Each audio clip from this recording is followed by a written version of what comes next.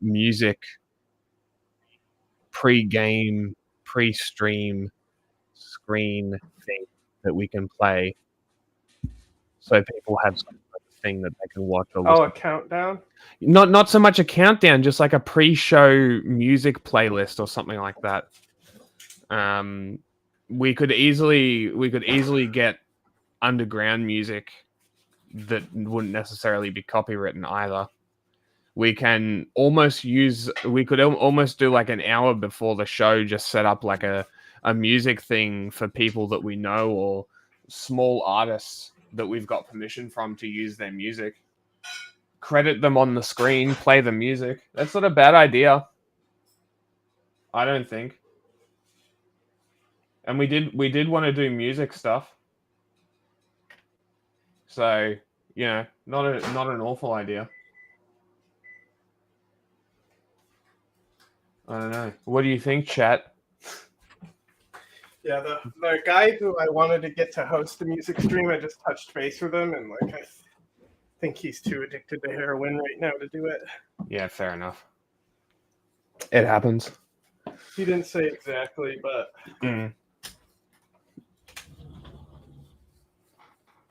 he would have been perfect though.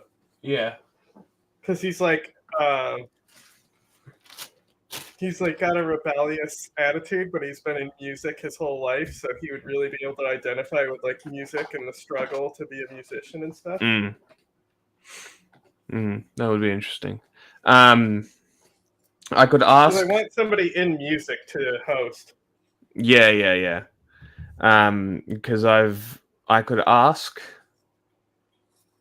one of our contacts in Atlanta. He just started a label that could be a partnership. Oh, he could host. He could host. He would do a good hosting job. He would. Might go a bit nuts. But he also has a studio that he can get bands and shit in Atlanta to go to. Well, that's not a bad. I can't show it on stream, but there's an exact format that I like. Okay. Let me send it to you. That's actually not a bad idea. I might pitch that to him. I might pitch that to him and see what he thinks.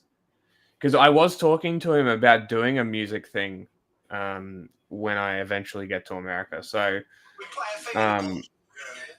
not a bad idea. Not a bad idea. Here. In Berlin. Berlin. So like Berlin under 10 in Biden. minutes. Yeah. Under 10 minutes, but I also want to make it so it's able to be cut for TikTok and Instagram Reels. Under 10 minutes? Yeah. What do you mean? You'll see. Look at the video I sent. That's the format I'm talking about. I thought you meant to like do a full radio show kind of vibe with music and shit. No, the stuff that I proposed to Epico. Okay. Okay. You see? Yeah. And like even still, like that video, like they do a song with that guy in his studio as well. But not in that episode. Okay. They like produce their own music video and song. Okay. Okay. I'll pitch the idea. See what he thinks, because that's totally the video and say totally doable. Yeah, totally doable. Exactly. It's super easy. And then to be able to edit TikTok, because like ultimately, anything that we produce like for entertainment purposes does not need to be news related as long as it's bringing in funding. Yeah. For journalists elsewhere. Yes. Yeah. Like that'll be the whole. We can do concerts for fundraisers if we wanted to. Sure. And if we've got the connections, there's no way that we necessarily couldn't do that. Well, normally a lot of music stuff, they will have NGO attachment. Interesting. Where President Biden said Western allies must keep aid flowing to Ukraine, even as the U.S. heads towards a pivotal election next month. Biden met with the leaders of Germany, France, and the Zelensky victory thing in there? I don't know. Okay, summary is Zelensky basically swung dick. He put his whole meat out on the desk, and he said, "Isn't this impressive meat?" Your mic is blowing. And then, I know, it's because I have it open. When I close it, then you can't hear me. And he said, he basically gave an ultimatum where he said, we can either get nukes or join NATO, and we're choosing NATO. That's funny. So basically saying that they could develop nuclear weapons quickly. Yes. I guess they do. They have the enriched reactors. They do have the capabilities. They do have the reactors. Yeah, they could do it very quickly. They really could. And that's, I think, also the North Korean troops immediately defecting. Yeah. Well, we don't know how many. That's the thing. We don't know how many. Zelensky says 10,000 joined. Russians. Yeah, about 12,000. 10 to 12,000 is the numbers that I saw. Whether the North Korean troops are going to all do this, I don't think so. But it's a perfect opportunity. But also, I don't think they're going to be on the front lines. I don't think they're going to be a one-for-one replacement. I don't think they're going to be cannon fodder. Yeah, if they're sending troops and they're not sending a lot, then they're probably highly trained in like North Korean respects and being sent there for a purpose. I also saw a lot of people being like, look at how much better Russia's allies are. They barely have to ask, and they get drones and troops from these countries. Yeah. I will play this after this news wrap, I guess. Okay, to discuss the... You know what? Fuck it. Let's do it now. President Volodymyr Zelensky has said his country can win the war against Russia within a year. He was presenting to the Ukrainian parliament what he called his victory plan. Mr. Zelensky said he would refuse to give up any territory to Russia, and he urged his Western allies to invite Ukraine to join the NATO military alliance. We're a democratic nation that's proven it's capable of protecting Euro-Atlantic relations and the way of life we share with other democratic nations. For decades, Russia was using the geopolitical uncertainty in Europe and the fact that Ukraine is not a NATO member as a factor to challenge our safety. A Ukraine invitation to NATO is fundamental to peace. So that was President Zelensky in the Ukrainian parliament. Well, I don't necessarily disagree with him. That a NATO membership is the way to peace. Where, like, no matter what Putin says, his cop-out of NATO is the reason I'm invading is literally forcing every country around him to join NATO. So if it's NATO that's the problem and his actions are empowering NATO, wouldn't the natural course of action to be stop making those actions? Any logical person would probably be like, maybe my actions are the problem here. Who knows? Talked a little bit earlier to our correspondent in Ukraine, James Waterhouse, for his analysis of that speech. Well, I think we're seeing President Zelensky still stubbornly dragging his country towards the West, reflecting the political will of the people in that sense. He'd been talking about this victory plan for some time. Initial proposals of his included the complete withdrawal of Russian forces from his territory. And I was half expecting some kind of a concession, given the realities that surround him in terms of Russia only adding to the Ukrainian territory it has seized, and the volatility, shall we say, of Western support for his cause, but there was none. He merely doubled down on that desire for Russia to be forced to withdraw with the help of Western allies. And he did, publish this sort of sizable list, which included the immediate invitation to the NATO alliance, where all political signs point to that being a great distance away for Ukraine. The further strengthening of his forces, the permission to use Western missiles deeper inside Russia. That permission has yet to materialise. But he also tried to frame things as an investment opportunity in terms of allowing Western allies to help protect Ukraine's natural resources and economic opportunities, as he put it. And then he even put in a vision for Ukraine after the war, where he looked for Ukrainian troops to be stationed in other European countries to share their own expertise from the full-scale war they have been fighting. So he has elaborated. Shut up, Pom. I've stopped giving a fuck. The wars in Ukraine and the Middle East. But the possibility of another Trump presidency loomed large. The former president this week signaled that Ukraine's President Volodymyr Zelensky was partly to blame for Russia's war and has questioned America's support for Kyiv. Speaking alongside his host, German Chancellor Olaf Scholz, Biden said Ukraine's allies must stand strong. America and Germany are the two largest supporters of Ukraine in its fight for survival as a free and independent nation. As Ukraine faces a tough winter, we must sustain. I legitimately agree. Just use the missiles and be like, Israel can do it. Yeah, that's what pisses me off the most is the hypocrisy between the two countries. Yeah. Like if anything, we should be giving Ukraine everything and limiting Israel. Like literally, all they need to do is point at Israel and be like, they're doing it. What's your problem? I'm sure that he has in private. Bet. Then Biden is like, listen, you're not Israel.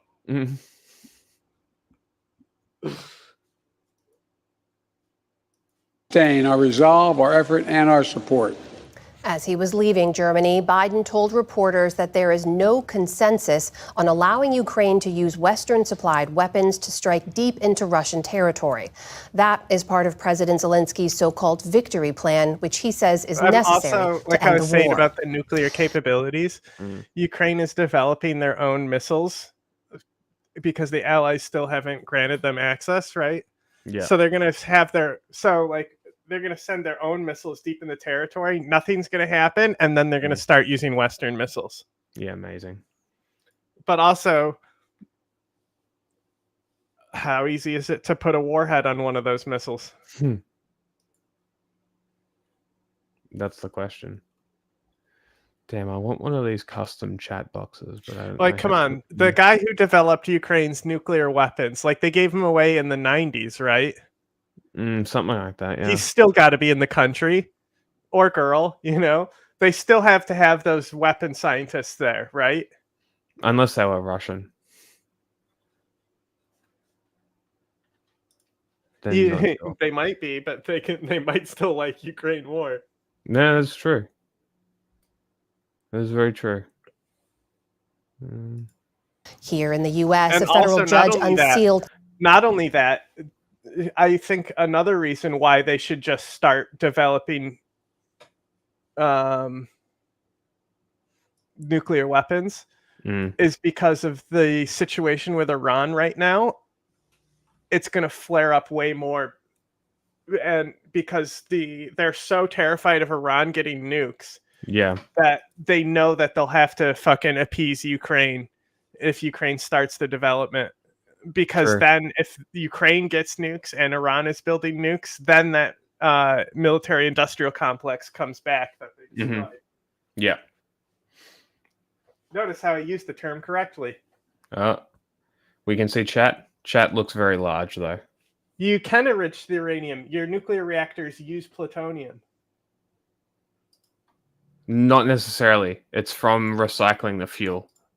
So if you recycle the fuel and you break it down to its individual elements, that's where you get plutonium.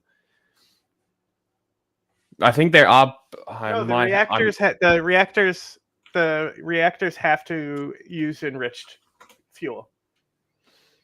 The old ones didn't have to, but the ones they use now do. Yeah, plutonium is formed in nuclear power reactors from U-238. That's what I thought. Yeah, but they still need to enrich it for power. Yeah, that's what the recycling is. It's enriching the spent fuel.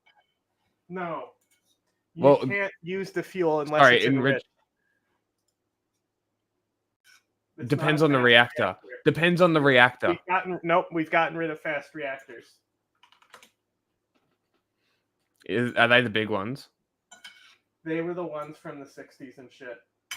Oh, so the big ones that use U-238. Great. Okay, so now they're using shitty low-grade uranium that they have to put more effort into to use, instead of building big reactors that use natural, large deposit natural uranium. Great. Well, this was all that. What a terrific idea! All right, I'm gonna change the size of this chat box. How did I get to those settings? It was Streamlabs.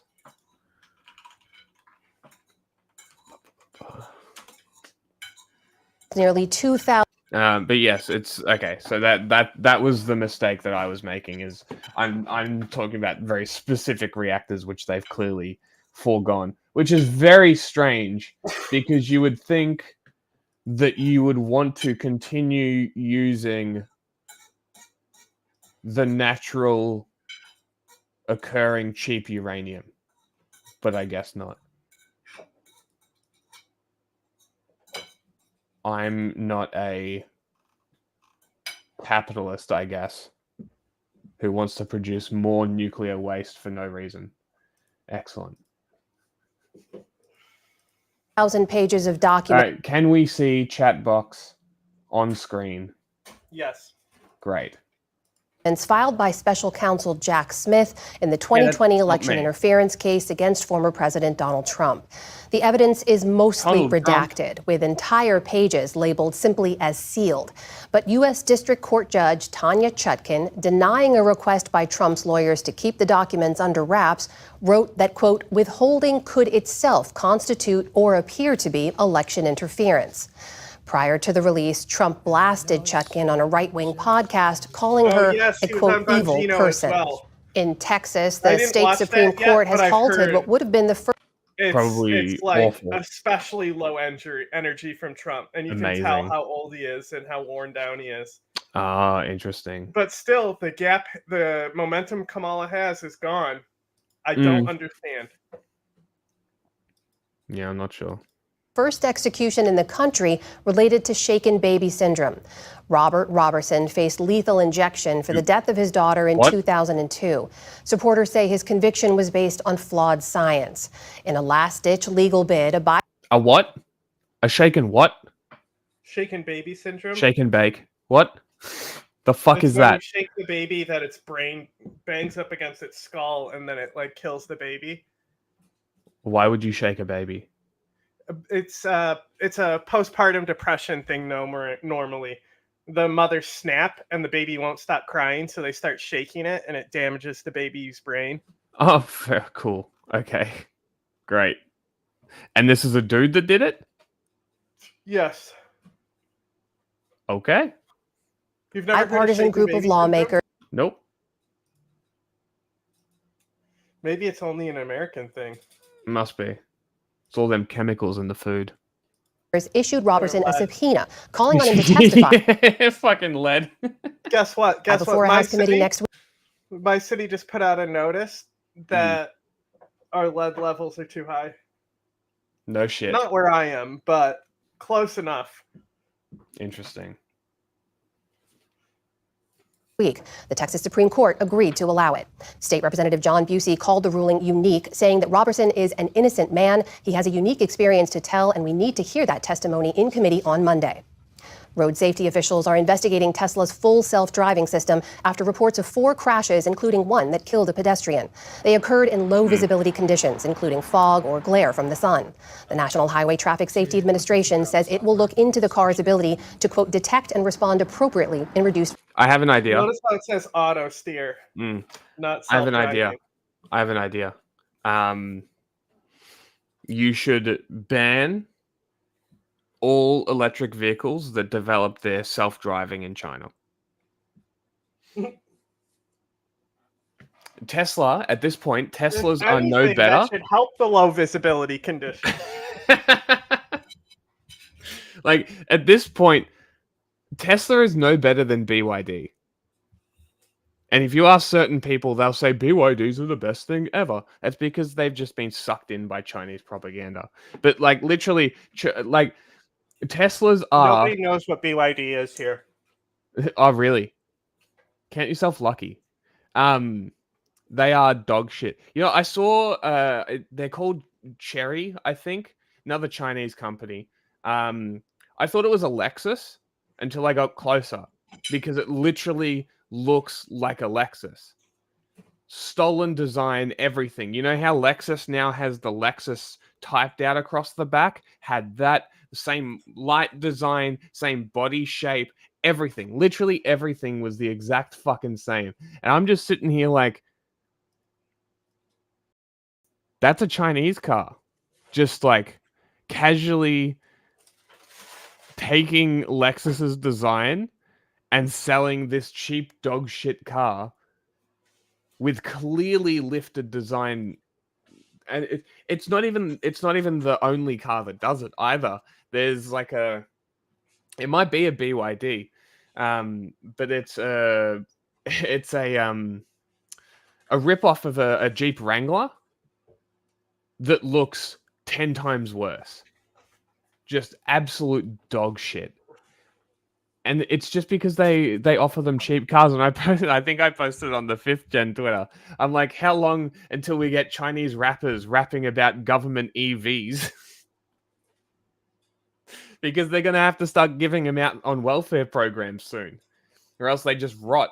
Unless the world continues to take their dog shit cars that they dump on their shores.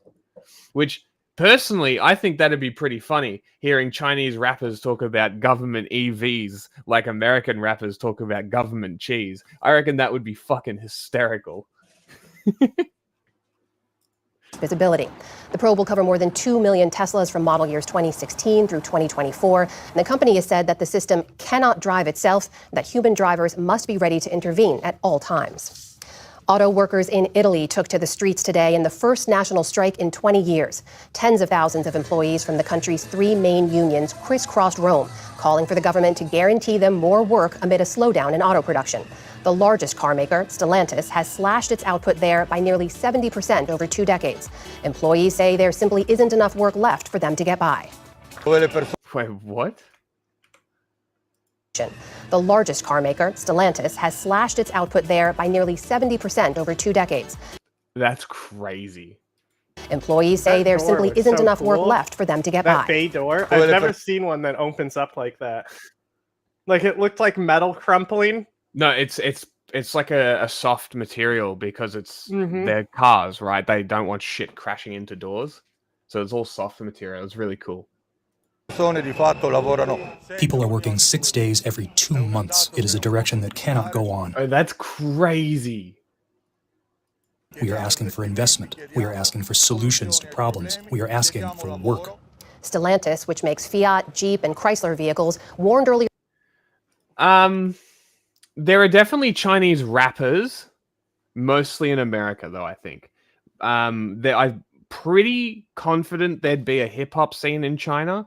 Most guys that I've met from China that are younger are very into like black culture, which is very funny because of how many Chinese people I find are extremely racist.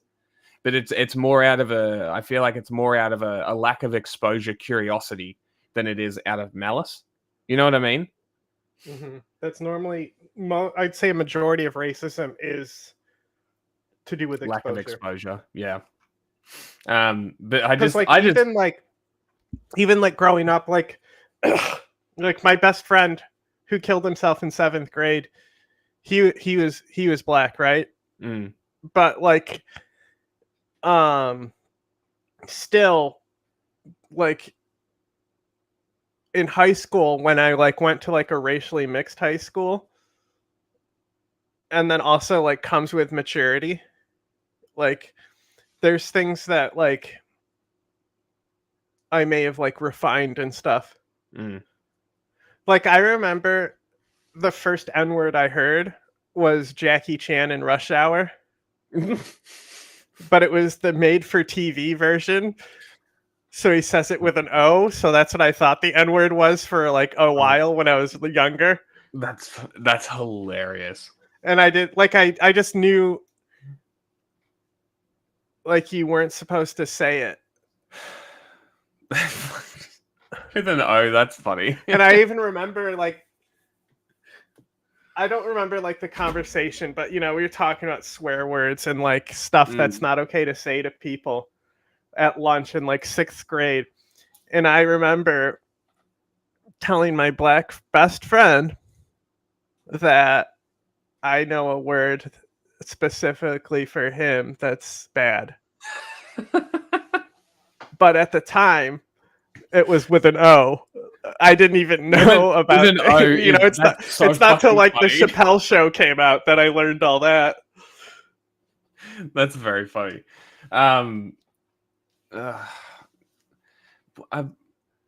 It's weird. In Australia, the racial slur thing is kind of just like baked into the culture. It's very strange. Like, it comes in waves too, because it's probably the same in America where the immigration comes in waves. So a lot of like the anti-Eastern European stuff, like calling sort of Mediterranean people wogs, shit like that. It's just baked into the culture now. That it's just like that's just the general term people use. I think it's fading out now, but it was for a while. Then it was, and it's like there's this weird like you need to be bullied before you're accepted kind of mentality in Australia. So it's like every group of immigrants just gets bullied for no fucking reason. And until the next group comes, and then they're no longer the newest ones, so they're no longer the ones that get bullied. They bully now. It's very fucking strange. It's very strange. It depends, like where you are, but generally, it's like okay to say it with an O because it's like more of a historical thing when we're talking about history. I still won't though, just because I am streaming, and who knows what people are going to try to dig up to weaponize against me. They already weaponized things that I did as jokes, you know? Yes. But like, you're supposed to sub the R with an A, but if you're not black, you're not supposed to do any of it. Yeah. Did you see the bagged lunch? I sent you that, right? The Maybe. guy with the bagged lunch? Maybe. I might not have watched it. No, it's a post. Not sure. But yeah, I just generally don't. I think if I'm annoyed with somebody, I'll just call them a cunt. Here, I'll show you the post. Yeah. The general term. The most universal term. So the guy introduced me as that white little with a bag lunch. And so like people are mad that he even put the N there. Not many, but it's Twitter. You know how it is. Sure. So like in the comments, they're like, "You're not supposed to use that word," and his response is like, "That's why I didn't."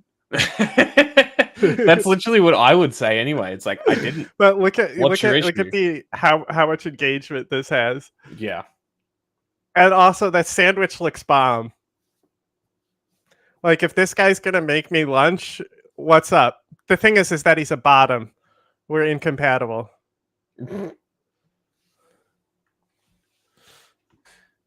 Maybe we can get like a polycule going, and he makes the sandwiches.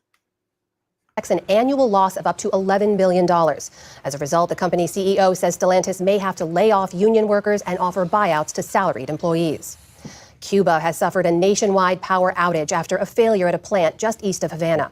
The blackout comes just a day after the government stressed the need to save electricity amid fucking communism at it again.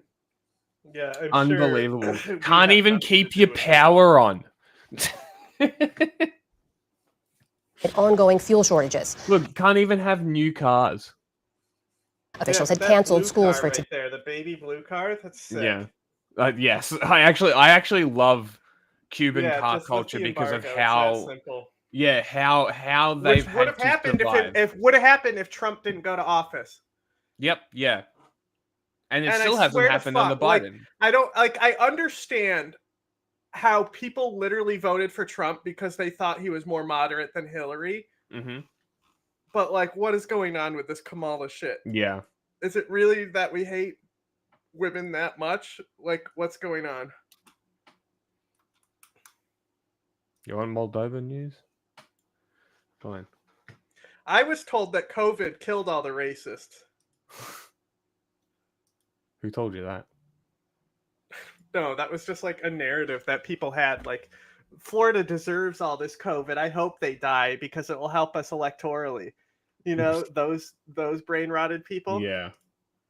Who want to act? They're the same ones who will tell you that like communism is bad.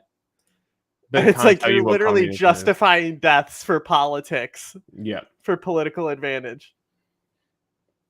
Are you surprised at all? No, I just think it's funny. I dislike that it keeps automatically putting me in Australia. Australian news sucks. Let's go to the UK, see what they are saying. I'll play this. Today and shut some state-owned businesses to try and save energy. The head of Cuba's energy utility blamed the shortages on an increase in demand from companies and the private use of air conditioners. The blackout comes as millions of Cubans face shortages of food, fuel, and medicine amid a deepening economic crisis. On Wall Street today, stocks posted modest... Shut up. Okay. A slim majority of just over 50% voted yes in a French referendum on European over Union 50% after President Maya Sandu said Sunday's twin votes were marred by unprecedented, alleged Russian-backed outside interference. The EU has also leapt to the leader's defence, claiming Russia and its proxies had meddled in the election. President of the European Commission, Ursula von der Leyen, they've been middling. Quote, in the face of Russia's hybrid tactics, in a post on X. Sandu told media an outside attempt to buy votes amounted to an attack on the ex-Soviet republic's sovereignty. Their target of buying 300,000 votes documented by state institutions and paying 150,000 people to vote shows we must look closely at where mistakes were made and learn from this miserable attack on our sovereignty. I understood that. Unfortunately, the justice system did not manage to do enough to prevent theft and Is vote that by corruption. Georgia? And here we will have to draw the line to correct what we did wrong and learn our lesson. She said Moldova would respond with firm decisions. In the run-up to the vote, authorities made repeated statements alleging Moscow-backed attempts to meddle in the vote by okay. fugitive tycoon They had Elon. another referendum and they voted for the EU. Of course. Shaw, who lives in Russia. Shaw denies wrongdoing.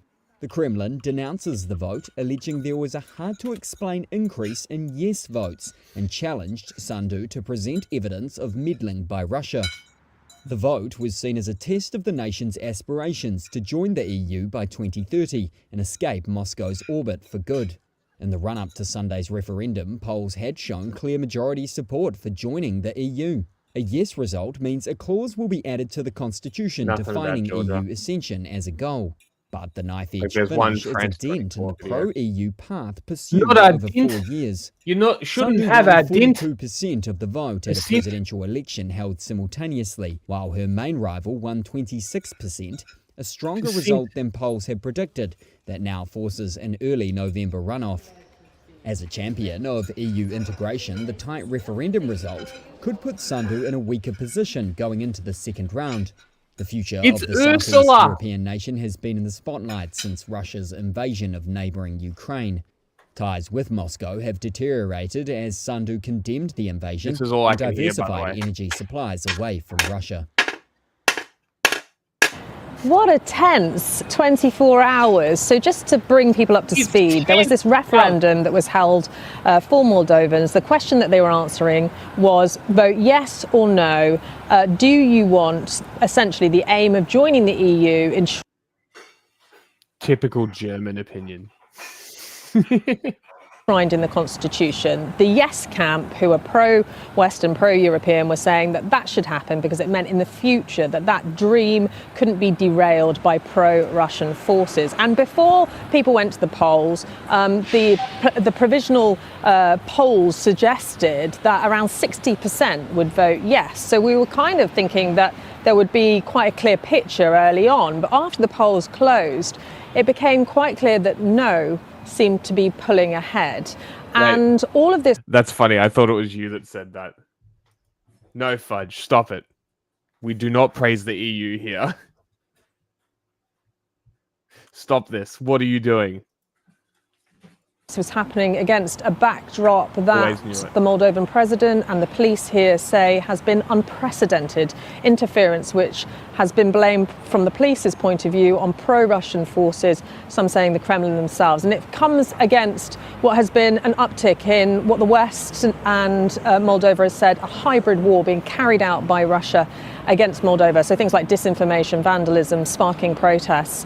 And the police told us actually that they uncovered a network of 130,000 people they allege had been bribed to vote no. So when we were here last night, we were expecting the president... Yeah, I would do.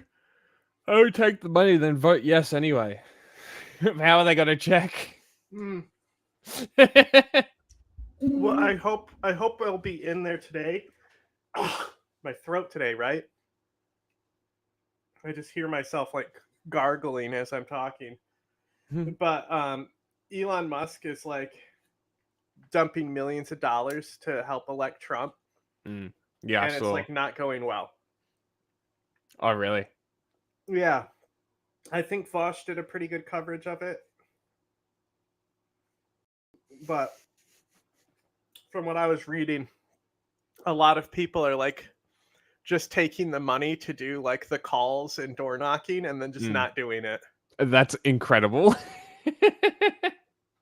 But I like 100% endorse this. Yes, I 100% endorse taking money spent on politics and not actually doing it. I encourage everybody to do this. He's using Twitter user data to like target ads. Oh, great. I love that. So like they're using targeted ads depending on where the person is in Michigan because you have the Arab vote there. Yeah. They're using they're like fake pro Kamala ads. Saying that she stands with Israel and that's why we have to elect her. But they're playing it in places that are anti-Israel, right? Incredible.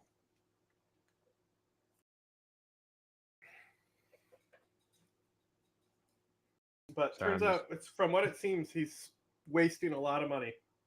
Good. I'd be waste all his money. That would be fantastic. Didn't speak quite early in the night. That was delayed until after midnight. When she came out, she addressed the nation and said to them that Moldova was facing an attack on democracy by foreign... Internet Archive is getting fucking fucked up, so that's cool. You know, only the history of the internet there. Foreign forces non-profit. And by criminal groups. She didn't name them. The Kremlin has denied any involvement in this, but you ask anyone on the yes side and they believe this is firmly in Russia's court, that they have been trying to destabilize this country and this vote. Now, what's happened in the last hour or so is that 99.41 of 1.4 million votes have been counted, and the Electoral Commission here has said that the yes vote has narrowly taken it with 50.3%. The no, 50.3%. Unfucking believable. That's unbelievably close. And also, by the way, these referendums don't mean shit. The government can just do nothing. At 49.6, and it just shows you how close this was. This was a question which was meant to really clear up that question mark over which direction should Moldova be going in. Should it be leaning towards Europe, as the president wants, or should it be leaning back towards Russia, as many people that we've spoken to do actually agree with? It hasn't cleared that up. If anything, it's caused more confusion, more division, more unity, and more question marks. With a razor-thin majority, Moldovans on Monday voted to secure and more unity. What was the thing that I said I was going to add in? No idea. I'll figure it out. I said I was going to add something to the Twitch title. Canada, India. North Korea. North Korea. That's the one. Secure the country's path toward European Union membership. With more than 99% of the vote counted, the yes or no referendum over whether to join the bloc saw 50.39% vote yes and 49.61% vote no. The country's president said the vote had been undermined by voter fraud and foreign interference. Partenerii externi, repet, respectă voința cetățenilor. Cetățenii, prin vot majoritar, au decis că Republica Moldova merge pe calea integrării europene. The European Commission went one step further, directly accusing Russia. Moldova was facing really unprecedented intimidation and foreign interference by Russia and its proxies ahead of these two important votes. In the country's capital, reaction, like the result itself, was mixed. Trist pentru mine, fiindcă eu absolut nu pot înțelege de ce s-a întâmplat așa cum este, fiindcă totuși perspectiva și toate realitățile vieții sunt pentru aceea că trebuie să fim în Europa. Cu siguranță ne așteptam ca situația economică să se îmbunătățească, că nu doar situația economică, dar din toate punctele.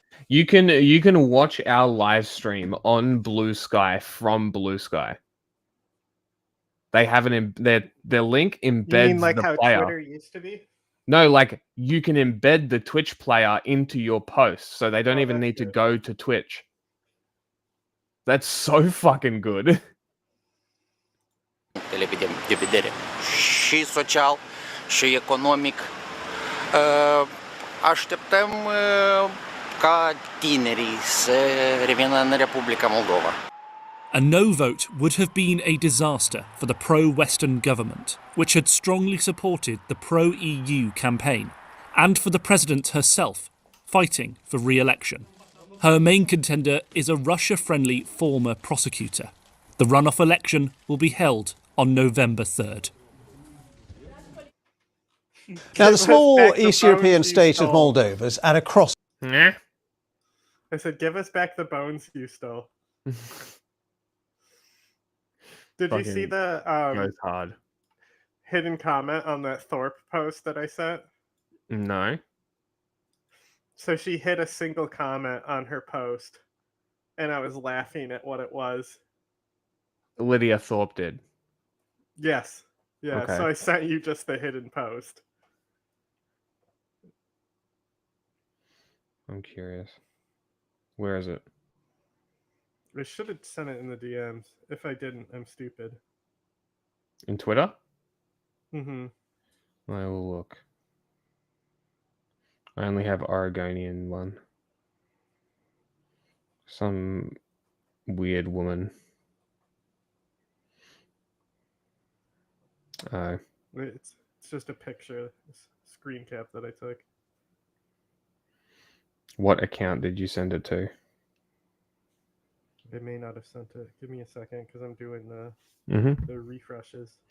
We keep getting fucking random cold DMs from graphic designers. It's really annoying me. Maybe I didn't send it. Definitely didn't.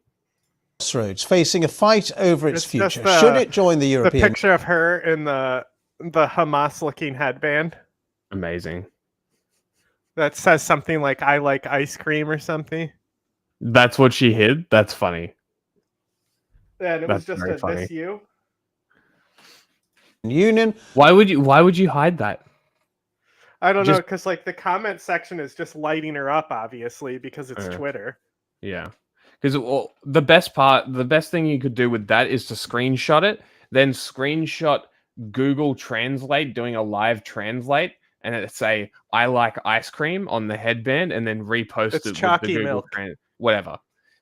I knew it was something stupid. Whatever, irrelevant what it says. The point is that you should just screenshot Google Translate live translating it and be like, "This you posting this," like it, or just post that fucking "this you posting the most base thing ever." Because that would not only would that fuck with people, it would also be hysterical to just like say nothing else. Literally, don't mention anything else. Don't say anything else about it. Just retweet that with a meme destroying that person.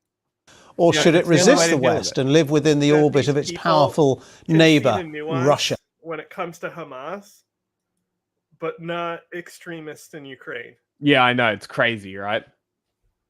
It's brain rot. Well, Moldovans have voted in a referendum, and very narrowly. All right, we get it. Back to stonks. Good evening. Actually, you know what? Welcome to Democracy Now!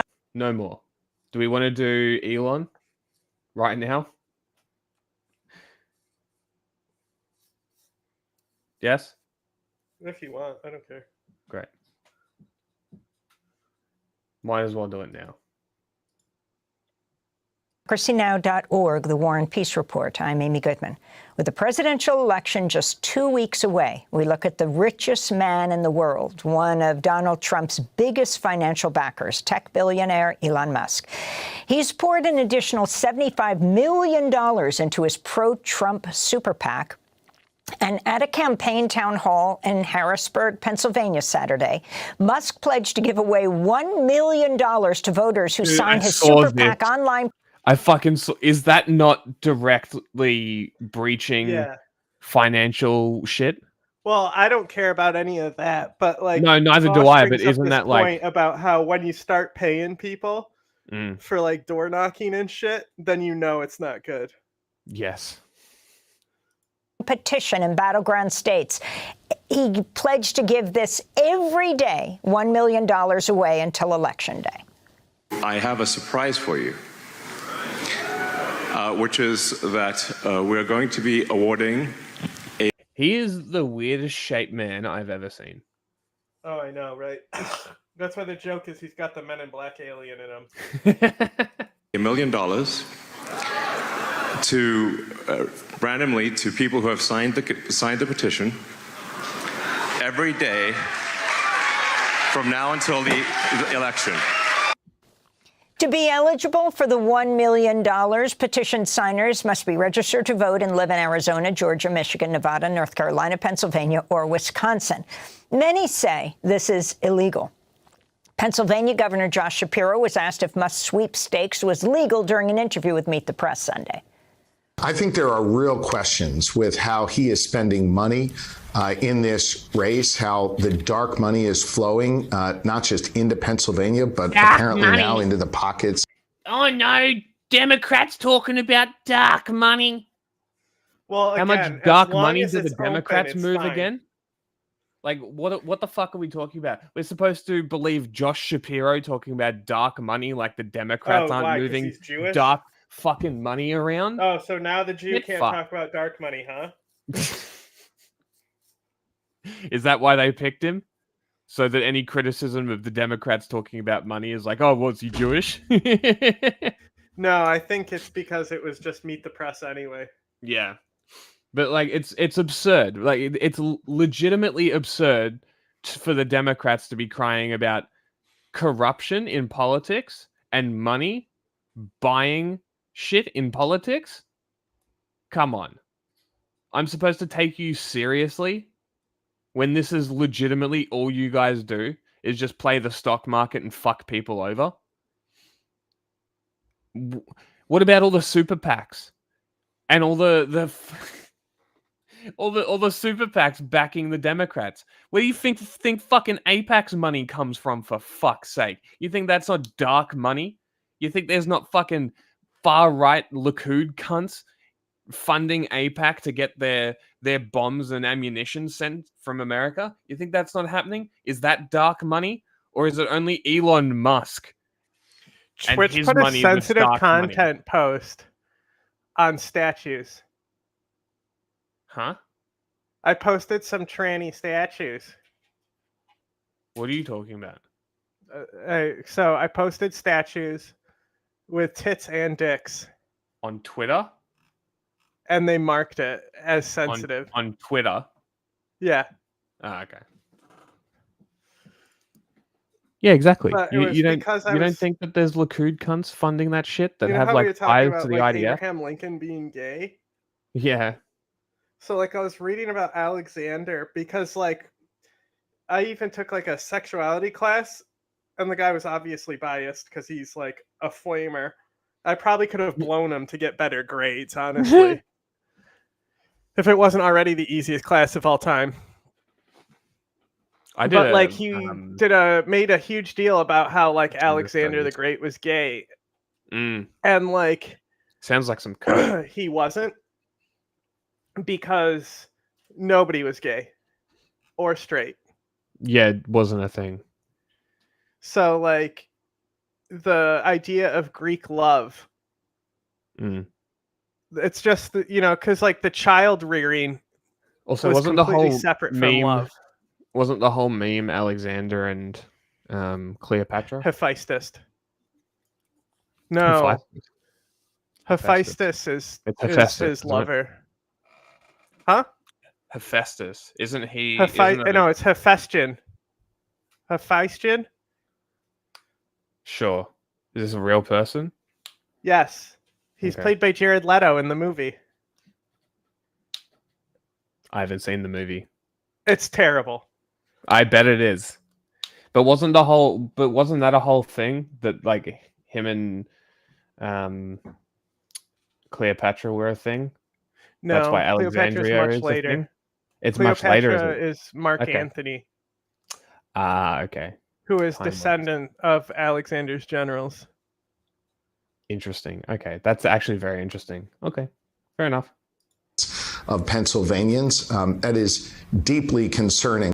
I think it's something that law enforcement could take a look at. I'm not the Attorney General anymore. We got this and a Vosh video on this one, so don't stress. Pennsylvania, I'm the governor, but it does raise some serious questions. Meanwhile, a new investigation by the New York Times looks at Musk's influence over the federal government, with two of his companies, SpaceX and Tesla, accounting for at least $15.4 billion in government contracts over the past decade. For more, we go to Washington. Well, this is what people don't realize is how much Christianity, like modern Christianity, has pushed this division of gay and straight. Well, that's what my post was about, is that it's basing on especially Anne Prim when it comes to sexuality. Because our definedness of attraction, even. Like, True. incels wouldn't exist if they just, like, were able to develop their sexual relationship with, like, homies. You know? Suck your bro's dick. They wouldn't be, like, violent. Because of the like that shit just couldn't exist. Maybe. I wouldn't say couldn't. There's no absolutes. I hate Jared Leto and basically everything as well, but God, I would fuck him. I'd top him.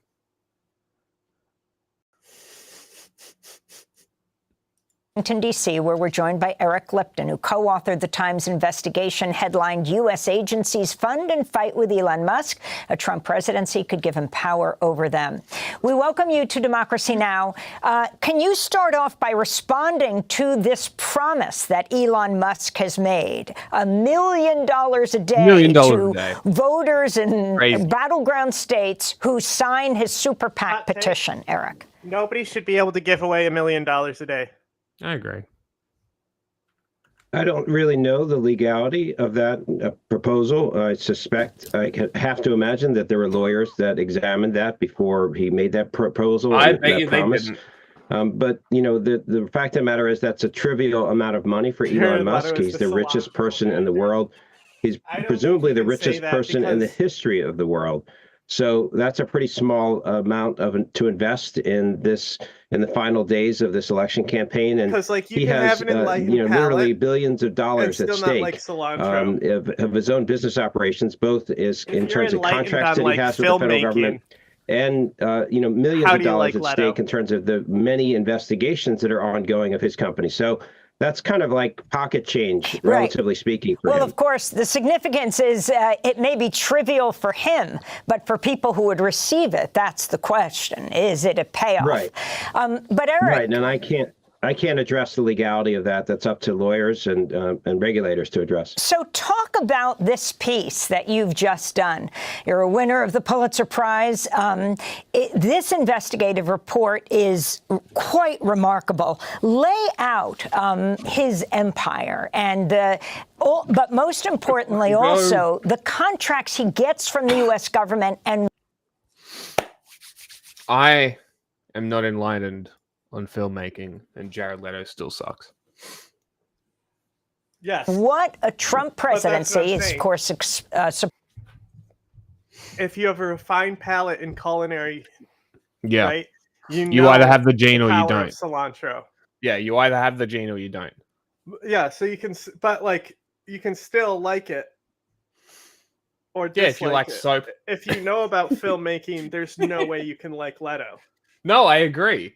I almost wholeheartedly agree. I literally cannot think of a single movie. I can think of one. In 2049, his small role was fine. No, I can think of one. Go on. Requiem for a Dream. Haven't seen it. Well, see, the thing is he's playing someone who's dropping out from heroin, so he's barely conscious, and he's already doped out. No, actually, he was good in American Psycho when he got killed. So that's why it's like there's certain people like Keanu Reeves. Like in Bill and Ted, he's awesome because like that stoner thing, that cadence he already has is great. Yeah. Also, speaking of Keanu Reeves, do we all know? Hold on, I forgot his fucking name. Hold on, I have to find it again. The ancient apocalypse guy. He's just a cutest boy. Hold on. God, what's his fucking name? Graham Hancock. Graham Hancock. We know who Graham Hancock is. Keanu Reeves is on the first episode of the new season of his disinformation show on Netflix. Fuck yeah. We love this. Good choice, Keanu. Go on to conspiracy theory shows on Netflix. Fuck yeah. That's awesome. That's so fucking funny. I could not believe it. But thank God Graham Hancock went on Patrick Bet David and his podcast. I'm so excited. Not just a conspiracy guy, the conspiracy guy. Supporting Trump big time would mean for him. I don't think that it's reasonable to presume that he would get, necessarily more contracting dollars if Trump were president. Yeah, lost master race kind of guy. He is already incredibly popular because of SpaceX, almost exclusively, really. Yeah, we lost an entire civilization, an entire fossil record, an entire lost civilization that has absolutely zero record anywhere on Earth that anybody has found, right? But it exists. Trust me, bro. I know. I just know. Trust me. How? Oh, Antarctica? The Earth is flat. Antarctica's a seawall. You want a free trip to Antarctica? Have you all heard about this? That all the flat earthers are refusing free trips to Antarctica? Say things like big archaeology. Yes. It's so funny. It's exactly like Eric Weinstein and shit. When they're like a big academia. Nobody's keeping you from academia. You're a fuckwit. It's that simple. Big paleo. Bulk of it. And it's the same buzzword language that the conspiracy guys get. So they all intertwine. It's so fucking funny. It's so funny. And it's anytime, because I also, and this is the struggle that I have, is I love conspiracies. I love them. I love them so much. The logical leaps and like fantasy of being like, what if this is real, is great. It's so good. But touch some grass. Some real grass. Yeah. Like, I mean, I like Iron Sky as a movie, but do you know what that movie is? I'm assuming it's some kind of Nazi thing. It's Nazis on the moon. Oh my god. It's so good. It's so good. It's like I was gonna bring up was it Man in the High Castle? Where the Nazis won and America is split between Japan and America. Sky is like it's a comedy, is it? Interesting. I actually really like, because there's the Amazon show of Man in the High Castle. Really good show. I fucking hate the main characters. I fucking hate them. They make such dumb fucking decisions. So stupid, but the world is so cool. Let's see how this movie's rated on IMDb. Mm-hmm. Real quick. Where do they put the ratings in this motherfucker? Why is it not at the top? There's stars. I know. Oh, it's at the top. I just couldn't see it. Yeah, it's on the right hand side. Because it's inconvenient where it is. It has 5.9. Higher than I expected it. But I'm looking here, and they made sequels, which I could care less, right? Yeah.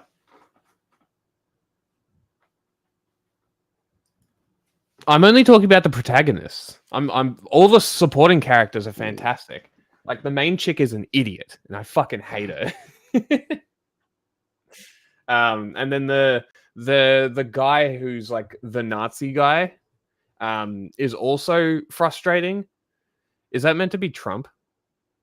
It says, Iron Sky, Donald Trump finds out. This leaked video shows Donald Trump dealing with the real reason why he wants to build a wall to keep out illegal aliens.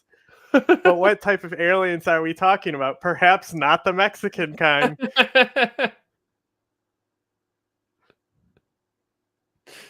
Amazing. Look at this set. Wow, that looks just like the White House. Mm. They put a Kentucky Fried Chicken. That's very funny. Bucket there. That's funny. But like, come on, guys. You can tell the budget is real low for this one. Like, come on. It's not. The character is written to be an idiot. She makes stupid decisions. Thus, I hate her. Because she's a stupid character. And she's from the Japanese side, right? And this is the whole premise, is that like she's from the Japanese fascist side of things, and he's from the Nazi side, and they like find each other in the DMZ zone, which is like Colorado sort of area, in like a big grayed out buffer zone. It's such a cool world, and that's why I like the show, is because the world is cool. Because not only do you have an underground American movement, right? In this show. It's a book. I'm sure the book is so much fucking better too, right? It's the same guy who wrote the Blade Runner stuff. Same dude, Philip K. Dick or whatever his name is. Yeah, he's like one of the best sci-fi writers of all time. And the world in That's this not my fucking show opinion. is I'm just saying so it's good. one of the things So that he's good. considered. And it's just that's what's interesting, because you have an underground American movement that is trying to retake the country from the fascists, right? And then you have the Nazi side, which is from the East Coast to, I think, maybe mid-Texas up. And then it's Japan from about the west side of Texas to the west coast. And then the DMZ is basically the width of Texas up through Colorado. It might be a couple latitudes, longitudes, whatever the fuck they are, left or right. But it's also politics between Nazi Germany and fascist Japan, because we know they don't fucking like each other. They're never going to like each other. So you've also got that. They've also got they've got like colonial politics as well. So they've got to deal with people like obviously Americans and their own countries, which you don't really get much from the other countries. It's mostly just like delegations. It's actually it's a very interesting world, because it's a complete Okay. I love all history. I'm just looking at screen caps from the sequel to Iron Sky. Okay. Is that Nancy? She's like reptilian, and that's Hitler, who's also reptilian. What is happening? It's a satire. It's about Nazis who are on the moon. Right? So they made a sequel, and it looks like that character's supposed to be Nancy there. You're right, actually. No, it's Thatcher. 100% correct. Oh, yeah. It's Thatcher. But look at this poster. That's awesome. Of course, can't zoom in. Why? Because why would I? Why would I be able to? But like the dinosaur, I don't know where that comes in.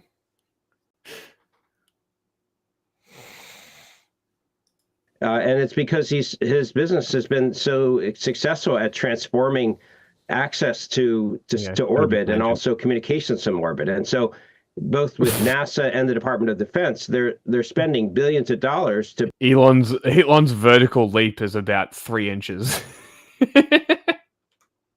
Look at this motherfucker. I was fucking right. It's about 3 inches. Access to orbit and also communications from orbit. And so incredible. Fucking incredible. It's legitimately about this far.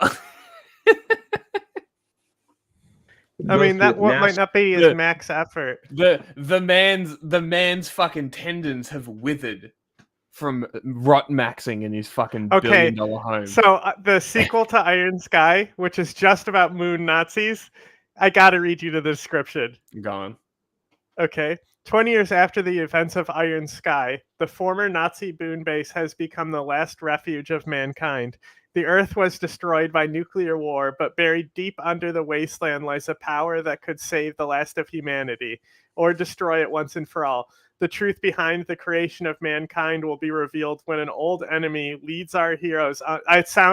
That's Hitler leading our heroes on an adventure into Hollow Earth. To save humanity, they must fight Vril, an ancient shape-shifting reptilian race, and an army of their dinosaurs. That's incredible.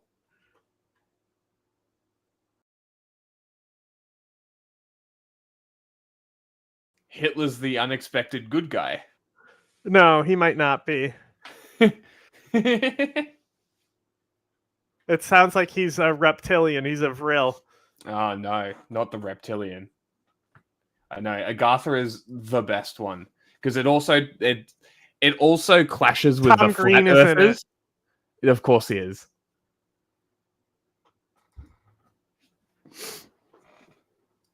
And the Department of Defense, they're spending billions of dollars to buy services from him because he's delivering things that other companies aren't delivering. So on that side of the ledger, I think he's going to continue to see an increase in business with the federal government because of the services that SpaceX is providing. But the real question is on the investigative side, because Elon Musk is so determined to get things done, and ultimately his real goal is to get humans to Mars, that he often likes to kind of, cut corners when it comes to regulations. He wants to bulldoze his way through. And so he has an incredible array of disagreements with federal agencies that oversee his operations, both from Tesla and from SpaceX. And so it's really you could go through the acronym soup of the United States government, and just about every major agency has some pending investigation, in many cases involving repeat.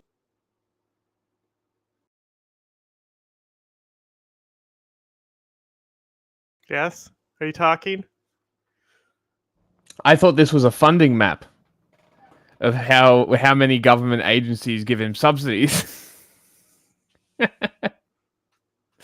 I had to take a quick phone call, and I've come back and this map is there, and I haven't read it. I just see the lines. I'm like, oh, this must be his subsidies. No, it's in investigations. Oh my god. Repeat offenses and multiple fines. You got to see this picture. I'm going to send it to you if I can. Oh, let me know there's if this the funding. Does this come up as a full picture, or is it just the page? It is the picture. Can we name all the people at the table?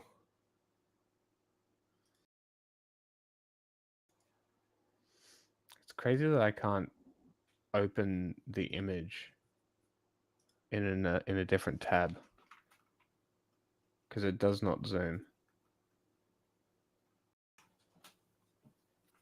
Can you find this image so I can open it in a tab? Let me search it with Google Lens. Is that a thing?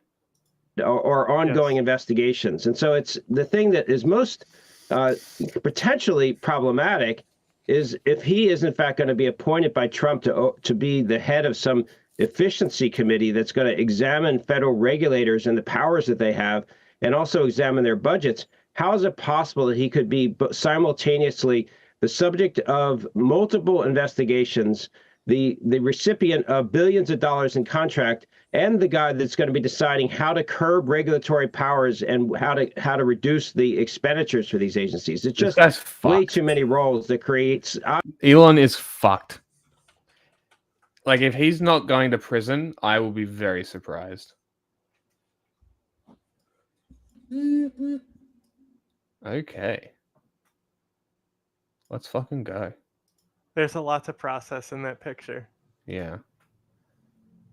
Let's I don't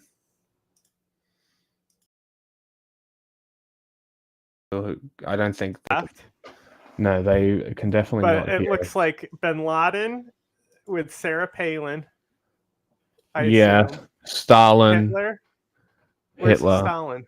On the left? Is Stalin on the left? Is that who that's supposed to be? That I would be assume Stalin, so. yes. But on the right, it looks like Mao Zedong is talking to Idi Amin. Yes, that would be what it is. The third guy, I'm not sure. Genghis Khan. I don't know. Thatcher. I think that's Genghis Khan pouring Thatcher's drink. And then there's a guy in a hoodie. And then also between Osama and Palin, there's like a guy in a red hat. And I want to say there's a bandaged man next to Stalin. I thought that as well. I'm not sure who that could be. And then there's like two guys in the background. Is it Mark Zuckerberg next to Hitler? Yes. That's got to be who it is. The hoodie, yes. It has to be, right? So then it's I don't know who's next to Mao because he's I'm not sure. I'm not sure who that is either. And then I'm not sure who's talking to Sarah Palin there with Osama in the red hat. Yeah, I'm not sure. There is definitely somebody else here. There's also a random suited man here. Yeah, there's two guys in the back who are like because it's like a shitty film, so it looks like they're superimposed. I'm not sure who this is. And then there's another dude in the background here. Yeah, I don't know. It looks like he's like a ghost or something. Very strange. Obvious potential or real conflicts of interest. Let me ask you, last year alone, Elon Musk's company secured $3 billion in contracts from 17 federal agencies. Do you think we're talking about, to say the least, an over-dependence on Musk's companies, which are private companies? And talk more about, Tesla, about SpaceX, and how it's intertwined with the government. Yeah, the bulk of that money really is going to SpaceX. There's a relatively small amount that goes to Tesla. And most of that money, the biggest chunk of it, goes for launch. And the Falcon 9 and Falcon Heavy, the two reliable rockets that Elon Musk and SpaceX have, are just the workhorses, both for NASA and for the Department of Defense and for the intelligence community. And, it's a combination of factors that he has been so successful in designing, an engineering design on his rockets and the reusability of the... Elon didn't do shit. Thank you. It was his team. It was the people in SpaceX designing the rockets, not Elon. Elon is not a rocket engineer. But would they be able to design it without the capital? Elon is not a rocket scientist. Elon Musk should not get credit. This is like giving Jesus credit because your team won a football match. Fuck you. Parts of it that no one else can really match him. And, Lockheed and Boeing, and they have a consortium that's called United Launch Alliance that's really struggled to get a new rocket going. It still is not ready for national security launches. So the Department of Defense in particular is really reliant upon SpaceX. And I've written about this separately in another story earlier this year, just how completely dependent the United States currently is on him.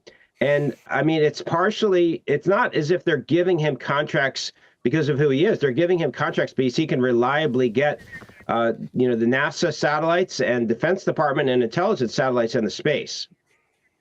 So if you could talk about, for example, the National Highway Traffic Safety Administration opening 5 investigations into Tesla's safety issues. Underwhelming, you say? This is kind of funny. I haven't looked into it. And all right, I am moving on to the Vosh one. It's Republicans very funny tell Trump talk about how the first time he saw Elon's rocket land is self. Because he's always rambling and stuff, and he's like, it's such a waste before. It's such a waste. I've never seen that before. Couldn't believe it. He's blown away. Idiot amazes idiot with smart people's work.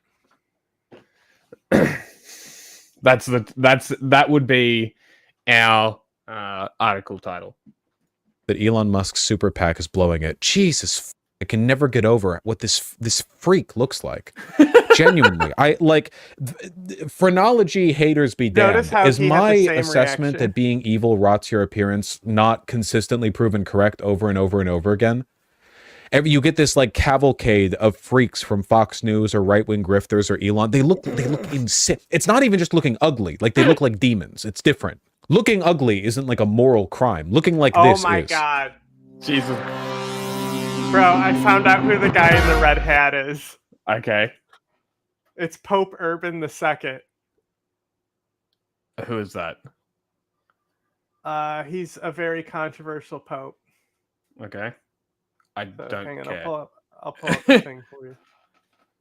I could care less about the history. Was the head of the Catholic Church and ruler of the Papal States from the 12th of March to 1088, his death.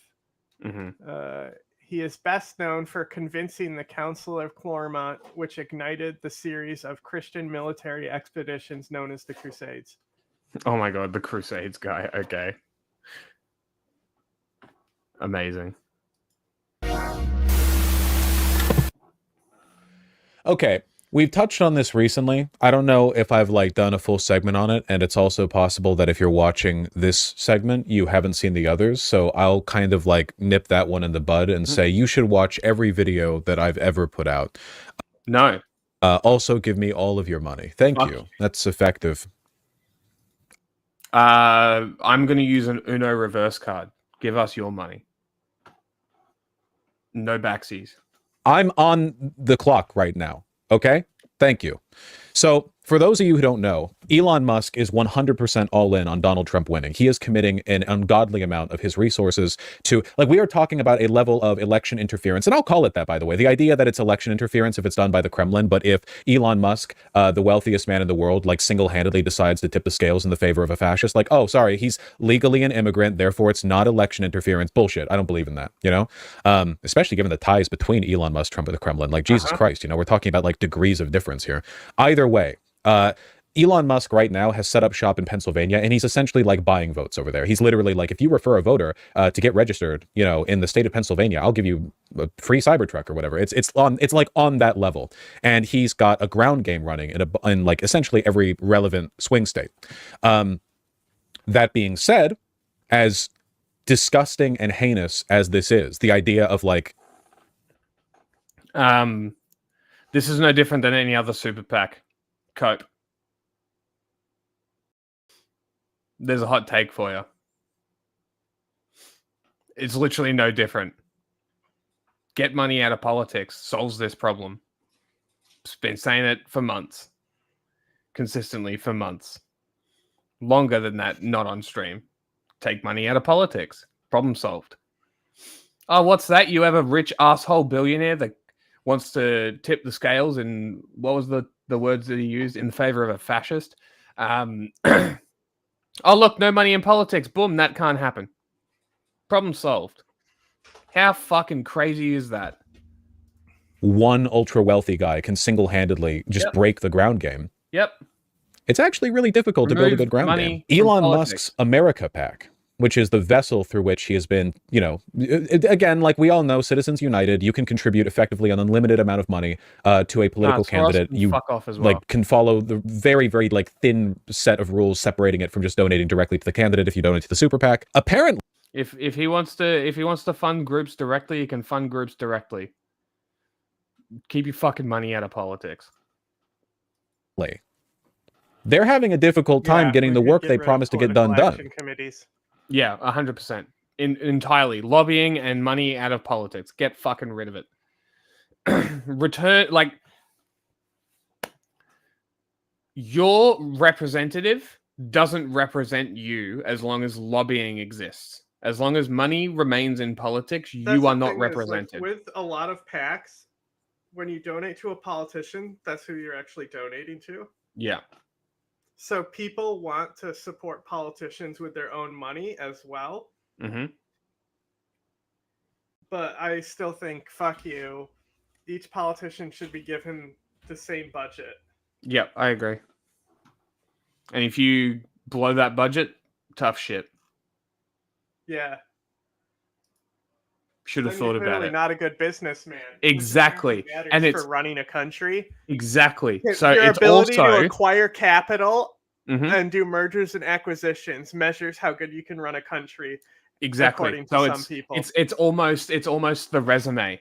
How well you run the campaign with a limited amount of money is almost a performative demonstration of how you could run the country. I don't think that's necessarily a bad idea. Yeah, and then maybe people would learn that Trump's not good with money because he'd immediately drive it into the ground. Yeah. Yeah, exactly.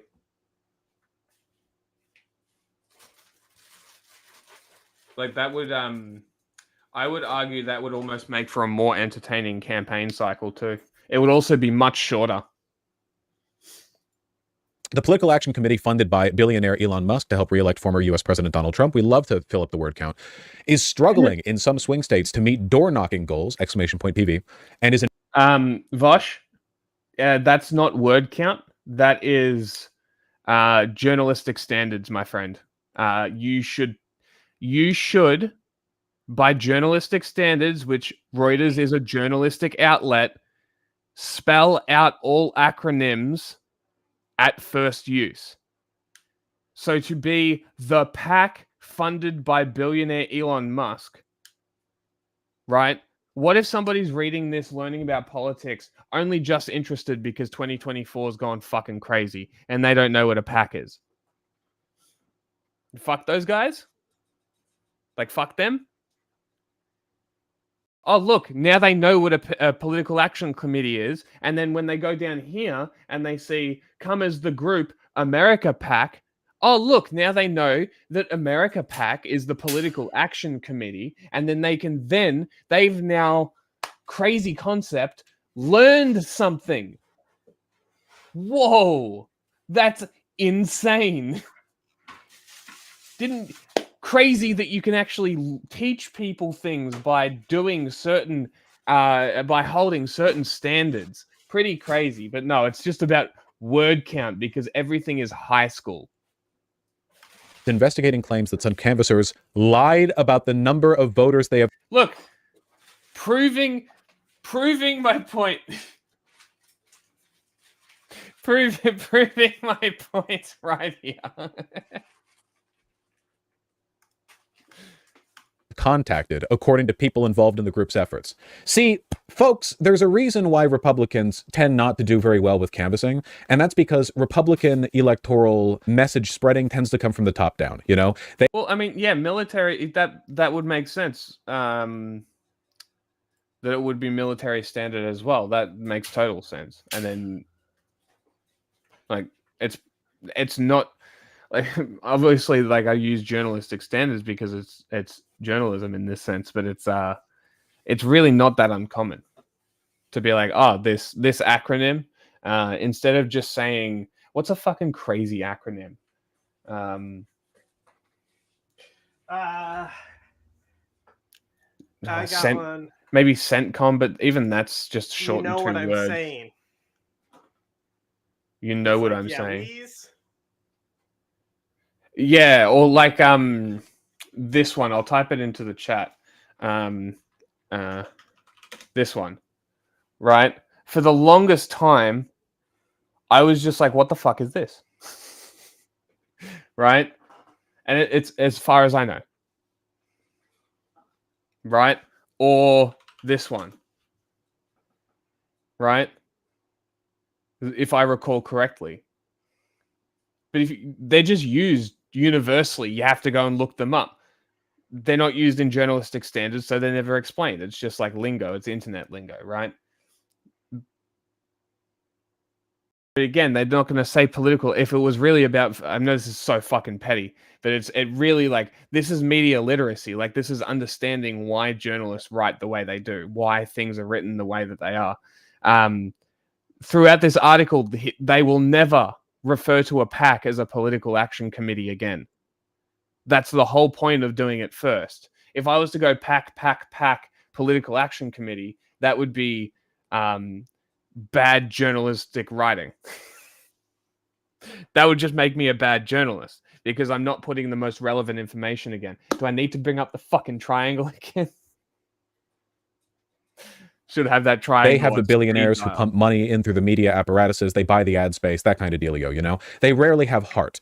Also, the average Republican is 65 and won't go door knocking because they'd be worried about a black person opening from the other side. So, you know, they are predisposed to not be good at door knocking, just in general. They don't tend to. If you are in a swing state right now, I guarantee you have been getting flooded with more ads by the right, but if you've gotten any canvassing or phone calls at all, it's been from the left. Does anyone here want to confirm my extremely general, like, statement? If you have evidence that... I think that's a pretty good presumption, I would say.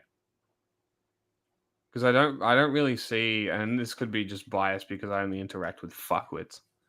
But I only ever see right-wing political ads. That counter, like, if you have evidence the counterfactual, don't speak up. Only say yes if you agree with what I just said. It's absolutely correct. Thank you. That's what I said. You know, exactly. I only want...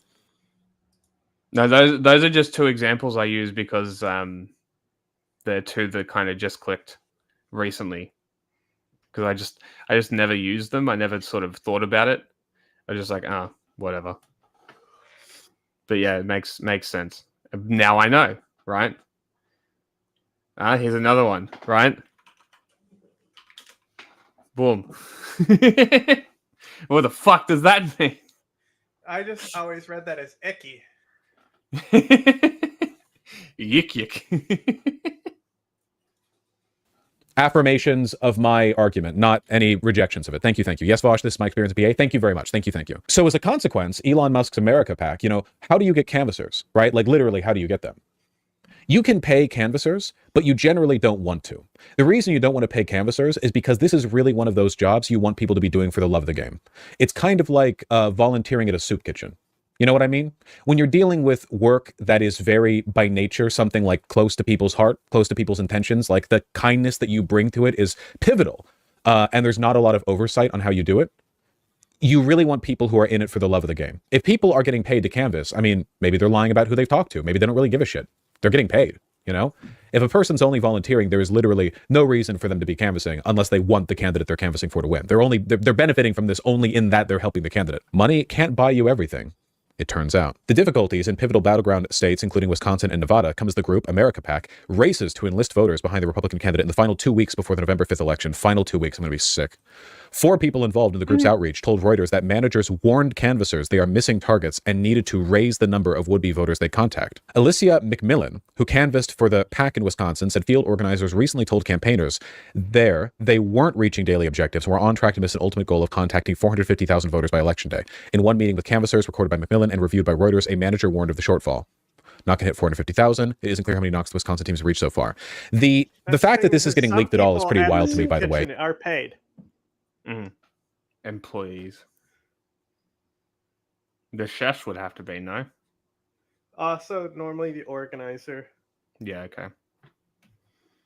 Do you have any idea how weak your team has to be for canvassers to be recording meetings and handing that shit over to Reuters? These are pro-Trump canvassers. Like, these are not true believers. These people are getting, hired, Is $450K while paying people even that much? Honestly, it really depends on the quality of the door knocking. Also, keep in mind the language here. Campaigners there weren't reaching daily objectives. We're on track to miss an ultimate goal of contacting 450,000 voters. I think they're counting phone calls. I think they're counting phone calls in this. Otherwise, they would say doors knocked. Yeah, usually that's what people say, doors knocked. Never. There's not a cause that could get me to do it. Yep, I am generally on that same boat. If I don't like random people knocking on my door trying to sell me something. If you knocked on my door trying to sell me on voting somewhere, I would not vote that way. Just out of spite. They wanted me to get signatures for the drug recycling program we got started here. Do it on the street. No.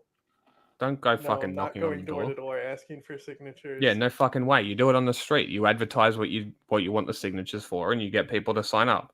You don't even need to ask them. I did is I went into, because Facebook has all these neighborhood groups. So I got into all those neighborhood groups. Yes, that's a good idea. And then would be because they don't allow direct advertising type stuff. Yeah. So I'd be like, hey, have you all heard about this? What do you think? It 100% is invasive. Get the fuck away from my house. You're interrupting me having a bat for this? Fuck off. You're interrupting my movie for this? Get fucked. I was in the middle of a game. I died because you knocked on the door. Fuck off. It's the perfect way to piss somebody off. I could be wrong. But if they're including phone calls, that's a pretty low bar. I mean, for America, we're talking hundreds of millions of dollars are being fielded for this. McMillan, who worked for 2 local contractors hired by America PAC to knock on voter doors, they're going out to the fucking Lowe's and finding people leaning on white vans in the parking lot. Hey guys, quick job. Got a quick job? $10? Says she's speaking out because she's concerned a shortfall could cost the former president a victory. If only. McMillan said she was fired by one contractor after a pay dispute, but hired by another shortly afterwards. I don't want to overstate the case. This is extremely unusual for a canvassing outfit. subcontracting, oh yeah, just hire some guys, whatever. You normally have volunteers. I think it's always spoken quite a bit to Republicans' general like weakness in the, you know, free marketplace of ideas, that they can't field volunteers, you know? It's also extreme. Just reading the article. Yeah, Vosh does a lot of article reading. We'll skip through it a bit. Comment. A Trump campaign spokesperson declined to comment. I know I've been saying this a lot lately. I just want to get this out of the way. Citizens United was a crime. The people who allowed that decision to pass, and everyone who supported it on a political level, should be tried for it, for subverting democracy. It's seditious. It's treasonous. It's evil. It's satanic. Okay. Everyone involved in this should be tried for the same reasons. It is genuinely insane that you can have the wealthiest man in the world commit his resources to help get a fascist elected, with the fascist promising to Vosh. This is normal. This is legitimately normal. How many PACs are solely funded by billionaires? I bet you there's a couple. I bet you there's a few that back the Democrats too.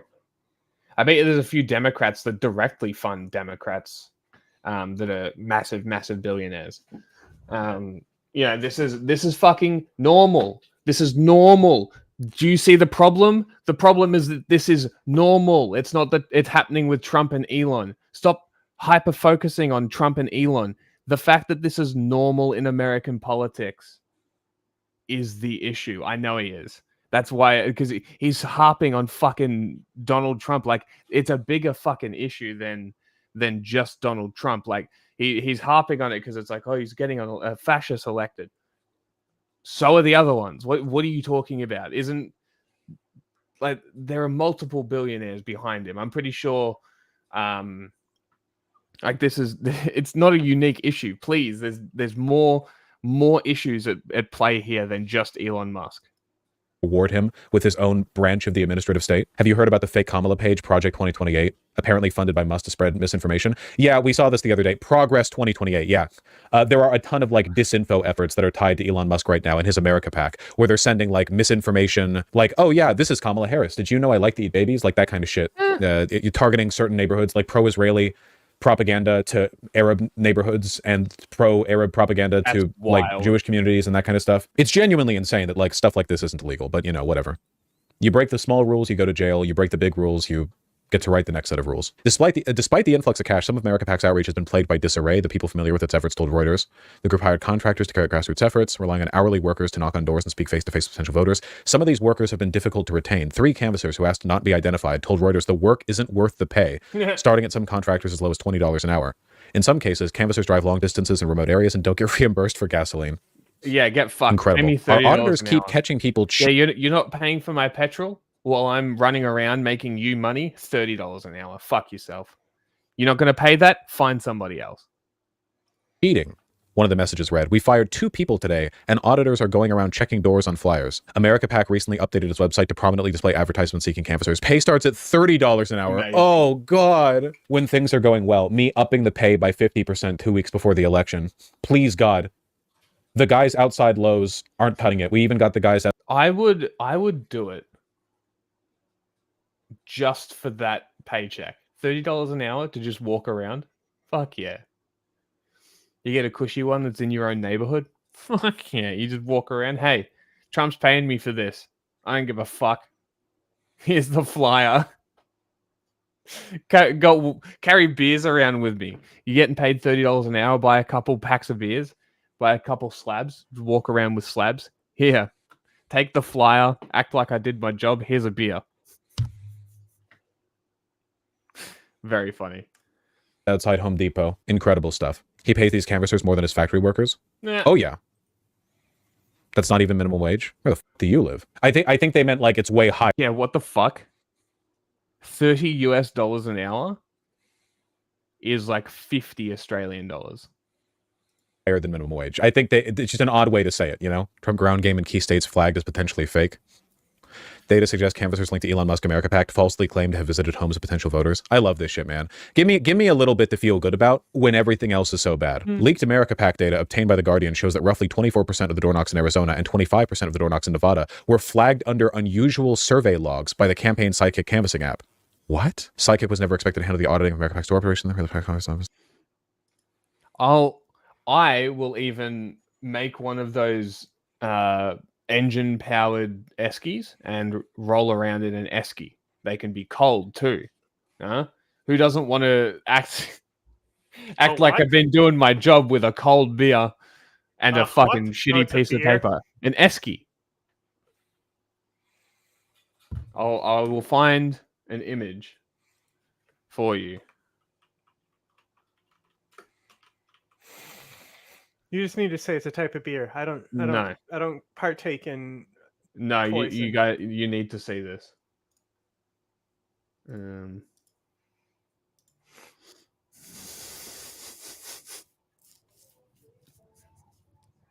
It's an engine on a little cart that you put an esky in. They're 50 cc's. Beautiful. This is how you canvas, people. Fill them up. You go for a little run with your 50 cc engine. You knock on the door. Esky is the brand. Yeah. But yeah, this is how you do it. You could do that. Oh yeah, and you can drive it.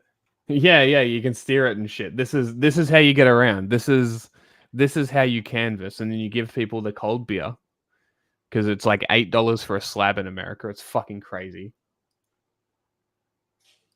Ugh. And then you tell them, "Hey, I did my job, right?"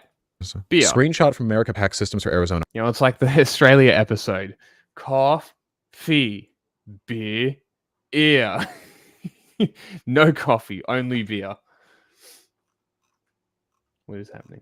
One canvasser working for Blitz Canvassing appeared to have marked doors from a Mexican restaurant in Globe, Arizona. The unusual activity logs, for instance, showed a canvasser who was marked by GPS as sitting at a Goyo's on the Trail restaurant half a mile away from the doors he was supposedly hitting in Globe, Arizona. Catch me getting $30 an hour working for America Pack and having a delicious plate full of street tacos like a mile away from the doors I'm supposed to be knocking, and then marking all the doors I was meant to be knocking as knocked. Absolutely. Damn, $30, I should do that. Yo, yeah, you guys could save the damn election. You just have to sign up with America Pack if you're in a swing state and just do nothing. You need to be like the stereotype of a union worker. Oh, no, I'm on lunch break. I'll get that later. You know? Oh, I'm right by my Meemaw's house. Let me stop by your place. You know, it's been a while since I gave her a hug. Hold on. You know, just get nothing done. Or just be a really bad canvasser. Hi, guys. I'm here with Trump and America Pack. Do you have any little kids I could talk to? You could be like Pim from Smiling Friends, you know? I love kids! Just really sow doubt and chaos. Go find an office park and canvas every door in the building. Me entering the like giant soulless office building and going like cubicle to cubicle. Hi! Do bits. Who goes hoy? That's like the little guys from Undertale, right? Talking like that the whole time. What are they called again? Temmie. That's hoy! I'm Temmie for Twump! Or something, you know? Just do bits. Pretend you're me. Live without cringe. You are cringe. Hi, hey, it's me, Goku. Wow, you look really strong. In like cosplay. It's good. And you could get $30 an hour doing this. You know who else is good? Okay. What's next?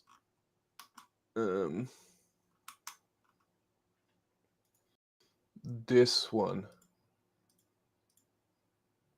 Picture the last serious news. Damn, that's loud. Story you viewed. How did it make you feel? Exhausted, anxious, overwhelmed? Me too. And we're not alone. A 2020 survey found that 2/3 of Americans are worn out by the sheer number of news stories. That doesn't even account for the amount that's bad news.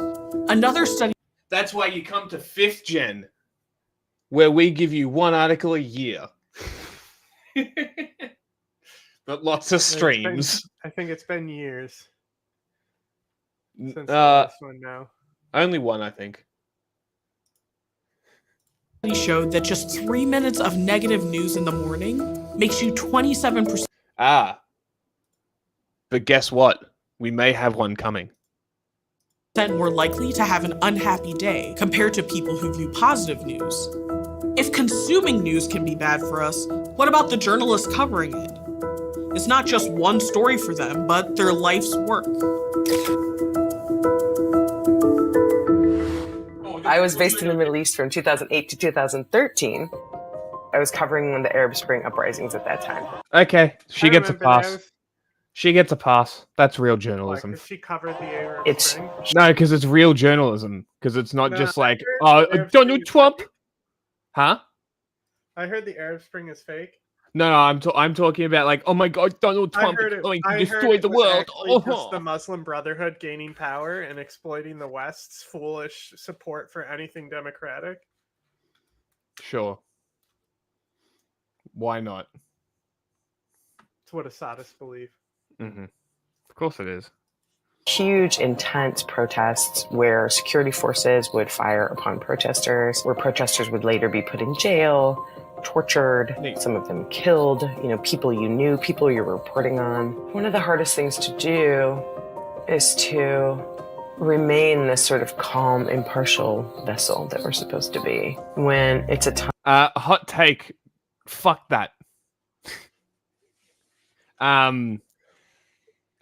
Sure. Take no position when it doesn't matter. The one Pulitzer thing where the girl was in Sudan. Mm. And even I was like, she's being a little too personal. Yeah. But I only said that because it was PBS. I hold them to a higher standard. Sure. Who's the American guy who was reporting and saved the kid from a bomb or a building falling over? Anderson Cooper. Anderson Cooper. I kind of agree with his take on it. That'll be the only time I ever agree with him. But like in that situation, no.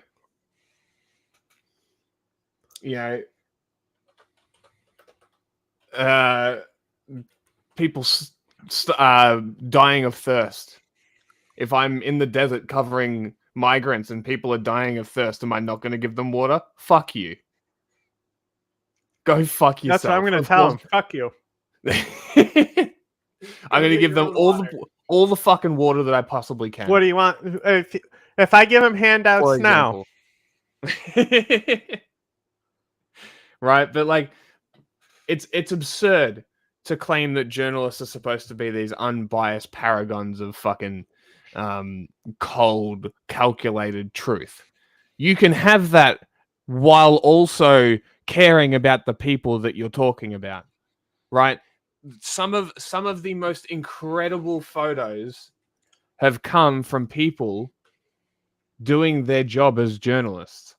Something just came out to harvest clips from, and it has one of the things that I know will be covered in a future thing we're watching. Yeah. Like it needs to be set up because the guy who we're going to look at doesn't show the clip because it's very funny. Yeah. But there's a right there. The thumbnail is exactly what I want. Is Trump trying to say a certain word in Arizona? Hold on, I'm trying to find something. Do you know what the photo is called of the dude running through the hallway on fire? No. You know the photo I'm talking about? No. Okay. Anyway, this photo is like the prime example, right? It's the prime example of like, you can do your job, but what does it mean if you don't? Right? It's this kind of thing that I'm just like, I don't agree. You can be impartial on the events while caring about the people. You can impartially look at the evidence. You can so theoretically somebody like this could be pro-Assad but not deny the Duma attacks, right? Theoretically.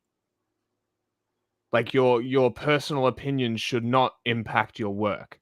Is like, more the point that I'm saying. With that, it would be not necessarily that they're pro-Assad, but they're against the Mujahideen, and they're more of like a Bill Maher. Islam is worse than dictators. Yes. Yes, that's pretty much exactly what I'm talking about. You can exist like that, but you can also exist as a very partial person making impartial information. Like that's not out of the picture. Like if and this is kind of where my position comes in, is like if you side generally with the people that are impacted by it, I you're had generally beef the other gonna be day, on and the I'm right still side. paying for it. Why? It's because it gets stuck in this pocket I have in my tooth. Like the dentist drilled too far in to like fill something or something. I don't know, but it always gets stuck in this tooth and it never can get out. And it'll be like days until I finally have relief. Yeah. But yeah, that's basically it. They expect journalists to be robots, these fucking unthinking, unfeeling, Drones. like just observers. Robots. They don't need can-do attitudes. Impact people. I'm still trying to find this photo. But I'm sure there's other examples. Maybe I'll just type in famous. Hey, isn't there a thing where we can do polls to the audience? Maybe. Like an integrated tool?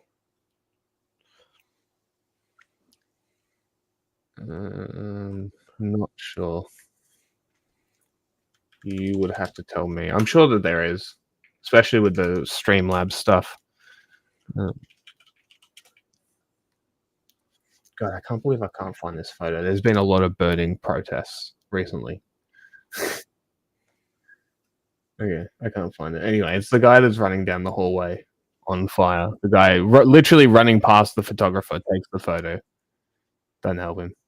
Time of danger and pain for so many people. Has journalism always been this stressful? Let's go back in time and see how the history of the press... The answer is yes. Real journalism has always been stressful, yes. Because you are literally shining light on people who can kill you because they have so much power. Of course it's been fucking stressful. ...led us here, and whether there's hope on the horizon. To understand the stress on journalists, we need to recognize why they face so much pressure. Many reporters view their work as a calling and a public service, not just a job, holding values like objectivity and social responsibility above all others.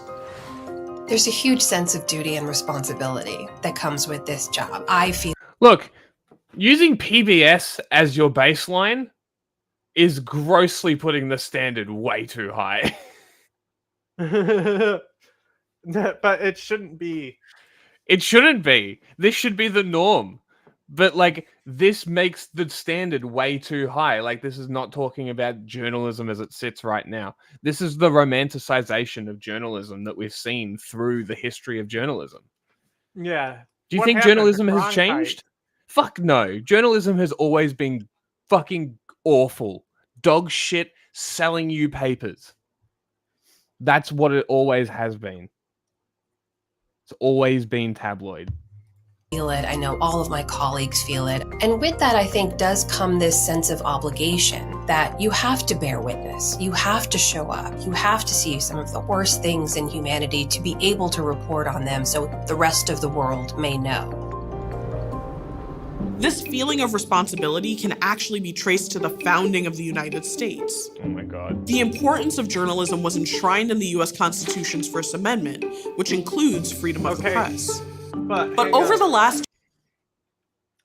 I thought she was going to dive in to talk about how important journalism was for making the revolution possible, which is the same with France.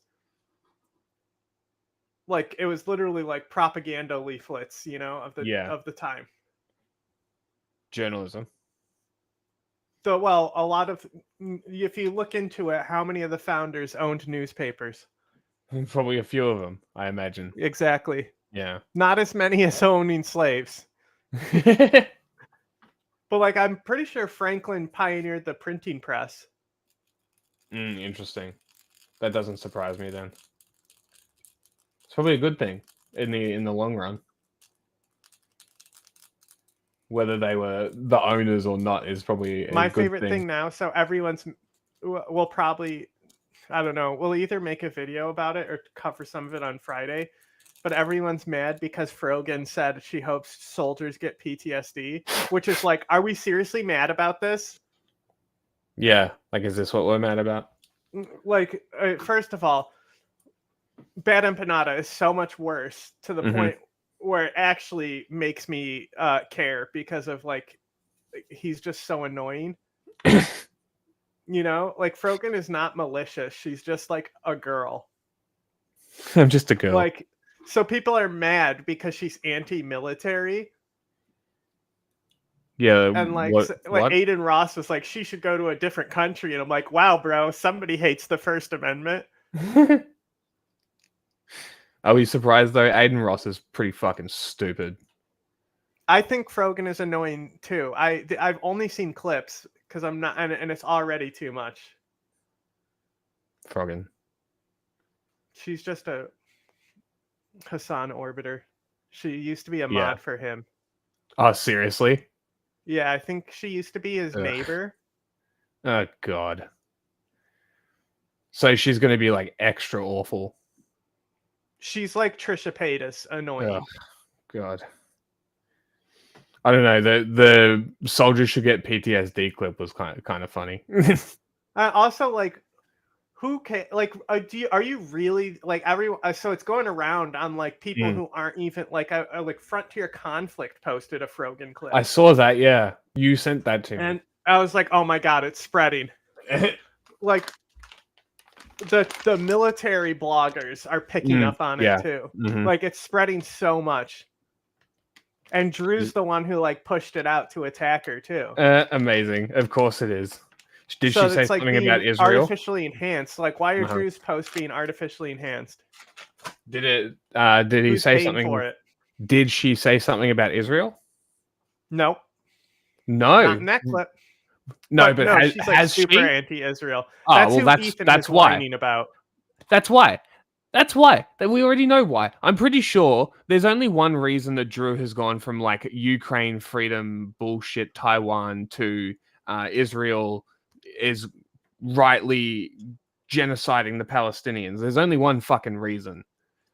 Money. And he's fucking vicious about it. Exactly like all the Israeli bots on fucking Twitter. It's because he's getting paid. I fucking guarantee it. I am curious how much, though. She asked who the Druze was. Yeah, there you go. Obviously, somebody you should not be getting your Middle East takes from. Incredible. Absolutely incredible. That's awesome. I don't think it's just that. I don't think it's just you can't that. say he hates Muslims and Arabs because his activism started with Uyghurs. Yeah, exactly. So it's like it's not that. His opinions align with the State Department, which is also kind of concerning. No, I didn't want to go into Talk Studio. So it wouldn't be out of the possibilities that there was an avenue for Israel to offer him money to do something. It would not be out of the question. Plus, he has a very large community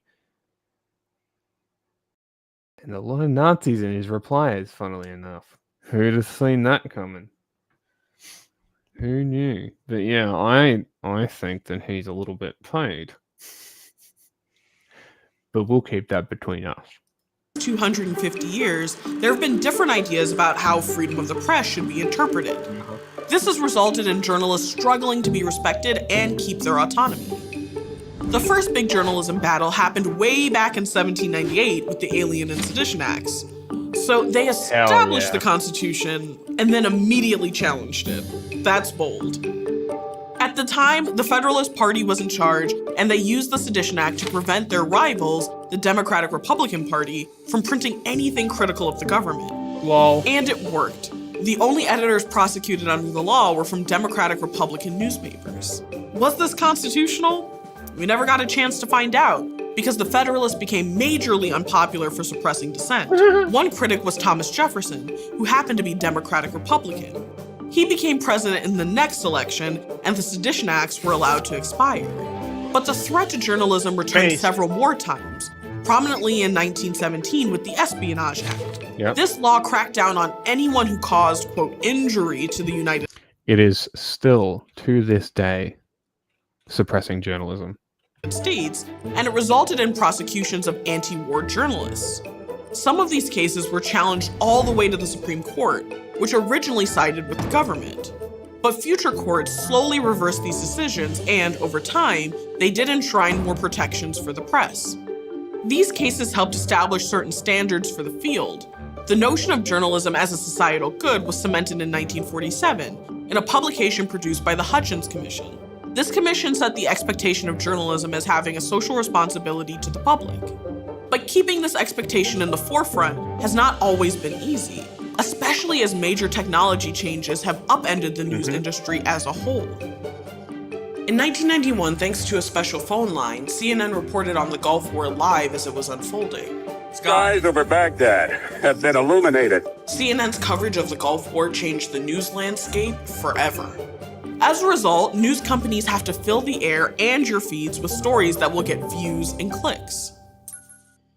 That's the thing about the news. It just marches on. You know, you don't get to pause. There's always going to be another show on the air that you've got to fill, you know, and you got to show up and sound. What? So I'm just trying to figure out how to use polls for Twitch. And so I went to the desktop. And this is what it shows. Where is it? What one? Oh, hang on. I need to do entire screen. Wouldn't it be funny if PBS claimed this video? PBS doesn't claim. No, but this is not PBS proper. This is a different channel. It's still nonprofit. I understand, but wouldn't it be funny?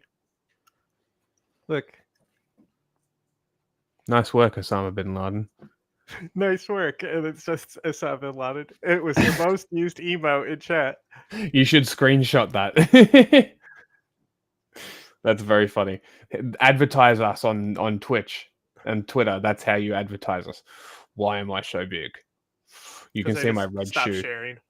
You can see my red shoe.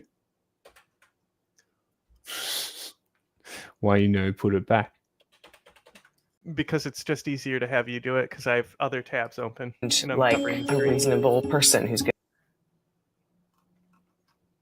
to lead the listeners through what is difficult for them too.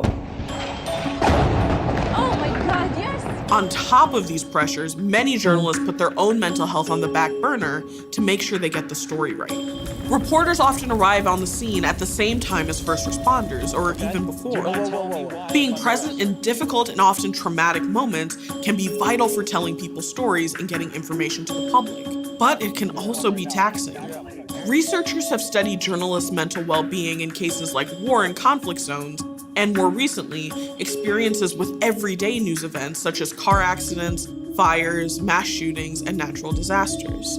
And it turns out reporters are at high risk for a range of mental health issues, including PTSD, compassion fatigue, guilt, and general emotional distress.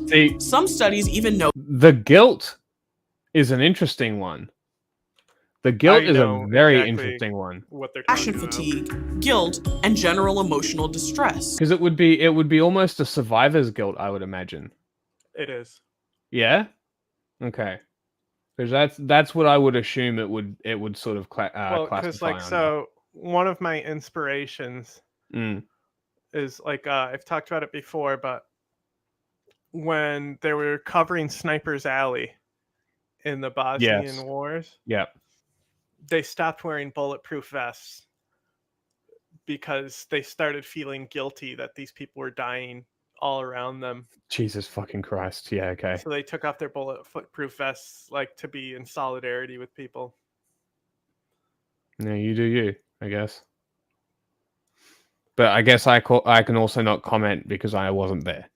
It was probably a very in the moment kind of thing. You had to be there. Well, I mean, there's more to it than what I just said, but I agree No, with what they obviously. did. Yeah. You can watch a whole thing. Mm. Okay, I still don't see where it's telling me. Some studies even note that journalists develop alcohol I think so. use disorder and depressive symptoms at higher rates than the general population. They can also experience indirect emotional pain from interacting Hell yeah. with victims or loved ones who have lived through horrible tragedies. I apologize. And then there's a delayed emotional distress that hits them after the story is complete and they've had time to reflect on it. Who am I to complain about something like having... Yeah, it's funny though. Just covering the news, I understand this. Like just this year, covering this fucking year, I just what they just said. That sort of it hits you afterwards, and that sort of hopelessness. It's wild. While I'm looking for this poll thing on this dashboard, I sent it to you, but Twitch just launched their own talk studio integrated to their platform. Seriously? Yeah, so it might not go to YouTube as well. Mm-hmm. But if it's better than this and it's free. Yeah. But it's a stream together thing. Mm. I sent you a video of them talking about it. Yes, I responded to it. It's broken. It's always been broken. It sucks. Oh, you've tried it? Yeah. It had the same problems with all of the OBS things, where it just takes forever to fix, and every time you have to use it again, it breaks. Panic attack. Unless they've actually fixed it, no. I mean, it's a new thing that they just added. It's been around for years. No, this is like a new thing. They might have had something similar before. Well, if it's called Stream Together, it's not new. I think what's new is the knocking feature that they were talking about. I don't know. I think they overhauled the whole thing. Maybe.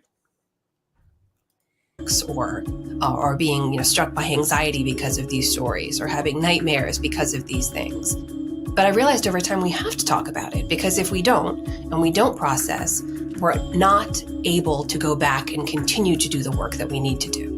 But then you can't lose sight of the fact that you are also having feelings as you vicariously soak up that trauma, or maybe you go through dangerous and traumatic events yourself, losing colleagues at war, that kind of thing. Unlike firefighter, paramedic, and police training programs, only about 7% of journalism programs teach the mental tools needed to deal with traumatic encounters. But as research on the mental health of journalists has taken off, so have efforts to help newsrooms and individuals balance social responsibility with their well-being. In the beginning, it was, you're on your own, no complaining, because you got to be tough. As the industry changed, as you saw it become slightly more inclusive, people who were covering these stories started kind of putting their hand up and saying, hang on, this is tough, we need some support. Some suggestions to alleviate stress include regular screenings of journalists to find early signs of mental and emotional distress, Did anything pop up? Training and education to help them develop coping strategies. When I press that? Yes, it does. I see it in my thing. On my monitor. This is a good thing that we should take note of. We should take very good note of this and add this as a part of what we do. What? Teaching tools on how to deal with traumatic situations. That kind of shit. That should be heavily included when people sign on with us or utilize us for insurance or whatever. That should be a part of the package. I think that's a good idea. Someone write that strategies and creating work cultures that are more open to disclosure and decreasing stigmas. And part of that can come from just talking about the shared experiences they face in the field. I, for example, serve on NPR's peer support group. There's a couple dozen of us who have had a little bit of training just to be a sort of a first call that our colleagues might make if they feel like you need to talk. And I've used it myself. There's also an amazing resource. It's called the DART Center for Journalism and Trauma at Columbia University. Originally, it was set up to teach journalists how to do trauma at Columbia University. Originally, it was a resource. It's called the DART.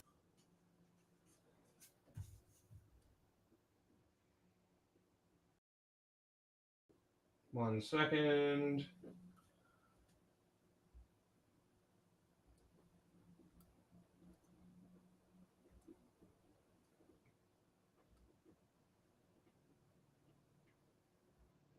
Right. Love that. Center for Journalism and Trauma at Columbia University. Originally, it was set up to teach journalists how to do trauma-informed reporting, which is incredibly important. But they also talk to journalists about, how to deal with their own trauma and dealing with these settings.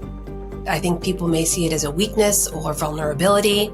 To me, it is just the essence of being human, that you need help sometimes, that we all need help sometimes. And I think the fact that 1 out of every 4 people in America have some kind of mental health challenge or struggle speaks to just how shared an experience this is in our country. For a real behind-the-scenes look at how reporters handle the pressures of big stories, check out the documentary Breaking the News on the PBS app. Feature. You haven't been listening to this video at all, have you? I am listening, but I'm also doing background stuff as always.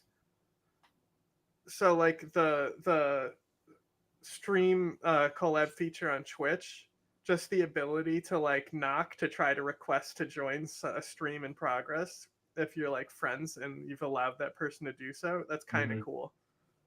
Even if it's not like in our interest. Yeah. No, I know. That was the feature I was talking about, but I think I also have been trying not to listen to this because it stresses me out. Fair enough. It's about a newsroom trying to upend the model of male-dominated organizations to cover topics relevant to women and the LGBTQ plus community. What about you? That's fucking gay. How do you balance? Wait, what was that? A whole thing? Did they say? Of big stories. Check out the documentary Breaking the News on the PBS app. Ah, okay. Self-advertising. Balance the stress of news I didn't even know staying this informed. dashboard existed. It's so much better than the mod tools. Like I can choose when to run ads. Yeah, I've set it for 3 minutes every hour. No, I mean I can manually click it. Is what I mean. I know. That's. Don't do that. I didn't know that existed. I guess that's what. Clip that feature. Interesting. So I can just press clip that, and let's see what happens when I do. No idea. Tell us in the comments below, and thanks for watching. What do I do with it next? No Where idea. do I like? What kind of? I copied it to my clipboard. Okay. I can't believe this poll. These people are unenlightened. And no, I don't have to talk to you politely. What the? Yo, I'm not kidding when I say there is something very weird going on. There is like something demonic happening with the right. Something deeply concerning happening in the right. What's up with fucking right-wingers, dog? They literally look like, they straight up look like Resident Evil 7 villains, dude. Why are they like that? I just don't get it. I don't get it, bro. I don't understand. There's this like very demonic aura associated with like right-wing politics. Okay. Like, look at this start. Look at those. It takes, I guess, 26 seconds, random number. But then if I just open a new tab and just copy the link, it then gives me the ability to download or embed or post to Twitter and shit. So if there's anything where something happens that will be funny and it's a 30-second clip, say clip that, and I'll know. Well, chat can dictate that because they're the ones watching. Well, right? they're already 30 seconds behind. So account for it. It's like an auto. It's like the Xbox record that feature. Sure. You know, account for it. so it's like an automatic 30-second. Oh, I understand. Just account for it. Can't people clip as well? Yes, but this is just an auto clip. Okay. Sure. Like, this is not a way that your face should look. This is not how your face should ever look, man. What the shit? Ah, it started on its own. She's too powerful. She's too powerful. The video nobody's is talking about playing how on she's its own. possessed by the same demon as Copeland. Like, all I see is Kenneth Copeland. The demon. A lot of people say, Hassan, you don't do scary content for Spooktober. Well, there you go. The scariest content of all. The median voter. The rural American voter, dude. What more? There you go, dude. What's scarier than fucking that? That person's voting, okay? And they're gonna the be whole so video, goddamn Hassan. annoying. I'm gonna tell you right now. And no, I don't have to talk to you politely. Yes. I think I don't Kamala have to Harris talk is to you, really supply. making gains in this demographic. Okay, let me tell you. When Kamala Harris said Dick Cheney wants to vote for me, this lady was like, "Oh my God, I'm reconsidering my worldview." My favorite. Sexist shit. In Jasper County, motherfuckers, I'm coming for you. Yeah, motherfuckers, I'm coming for you. All legal, like. Yeah, legal. We'll do it on your terms. Dude, the laugh just fucking ends me. Legal. We'll do it on your. Yeah. All legal.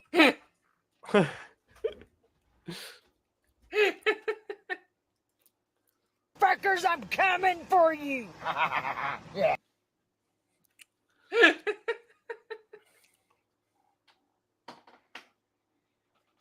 I'm going to post this under shit that I find funny on Twitter so much. You have no idea. It's going to get very old very quickly, but it'll never not be funny for me. All legal.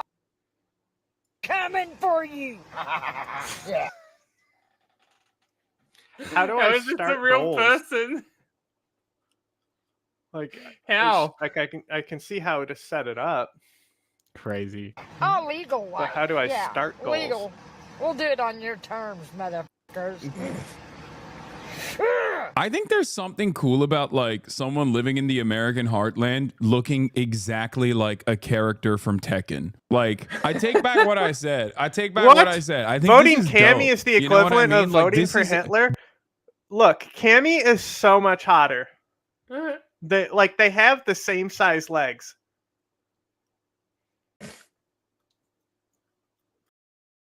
This is a phenotype that doesn't exist in the real world. It only exists in, like, you know, CGI. Like, this is not a thing that you see normally, okay? And she's over here looking like a goddamn anime character in real life, dude. That's Akuma from Street Fighter. That's what I mean. Like, that's... You don't think this is cool? That, like, there's a person in the real world that literally looks like a Tekken... Hold on. Let me get the side by side.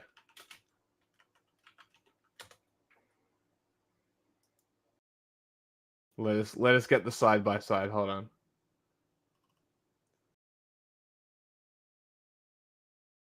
The demons. I gotta get a good one. Gotta get a good one. Angry. The demons. Watch that demon die. I can do multiple screen shares. Hold on. There it is. Beautiful, beautiful, beautiful. Here we go. Everyone ready? Everyone ready? Ready? The demons. It's a much better comparison. I agree. The demons. Well, it's the when he looks down at the reporter and he's like, "Don't you Yeah. try to say I did." This one.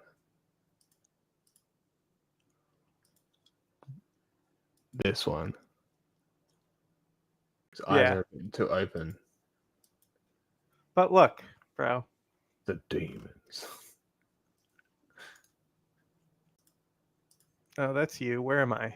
The demons. Here it is. Hold on. The Look, demons. bro. Stop. I just got it. Now I have to fucking navigate back to the fucking Relax. tab. It's already on the Look screen. They got the same legs.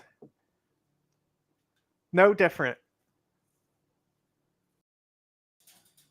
What the fuck is going Chun-Li's on? knees are more buff.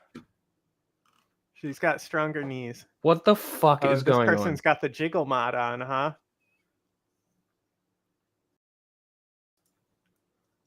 It's Street Fighter. Anyone who votes for Chun-Li, it's just because you fetishize Asian women, okay? I have no idea what's going on. That's because you're unenlightened and uncultured.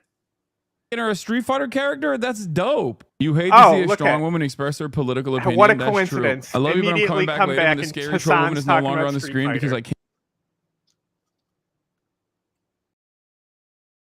Clip that. What are you talking about? He was Jack talking doesn't- about Street Fighter the whole time.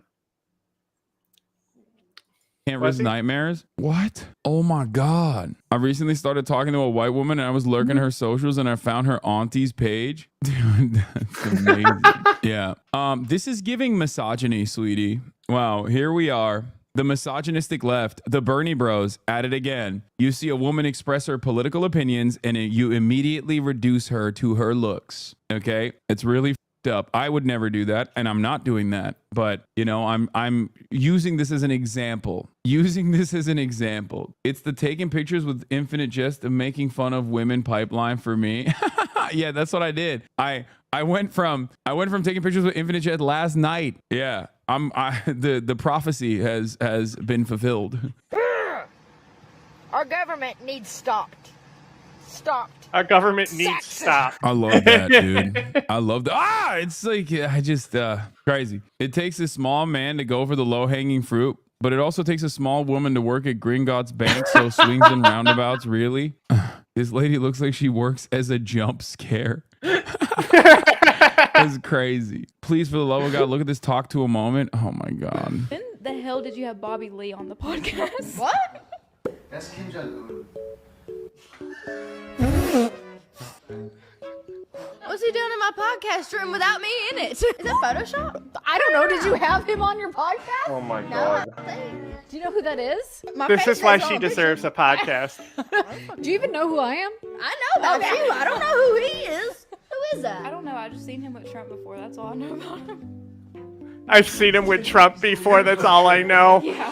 Fucking epic, bro. Oh, and I actually done a Zoom in North Korea a few weeks ago. Huh. Haley, when the hell did you have Bobby That Lee on? I would not be able to listen to that. That is just brain rot. Oh, no. I also... Ugh. I blocked her on Twitter because she's fucking dumb. would never listen to it. Oh my God. What a worthy block. Get the fuck away from me. I agree. Somebody do this. Let's interview him. I want to ask him why he's fat and his people starve. Is it a feature? Is it so that they don't revolt? Great. I'm happy that this You is can't the pot- topple what you this can't is- push this over. Seems Exactly. this seems good. I don't know. Your Discord watches that, by the way. Yeah, it doesn't surprise me. They're fucking brain broken, dude. They're so brain broken. Irony. Then Governor Whitmer apologized after some Catholics expressed offense that the tableau evoked the Holy Sacrament of Communion. In Whitmer's apology, she claimed it never occurred to her that the video would bring to mind the time Jesus turned into a Dorito. Oh, we don't care about this. We only want clips. Let's get into it. What a week! On Monday night, after his town hall in Pennsylvania was twice interrupted by medical emergencies in the crowd, Trump ended the Q&A early, saying, "Who the hell wants to hear questions, right?" Continued Trump. Let me hear that music, please. Everyone, let's thank President Trump. Nice and loud. God bless you. What? It's fine. What do you mean? He's not music. there. He's not going to post stuff that's going to get them claim. I want to hear questions, such as, is he okay?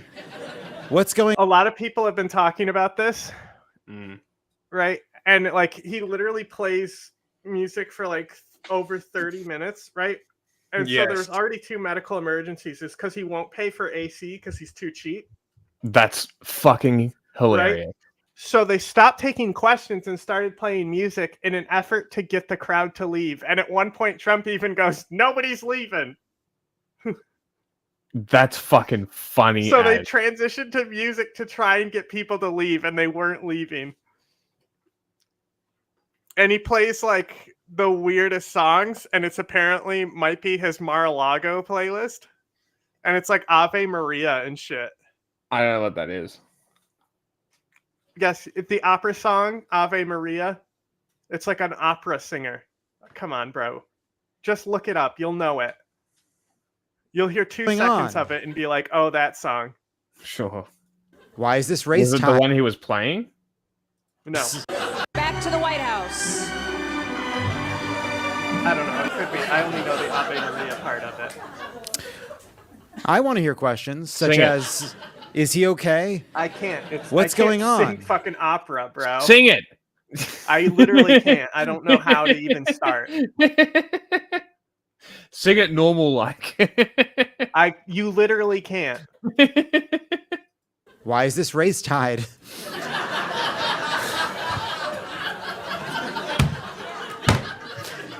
But mine that went Democrats evil and then asked his team to crank YMCA. And those 2 people that went down are patriots, and we love them. Yes. And because of them, we ended up with some good music, right? Right? So play YMCA. Go ahead. They should play the, do you know the I Am Gay song? Gay Cowboys. No, But like Christy Nome is very funny because she's like, yeah, didn't you want to end this with a song? And Trump is like, yeah. Like she like heavily is implying that they need to end it because people are dying in the audience. And let's go nice and loud. Here we go, everybody. Let's. For song after song, for 39 minutes.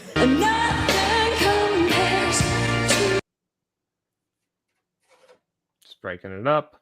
Ba, ba, ba, ba, ba. And he remained mostly silent, only occasionally interrupting his swaying to say, could a guy with dementia do this?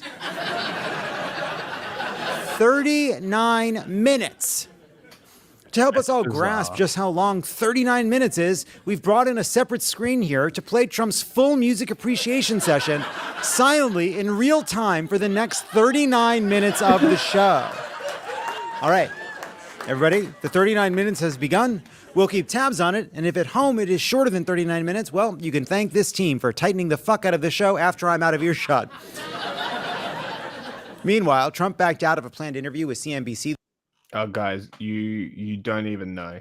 Give me 1 second right here. Here you go.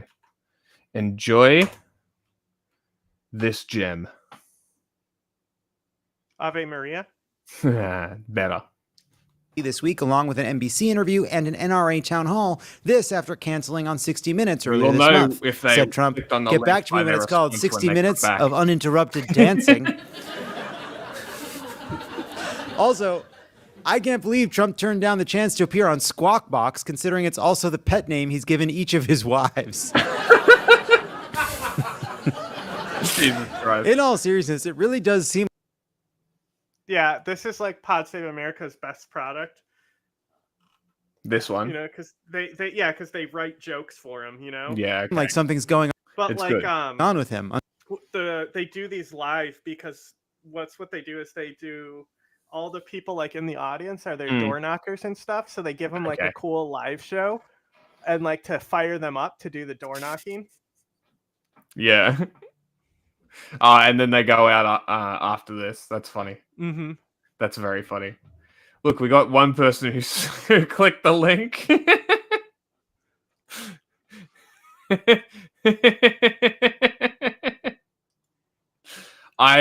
Maybe I might clip it and add it to my Launchpad soundboard thing, and then randomly come in with that Bass boosted and fucking blows the speaker sounds. On top of all of the things we know to be going on with him. Chicago, our purpose, said Trump, basic weave. You've gone from the dollar to So let Macron. me just tell you. No, I'm just telling you basic. It's called the weave. It's all these different things happening. Said Trump to Micklethwaite, when it seems like I'm making a mistake. Cognitive tests, not because of the age, but because of something else. Now, here's the problem. They say it's unconstitutional, okay? But I would love to see cognitive tests. I don't think she could pass a cognitive test. Bragging about passing a cognitive test for a presidential candidate is a lot like bragging about passing a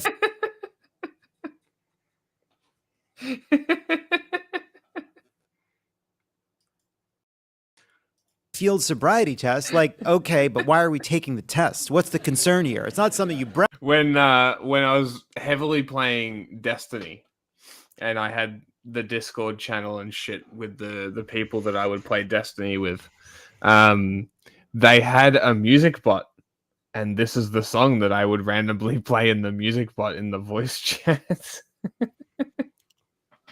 Because you can imagine the first line is just very loud, I am gay. Brag about. It's something you quietly Very tell your funny. wife Very while counting your distracting. blessings. But then you remember the only wife you've ever truly loved is buried in the golf course with that signed photo of your grandpa and Hitler. I'm clicking things in the background. So if I screw something up, it's my fault. Okay. Anyway, this entire election is a cognitive test for all of us, and as of now, it is not clear whether or not this country can draw a fucking clock. Questions from BF. Attractive person from Alabama. She's a senator. And I said, explain IVF very quickly. And within about 2 minutes, I understood it. This might seem like a contradiction until you remember that to Trump, being a father of something means not knowing or caring about it even a little bit until it affects you personally. Trump had a... You know, what happened during January 6th, and the fact that, you know, you waited so long to take action while your supporters were attacking the Capitol. True. Coronavirus, I thought the public was misled during coronavirus, and that many more lives could have been saved. I'm curious how people so close to you and your administration no longer want to support you, so why would I want to support you? You know, your own vice president doesn't want to support you now. Yeah, What's this Spanish for Univision plant? thing All right. was awesome. Oh, really? The question they asked him about, like, basically, like, why do you want me to vote for you when you're going to deport my coworkers? Can you find that, please? Oh, it's just a whole Univision thing. There's a lot of it. Okay. But it might be. Nobody in was stuff we already killed. have. There was taken January 6th, and the audience's extremely skeptical reaction. action was taken, strong action. Ashley Babbitt was killed. Nobody was killed. There were no guns down there. We didn't have guns. But that was a day of love from the standpoint of the millions, This is hundreds this of day of thousands. love thing has started a new, like, meme. Amazing.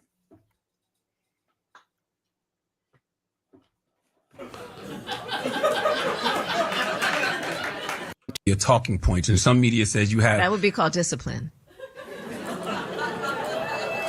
Nonetheless, speaking of God complexes, Kamala Harris joined Charlemagne the God for an interview on Tuesday and pushed back on critics who say she's too scripted. Now, you know, one thing they've been saying, a lot of your press hits get criticized. You know, folks say you come off as very scripted. They say you like to stick to your talking points, and some media says you have. That would be called discipline. Oh my God. I like that. God. I like that. This, look, a problem for the. I like that. I'm a Democratic shield. He's I have joking. nothing to He's criticize. joking. It's sarcasm. Jesus fucking Christ, I hope so. After the election, but it's like, what do we want our politicians to be? We want them to be completely and 100% off scripted, but also never make a mistake, always be 100% authentic, repeat their speech over and over and over again, but not in a way that is pointed out to us. Stupid. Sorry. Like, it's a fair criticism, though. She doesn't really go off script. Yeah. Like, it's something that even we've said. Right? Even we've said that as soon as the prompter breaks, she's fucked. And, like, any genuine interaction seems awkward. She's a very strange person. And I don't know.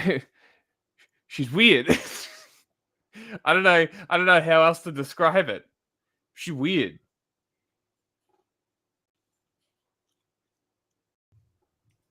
Vice President Harris, discipline isn't a concept we know anymore. We're watching TikToks on our phones instead of paying attention to the TV show we put on, instead of finishing our book, instead of doing our tasks. Having discipline in 2024 is like being fluent in Latin. Impressive, but to what end? During the interview, Harris took aim at Trump's supposed projection of strength. When in fact the man is really quite weak. He's weak. It's a sign of weakness that you want to please dictators and seek their flattery and favor. It's a sign of weakness that you would demean America's military and America's service members. It's a sign of weakness that you don't have the courage to stand up for the Constitution of the United States and the principles upon which it stands. Wow. Yeah. Some people are just really good on the phone.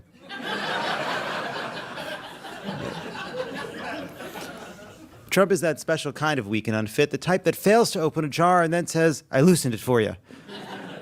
And the next person gets it.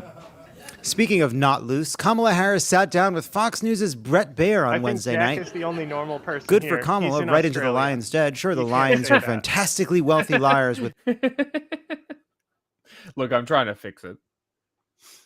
poorly placed Botox, but still. He'll always be lions. Australian. Baier asked Harris if she thought that Trump supporters were stupid. Misguided, the 50%? Are they stupid? Brett Baier, like Elmer Fudd here, putting a carrot under a box held up by a fucking stick.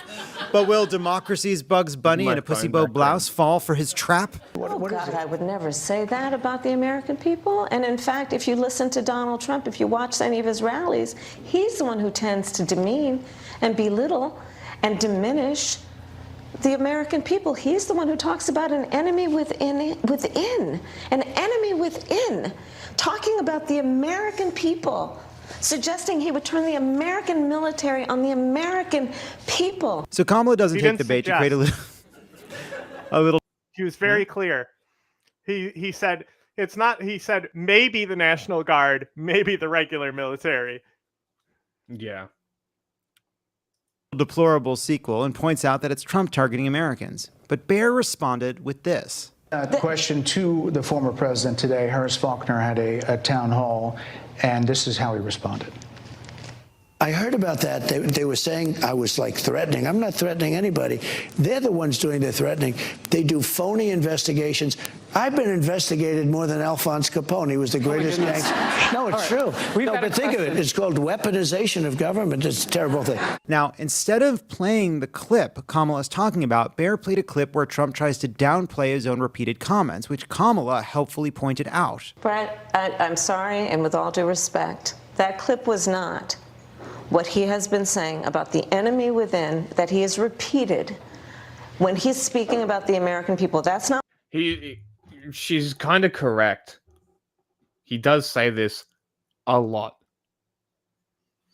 What you just showed. Well, he was asked about that specific. No, that's not what you just showed. In all fairness and respect. So disingenuous from Fox News. That was the question that we asked him. He didn't show that, and here's the bottom line. He has repeated it many times, and you and I both know that. And you and I both know that he has talked about turning the American military on the American people. He has talked about going after people who are engaged in peaceful protest. He has talked about locking people up because they disagree with him. This is a democracy. Yes. In fact, the clip Baier played. Didn't Kamala lock people up and keep them in jail for free prison labor? This is a democracy. What, are democracies not supposed to have jails? That's the thing. It's like this whole idea that democracy is this perfect thing of freedom and shit. No, but she's trying to no. We're not a democracy. She's trying to herald herself as this paragon of democracy when she is literally betraying the democracy and her voter by robbing someone of their right to vote by keeping them in jail and putting them in jail for weed in the first place. To using the military on your Sure, people. but That's allowed. We love jail here. We need to be tough on crime to clean up the streets because I see homeless people. We need to militarize the police. We couldn't just like house them, considering we have more houses than unhoused.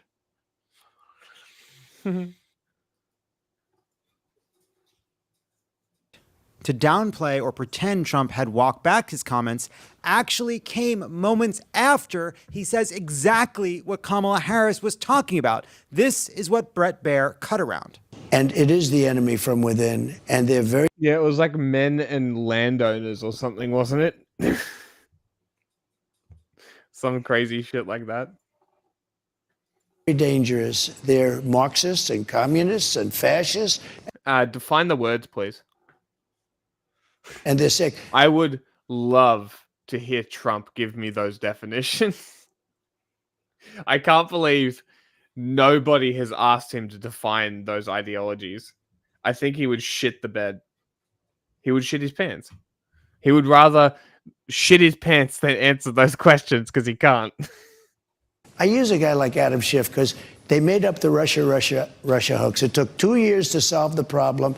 Absolutely nothing was done wrong, etc. They're dangerous for our country. We have China, we have Russia, we have all these countries. What is that supposed to mean? Yeah.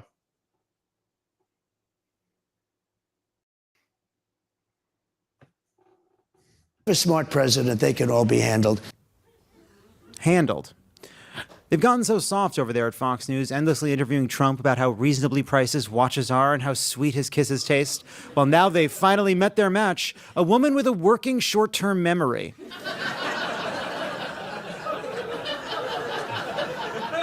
Fresh off her Donnybrook with Bret Baier, Kamala got this line off on some MAGA hecklers attending her rally in Wisconsin on Thursday. Oh, you guys are at the wrong rally. No, I think you meant to go to the smaller one down the street. Nice. That's pretty funny. Hey, we're still having fun. We're strapped to a rock getting our eyes pecked out by eagles, but we're goofing on the eagles and we're having a good time. Speaking of people trapped between this world and the next, former President Jimmy Carter, who celebrated his 100th birthday earlier this month, successfully cast his vote for Kamala Harris on Wednesday with a mail-in ballot. Can I tell you what my first thought was? Sincerely, Carter dies between now and Election Day. Georgia comes down to one vote. We can't verify his signature. I'm not sleeping well. The Prilosec is only kind of working. I see one more poll that makes no sense. Jimmy Carter may outlive me. Carter told his son Chip back in August, "I'm only trying to make it to vote for Kamala Harris." Said Chip, "What'd you say? PC crap, we're killing comedy." I did say that. Yeah, that's not true. I don't always look to my men on questionable advice from my Gen Z staff. What? The Jerry Seinfeld thing. Okay. Find It's like he makes a great point there. But if God doesn't like that, he's a dweeb. She continued, "And as a reminder to celebrate all faiths, I always look to my many, many paintings of the Prophet Muhammad." Speaking of apologies, in a podcast interview on Tuesday, Jerry Seinfeld said that he regretted telling The New Yorker in April that the extreme left and PC crap were killing comedy. I did say that. Yeah, that's not true. I don't think as I said, the extreme left has done anything to inhibit the art of comedy. Right. I'm taking that back now officially. With a sigh, added, Oh, he didn't play Why? his full quote. Why? So he said. Why? You have to look at his full quote. Let me find. Because he's. I'll find it real quick. No. The YouTube channel is on the screen, so I'll just find it quickly. Okay. I mean, I'm already typing it in. I'll find it faster. Maybe. Might have been.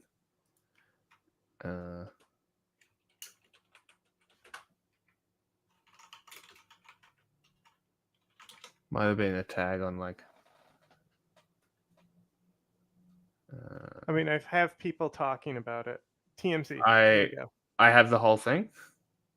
Fuck the whole thing. Here's the clip.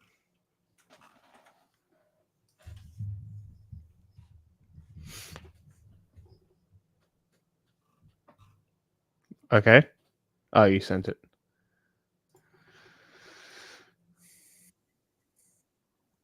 Oh. This is a different one, but sure. Extreme left and PC crap. Jerry Seinfeld says the extreme left are killing comedy. That's his old quote. That's from 5 months ago. Sorry. Yeah. Okay. That's the thing is, it's like I have the Young Turks talking about it, you know, and other people.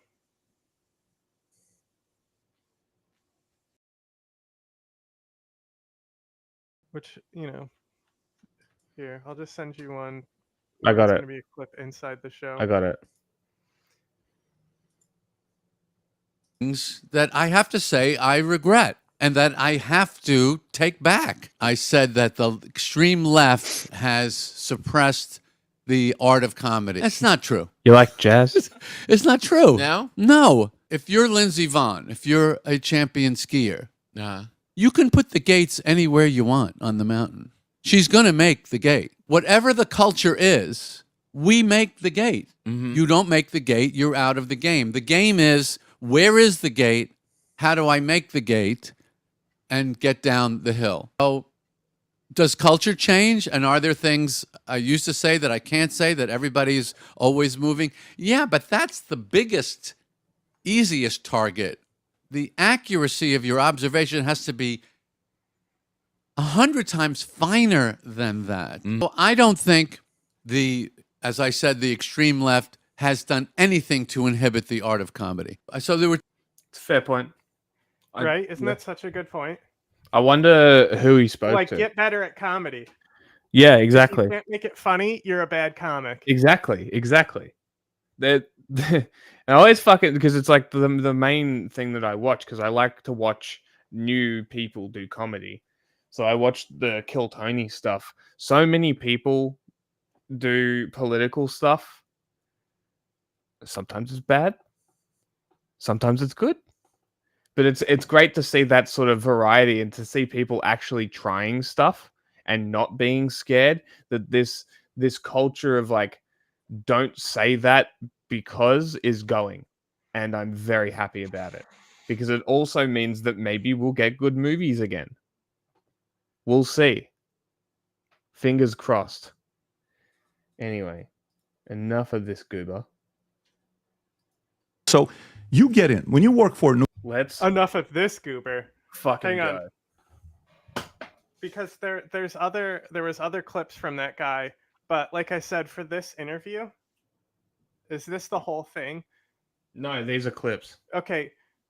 You got to pull up the whole thing first because his intro is fucking amazing. Oh, you want the Patrick Bet-David intro? Yeah. If that's what you're gonna play next. There's other clips from the Pod Save guys who show the Trump stuff, but the dancing was a big one, and he doesn't show enough of the clips. You know, the show is too fast paced, which is fine because I just wanted to show clips and get through it. Yeah. I'm sitting here trying to just get like the thing that's like the creator goals. What's his podcast called? Valuetainment. Are they done live? I can't find the full one. Okay, give me a second. I'll give it to you. I only see clips. I'll get it. It might be, he might have a second channel or something. No, okay, so it's on the podcast channel, and he put the clips to his other channel, which is smart. There you go.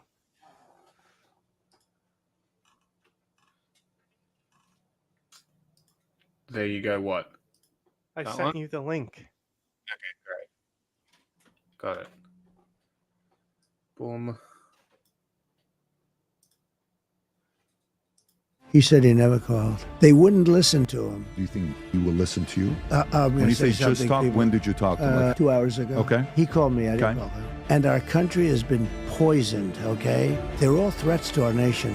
She would have no idea what we're talking about. Do you think 2024 could be one of those years that we look back and say they lost the African-American vote? The real threat isn't global warming. The real threat is nuclear warming. Right? That's not the question I'm asking, if I may. Just let's go in the middle of the ocean and talk. You have to set your phone aside. If I were president, that war would have never happened. Who were really the power players? Who were the manipulators? Who were the ones that would threaten you behind closed doors? No, I don't want to put you in trouble. More beautiful than any word I know, Tara. If I buy this in U.S. and it's made in U.S., it's $2,400. Well, let me explain. Can you send me that chart? Look at that. I spent some time with Bill. Hang on. He loved If they just had him trailing off in the middle of a sentence in the channel promo or in the view promo. He was like, Can you send me that chart? Look at that. I spent some... Wait, which one? Where he's going to explain? If I buy this in U.S. and it's made in U.S., it's $2,400. Well, let me explain. Can you send me that chart? Look at that. I spent some time with Bill.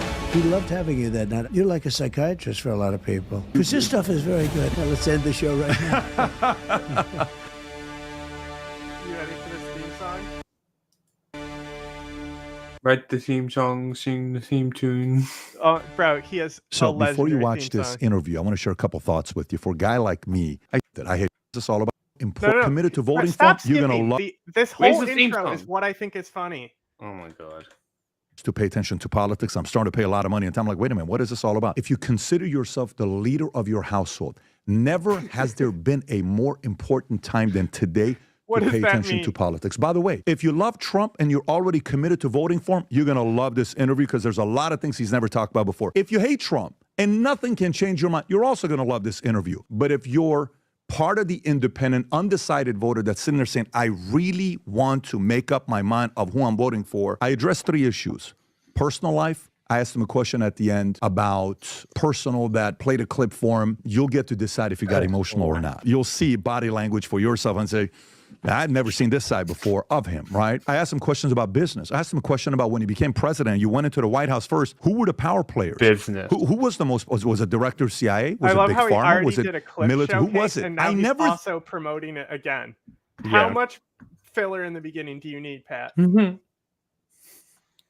Thought the answer already at 2 minutes. He was going to give me and what name he gave to some of the people. I've never heard him say that before. He reacted to a few videos about Barack Obama. I showed him a couple charts he had never seen before. But all I will tell you is you're going to see things that's never been discussed with him before for the first time ever in this interview. So with that being said, again, if you consider yourself the leader of your household, where your voice matters, your vote matters, I would pay attention to every single minute of this interview. You're a tosser. With the one and only President Donald J. Trump. You're a tosspot. You're an actual tosser. Did you ever think you would make it? I feel I'm so close I could taste. Please tell me he didn't make one of his employees get his logo tattooed on them. Jesus Christ. That might be his arm. Did you ever? I hope it is, because that's embarrassing. That's actually embarrassing. Think you would make it? I feel I'm so I don't know, they're a little buff. Why is it in a vault? You pretend it's banking. Because it's bank. Victory. I know this life meant for me. Yeah, why would you bet on Goliath when we got Bet David? Valuetainment. I wonder if people. I wonder if people who go. Yes, I'm choosing to ignore it. I wonder if people. Why would you bet on Goliath? Because when we got Bet David. I wonder if people who go onto this show leave going, "Wow, that guy's an idiot." Well, David Pakman was just on there. Skip the music, please. No, this is exactly why I wanted to see the intro. Giving values contagious. This world of entrepreneurs, we get no value to hate it. How they run, homie. Look what I become. I'm the one.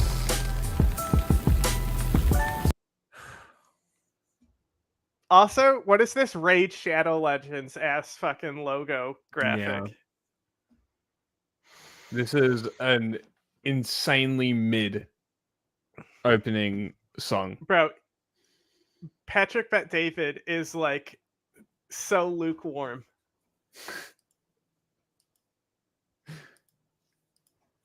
New company, you get a job, you go to HR. Oh, sorry. And then when you work for the company, that's a big company. Let's just say they got 100,000 employees. Let's say you're working for an IBM. Let's say you're working for Boeing.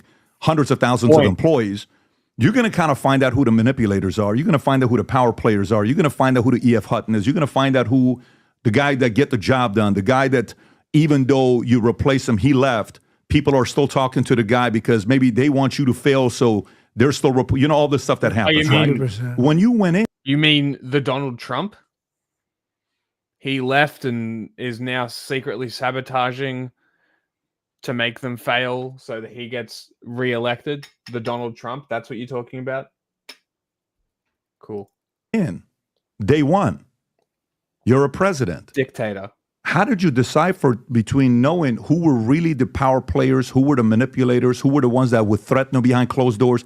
How did you go through that process when you first got in? So my problem was I was in Washington. They say, the fake news said this, but let's assume it's true for a change. 17 times. I was there 17 times. I never stayed over. So I was not a Washington person. I didn't know people in Washington. When you became president? When I became president. Right. In other words, I ran for president. I was only in Washington 17 times. And most of it was I was building a hotel. A beautiful Did he just give two different hotel numbers? that I sold. I don't think so. He definitely said 17 I think he both said times. 17. He said 17 both times. I'm pretty sure. Now the Waldorf Astoria. And I did a great job, sold it, made some money. And it was good. But that was most of the time. I was only there. Think of it. Beautiful. I was only there. That's it, right? That's a beautiful job in a great location. Maybe I shouldn't have sold it. You are funny. No, I'm looking at it. I'm saying, that is a beautiful property. No, I did a great job with it. My whole family did. Ivanka and Don and everybody and Eric. Eric did a fantastic job. But anyway, suck his dick harder. 17 days? I didn't know 17 days total. Never stayed over. Okay, but that's what they say. But it's about right. In other words, I wasn't a Washington person. So all of a sudden, that's what they say. I'm president. I land on Air Force One. You never saw. What? He said, that's what they say. And I was like, that's what they say? Are you saying somebody else counted? Who's they? So many motorcycles and cars and everything. Military marching. Everybody's marching. Sounds so exhausted. I said to my wife, that's why he backed out of all these and we're events. going down Pennsylvania. He's literally too tired. He can't do it. And these are the same people who said, what happens if there's a bomb in the middle of the night and Biden has to wake up?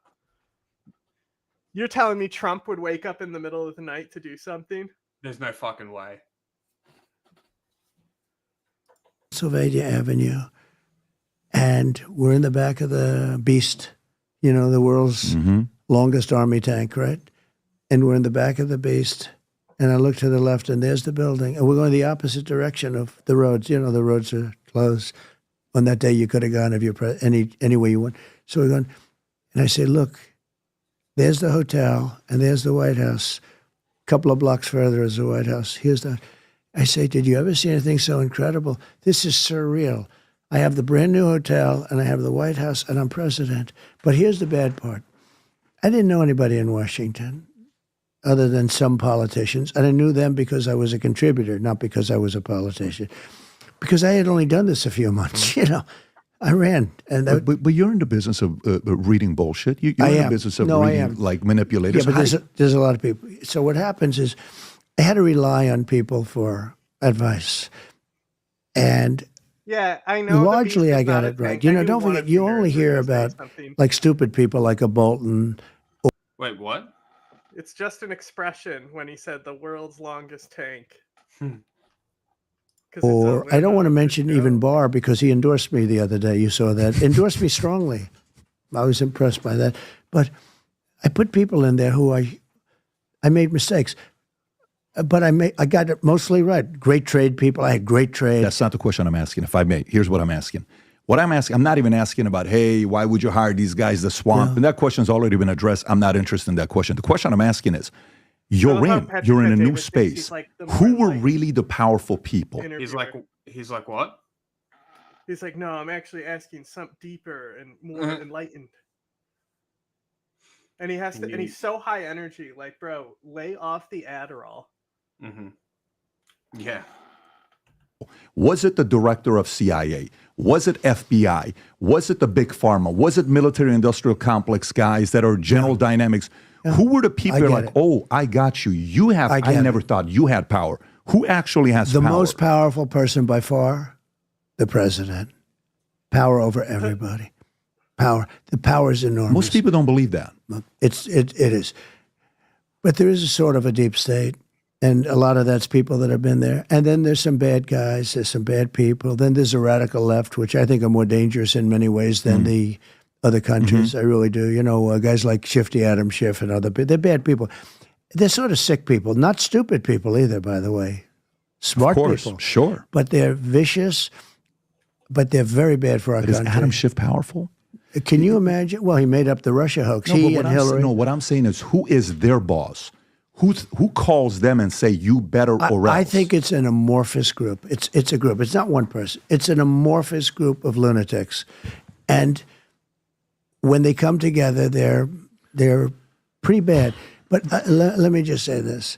The president has the absolute, if the president is, now Biden doesn't know he's alive, so I don't think I really believe they used him as a vessel, like a vessel in the night. And I really believe that. What? She's a little bit more dangerous because she's basically a Marxist, like her father. Her father's a Marxist. You know what I don't understand? Why has the father not been interviewed? I mean, nobody talks about that. If that were a Republican situation, the father would be all over the place. Where's the father? I haven't seen one article where they're looking for the father. So the father is a Marxist professor of economics, which is an interesting thing. Marxist and economics don't go together. Right? You know what's the one thing? Everybody says, what's your favorite 4 years of Trump or 4 years of Obama? All these guys that you look at moments, right? My favorite moment of you being a president is this moment here. This is what I love the most. It was a first time where a president is running a vlog-style administration where, Rob, if you can play this clip, this is you're talking about building the wall, shutting down the government, and you put the camera on their face. I think you did this once also with Kissinger, which I don't know if that was a power play intentional or not. I thought it was. Play this clip, Rob. None of us have said. You want to know something? You've said it. Okay, you want to put that on my... You said it. I'll take it. Okay, good. You know what I'll say? Yes. If we don't get what we want, one way or the other, whether it's through you, through a military, through anything you want to call, I will shut down the government. Okay, absolutely. fair enough. And I We am disagree. proud, and I'll We tell you what, disagree. I am proud to shut down the government for border security, Chuck, because the people of this country don't want criminals and people that have lots of problems and drugs pouring into our country. So I will take the mantle. You can I pause will that, be Rob. the one. You know what did this to me? By the way, how right Chuck was is I? like, And oh my now, God, please and I stop had the talking. strongest border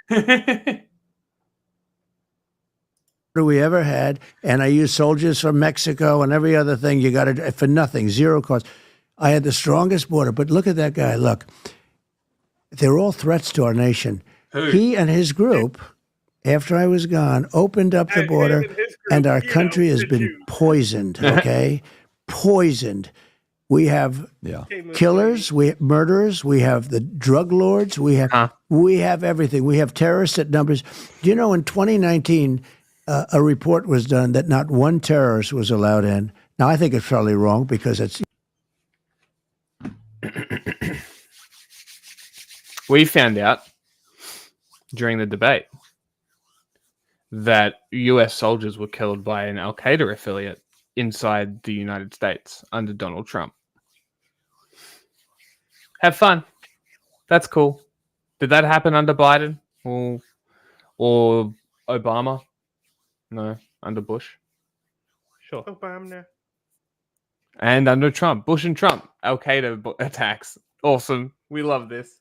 You know, I want to take credit for it. It was my year. Have you seen the terrorist stat? Was it Al-Qaeda or was it ISIS? I think the one in Florida was an Al-Qaeda guy. It was AQ. Okay. Thousands. Rob, pull up the clip with not this one, the other one, Rob. Pull it up, Jamie. You like good charts. I think you're going to love this chart. So this is the chart. I don't know if you've seen this or not. So this is the terrorist attacks, this chart saved my deaths, and injuries based on different presidents being there. If you go to 2008 to 2016, that's the Barack Obama era. Look what he did. He produced more terrorist attacks during his era. 16, you get elected. Look what happens. Yep. Oh my God. Jesus fucking Christ. You mean to tell me ISIS was already in decline before Trump came in?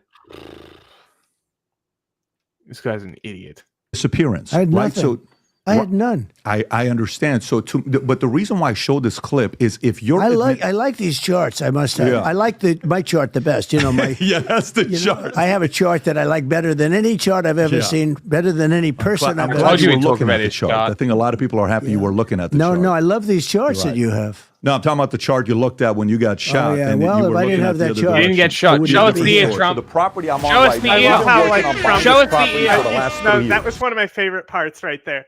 Like the fact that they're both talking past each other. Yes. None of them give like a Bet fuck David what is the other too one's enlightened to like roll with the punches. He has to Mhm. make sure he's heard clearly on what he's talking about. He won't.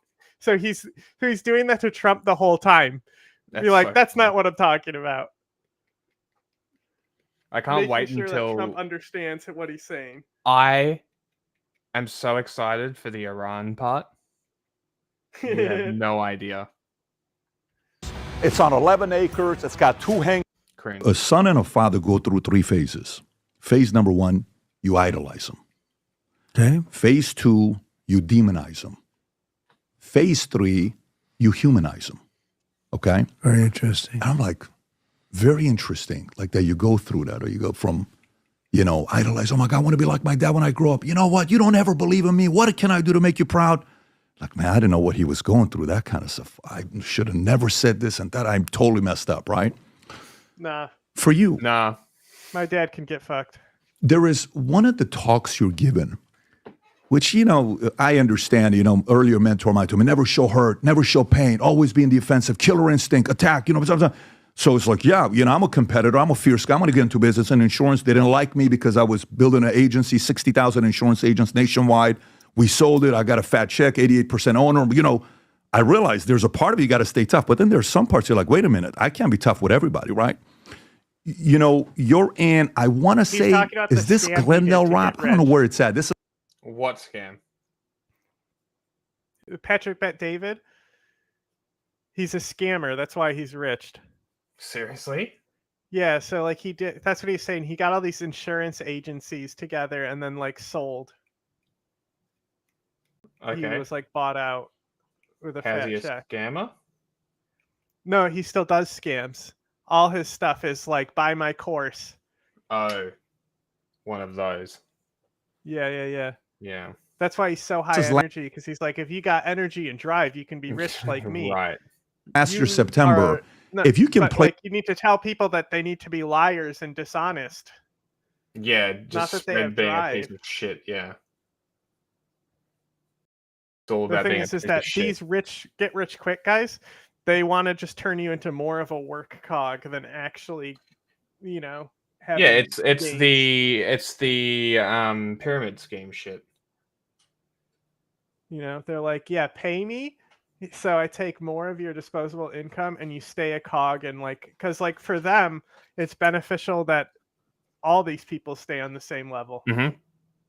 But I imagine it's more like a pyramid scheme where he has pyramid schemes as well. Yeah, of course he does. Play this clip, Rob. This is the first time where I watched you and I said, I'm going to put some fucking food in the microwave. I'll be back. Wow. Okay, this is So this is Rapid City, South Dakota. You're speaking, and all of a sudden you have this moment. If you can play this clip, I want to get a reaction to this. Go for it, Rob.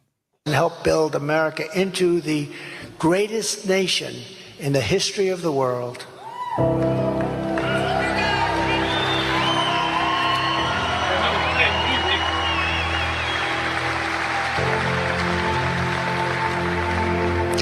It should be fine, right? Yes, Patrick isn't about to get claimed.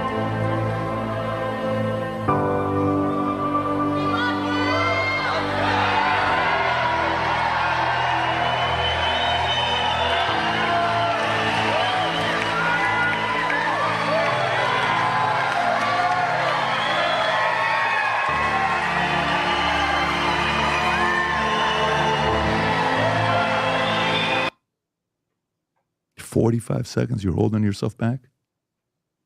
Well, let me explain.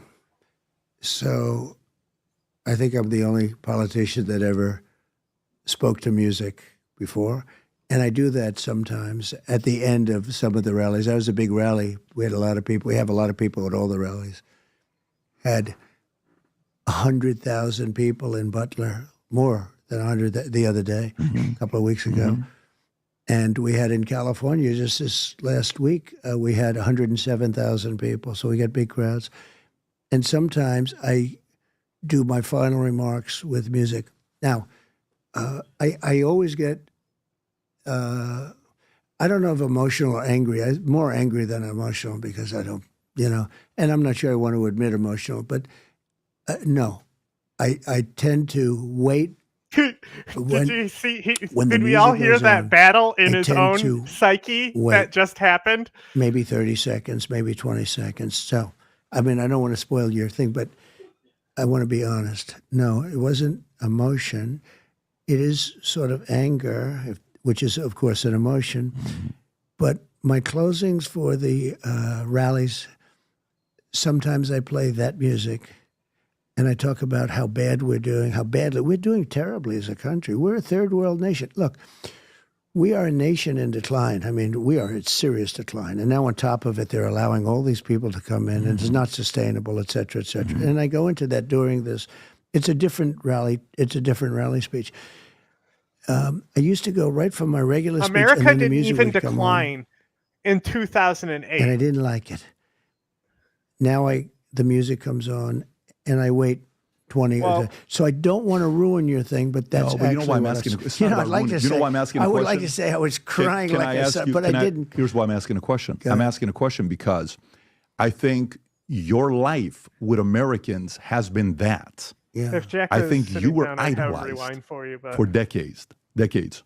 Then you were demonized, and I don't know. When I watch, Nixon at his wife's funeral. You see him, like, this guy's got feelings. Pat, When you see Reagan, when you see Putin, when one of his friends, when you see some of the most, Michael Jordan was a killer instinct when his father, when I think about, we don't have to play this, when I think about you, a lot of the folks I talked to, I'm like, man, does this guy have feelings? Is he like that cold all the time? Is he that competitive that it's always never show hurt, never show emotion? Is it like that even at this phase? Like, can I get an ounce of feeling from the guy that I can sit there and say, man, I want to humanize this guy. This guy's like me. Why am I expecting this guy to walk on water? I don't know, Trump, you need to be listening to Pat. I think there's an opportunity for the American people to go through that with you, to experience that. And by the way, it's like, try and find a human moment of Trump, and then Trump's hitting you here actually, that wasn't human. The American people want to see, especially at this point, our country's doing badly. I don't personally think they want to see a president that cries. I'm not saying cry. I'm not at all talking about crying. You know what? Oh my that God. would probably actually be This beneficial. one's so good. Where are we going?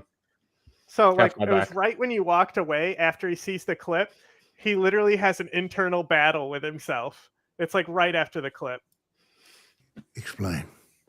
So, 45 seconds, you're holding yourself back? Explain. Well, let me explain. Okay. So, I think I'm the only politician that ever spoke to music before. And I do that sometimes at the end of some of the rallies. I was a big rally. We had a lot of people. We have a lot of people at all the rallies. Had 100,000 people in Butler, more than 100 the other day, a couple of weeks ago.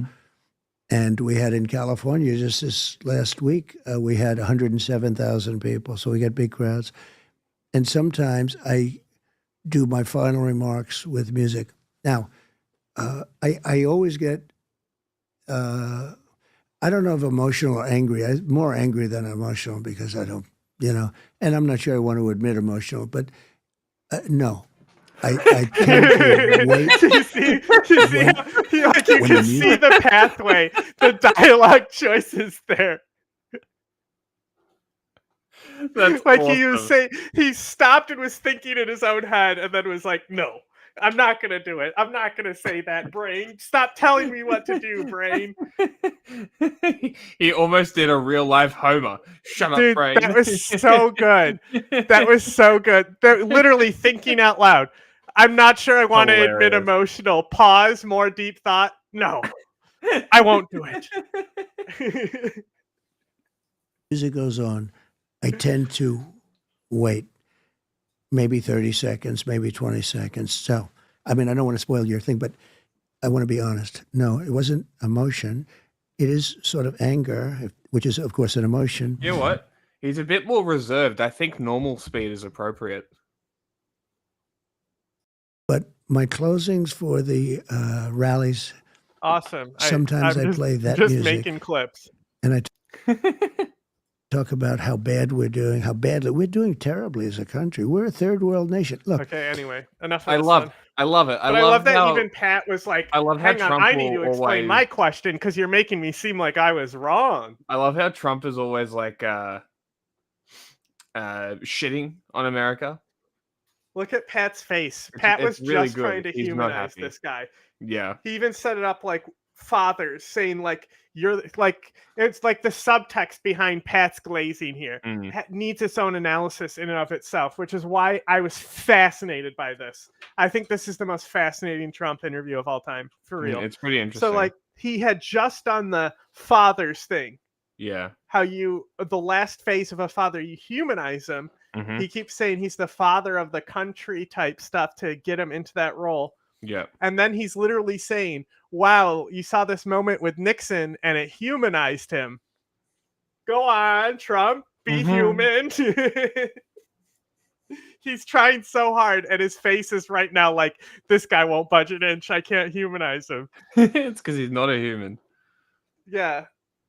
Well, I think he could have a human trying moment, too but hard. he thinks that's bad for him. Which is So wild. Pat literally can't convince him right Mm. here. Like Pat's trying to do the con artist shit on Trump Yeah. to try and get him to be human. It's very interesting. We are a nation in decline. I mean, we are in serious decline. And now on top of it, they're allowing all these people to come in and it's not sustainable, et cetera, et cetera. And I go into that during this. It's a different rally. It's a different rally speech. I used to go right from my regular speech and then the music would come on. And I didn't like it.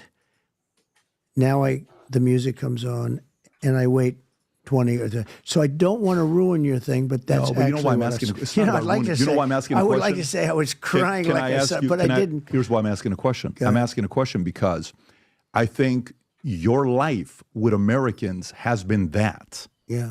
I think you were idolized for decades. Then you were demonized.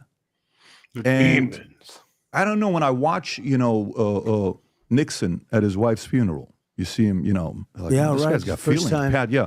When you see Reagan, when you see Putin, when it's one of his friends, when you see some of the most, Michael Jordan was a killer instinct when his father, when I think about, we don't have to play this, when I think about you, a lot of the folks I talked, I'm like, man, does this guy have feelings? Is he like that cold all the time? Is he that competitive that it's always never show hurt, never show emotion? Is it like that even at this phase? Like, can I get an ounce of feeling from the guy that I can sit there and say, man, I want to humanize this guy. This guy's like me. Why am I expecting this guy to walk on water?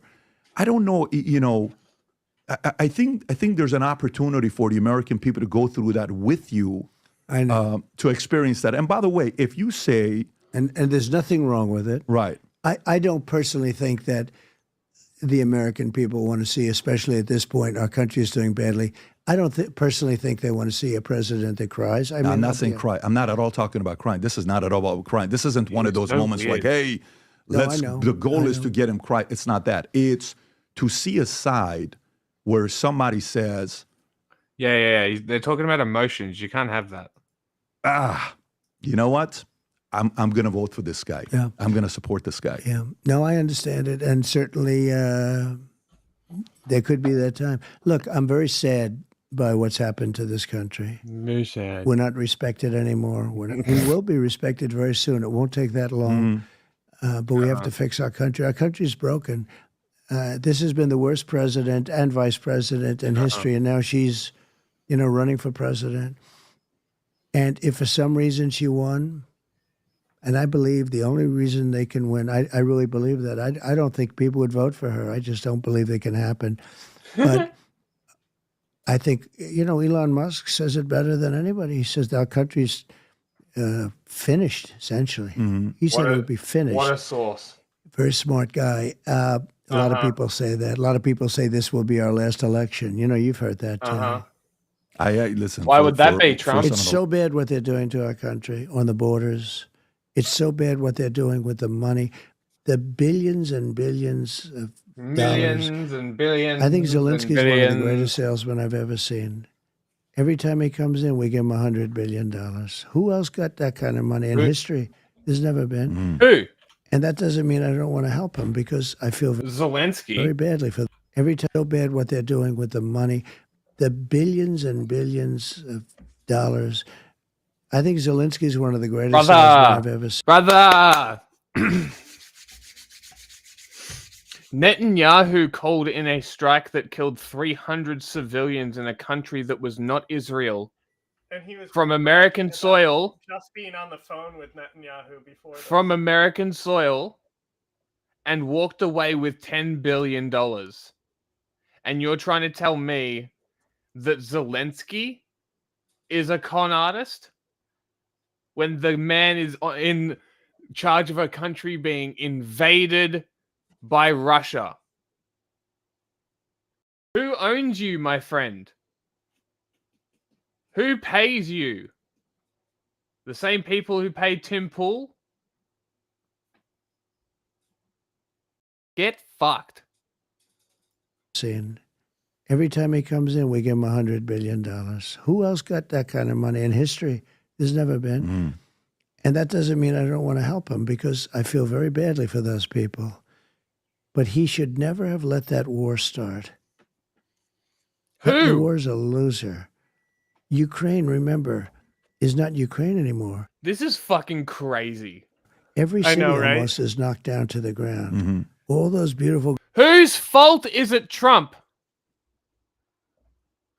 Who is dropping the bombs?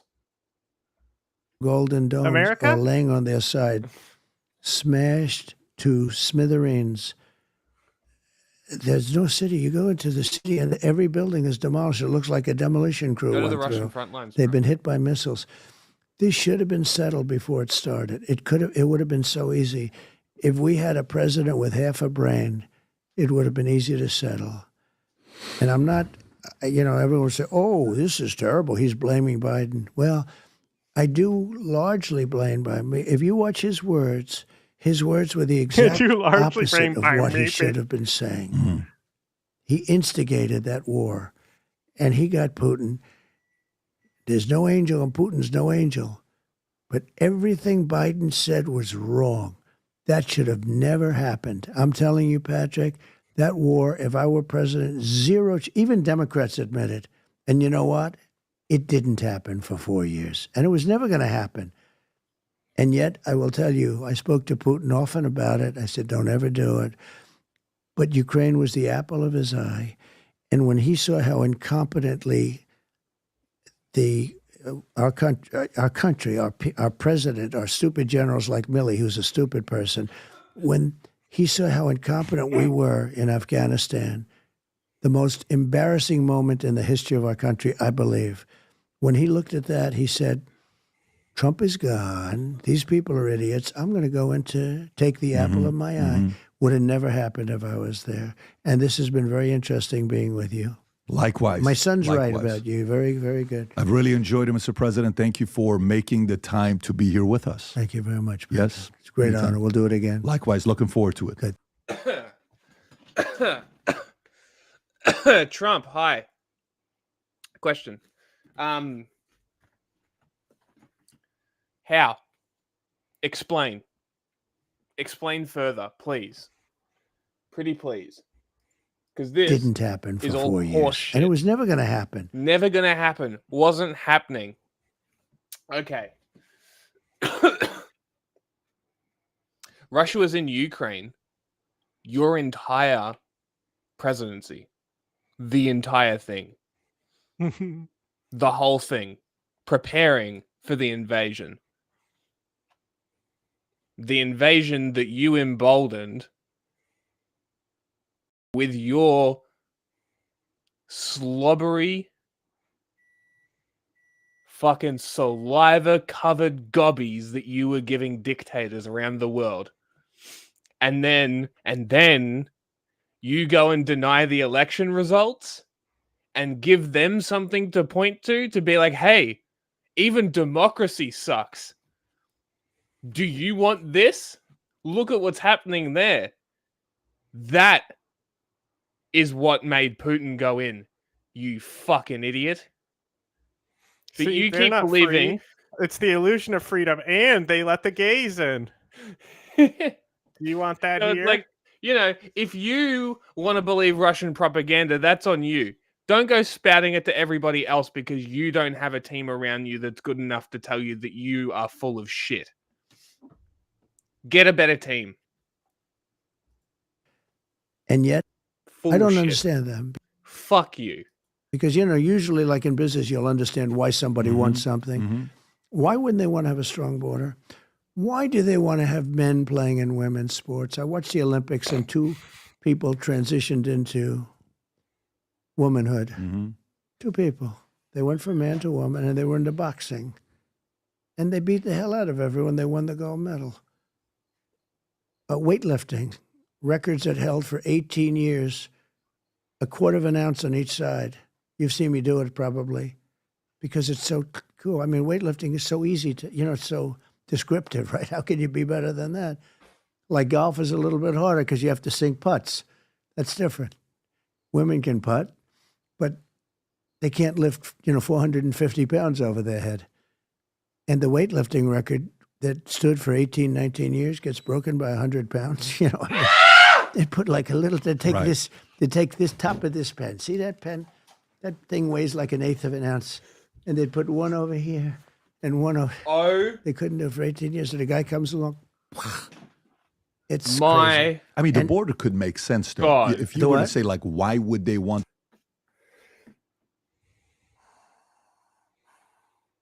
Women can putt.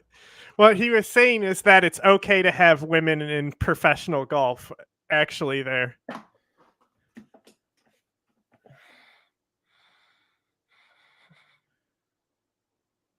There's so much wrong with what he just said. There's so much. I'm impressed. He said there was he was like he was able to know the weightlifting instead of just the boxing thing, though. Like, man, the amount of dumb shit he just said, though. Wow. Let's see that in instant replay. That's different. Women can putt, but two people. They went from man to woman and they were into boxing. Okay. There's the first one. Hi, Algerian boxer woman. Add Trump to your lawsuit, please. Thank you. That's the first one. Wrong. You're an idiot. That's embarrassing. Beat the hell out of everyone. They won the gold medal. Weightlifting. Records that held for 18 years. A quarter of an ounce on each side. You've seen me do it probably. Because it's so cool. I mean, weightlifting is so easy to, it's so... Weightlifting is so easy, he says. Hold on. Let's see.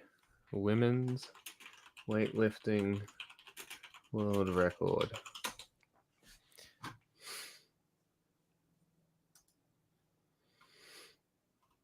The current... Hi. What are we doing? All I see is a hand. It's it's because he's blending in as a rock. You didn't even notice him.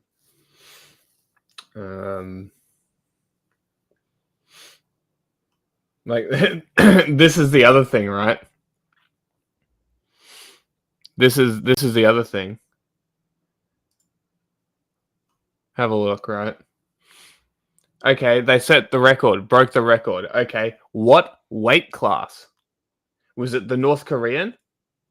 No. Was it the Chinese? Dunno. That is men's. This is all men's. Okay. Yeah. North Koreans. Look at the fucking North Koreans, cunt. Jesus Christ. Yeah, but that's China's focus. Like, North Korea obviously is copying China's focus on these things. Look at all the fucking North Koreans. They have all of them. What the fuck? And they're all fucking tiny. That's why. There's few athletes that tiny. Yeah. So where's the trans one? Give me information, Trump. Come on, give me information. There's lots of records. Know. He doesn't know because it's not just fucking true. Vaguely saying things. Because it's not fucking true. You dickhead. You idiot. Stop just saying shit you heard on Fox News. How can you be better than that? Like, golf is a little bit harder because you have to sink putts. That's different. Harder than weightlifting? What he's trying to say is, like, it's skill based. I strongly disagree. It's like weightlifting. No, weightlifting, men have the advantage because it's just raw physical power, but golf is different. And also, you have handicaps, is what he should also say. I dare anyone. He's saying there's less biological advantage in golf. I dare anybody who doesn't lift to go and deadlift 100 kilos with no instruction and watch you fuck your back and tell me that lifting isn't based on skill. Women can putt, but they can't lift, 450 pounds over their head.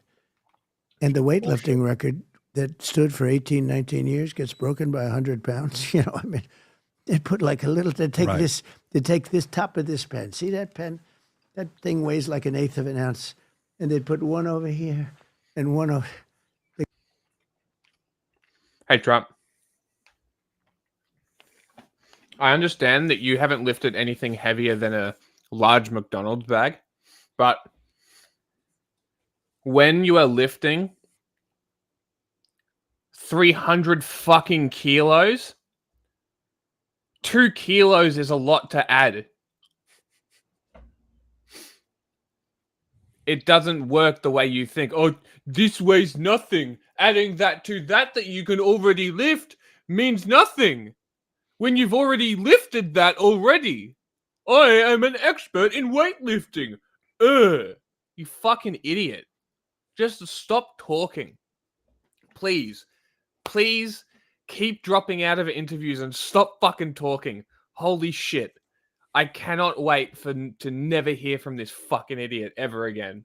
I'm so excited. They couldn't do it for 18 years, and a guy comes along.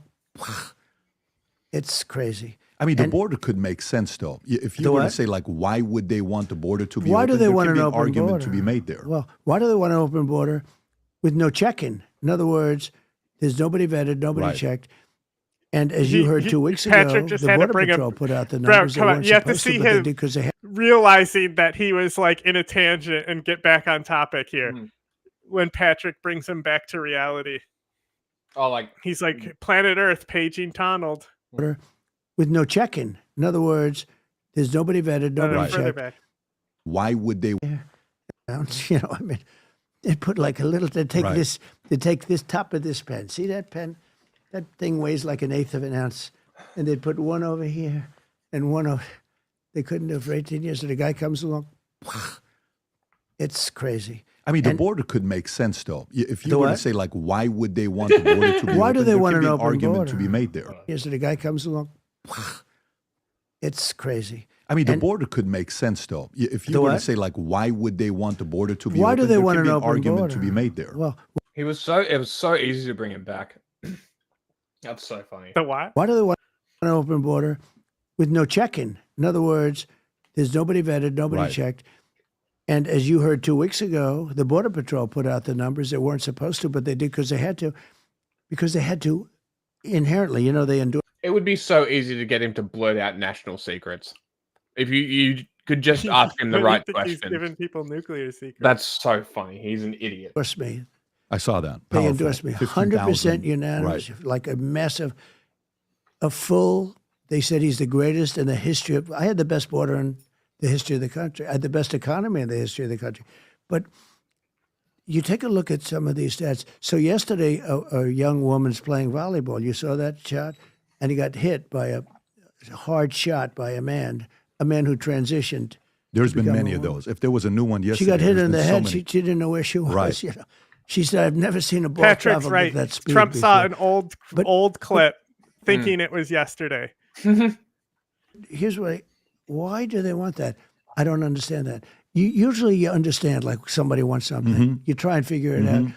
And you could go through a lot of things. You know, why do they want transgender? Why do they want to take somebody's child, a boy, and make the boy a Already girl back on this. and not tell He the wanted to parents? ask about the border, Trump. I mean, they do this. And at first I said, no, but that's just an exaggeration. No, it's not. It's really not. State of California. Why do they want to? Yeah. Well, look at California. Gavin Newsom, who's one of the worst governors, but he's got a good line of stuff, and he'll tell everyone how well he's done. But it's the first time they've ever lost more people than they gained. You know, look. They have such an advantage. The beautiful ocean, the beautiful weather, everything is beautiful. And they run it so badly with all of the problems. They run it so. He's a crummy governor, but why is it so? Yesterday, and who would sign the bill to even present it to him? He signed a bill that you're not even allowed to ask for voter ID. In other words, it's not like you can't have voter ID. That's terrible, because everybody should have voter ID. You have ID for everything. The Democrats had big ID. You know, when they had their convention, Big a ID. friend of mine couldn't get in. He said he doesn't have the proper credentials. They want voter ID. They had a strong ID. They had an ID that you had to wear, like a prisoner wears, you know, with a number. It was like this big card with a picture and everything over their tie. So they have it for the Democrat National Convention, right? But they don't want to have it for the vote. But Gavin Newsom signed a thing that was incredible. He signed a bill that if you ask somebody for identification having to do with voting, I think you've committed a crime, okay? Now, there's only one reason that happens, because they want to cheat. There's no other reason. There's no conceivable. But are you surprised? I mean, part of me is not surprised with that. I'm not sitting there thinking I'm surprised with what some of these states are doing. California, I mean, you know, there's a reason why he lost two states lost $1 trillion of money under management from 2020. New York and California. They got destroyed. And the first time they had net negative migration in California since 1851, it hasn't happened. Then they got it back to back to back. So, and he just announced 2 days ago that he's raising gas taxes by 47 cents in the state of California. No wonder people are leaving. But I want to go to the tariffs conversation. Because he doesn't with want gas vehicles. He wants to use all electric It's not going to work for him, though. It's not going to work for him. They're going to get destroyed. I mean, he's already lost Musk. How do you lose Tesla? How do you lose Musk out of your state? I asked Elon. He takes this massive company, and he left California. I just asked him this question yesterday. I said, when you left, because he's got a good thing in Texas, I said, when you left, did Newsom, I call him Newsom because I think it's a more accurate name. He has to reinforce it. It's so funny. Call and say, can we talk? I want to take you out to dinner. I want you to keep your company. What did he say? He said he never called. Your biggest entrepreneur in your state leaves, you don't call. Number one, biggest guy. Number two, big company, very big company. But a big oil company left also, taking thousands of jobs. Wow. But my question wasn't that, you know, that he left for whatever. I mean, did anybody ever call? He said, no. I said, did Newsom call you at all? Did he call and say can we have dinner? I'd love you to stay here and we'll work out some tax benefits or something, you know, some incentive to stay. He said, never called. I was amazed at that. And you're talking about thousands of workers. He was amazed by that. It's kind of based. Because he's in New York. Yeah. Where when they would take him to wine and dine because they're fucking corrupt. He's just outing himself. It's very funny.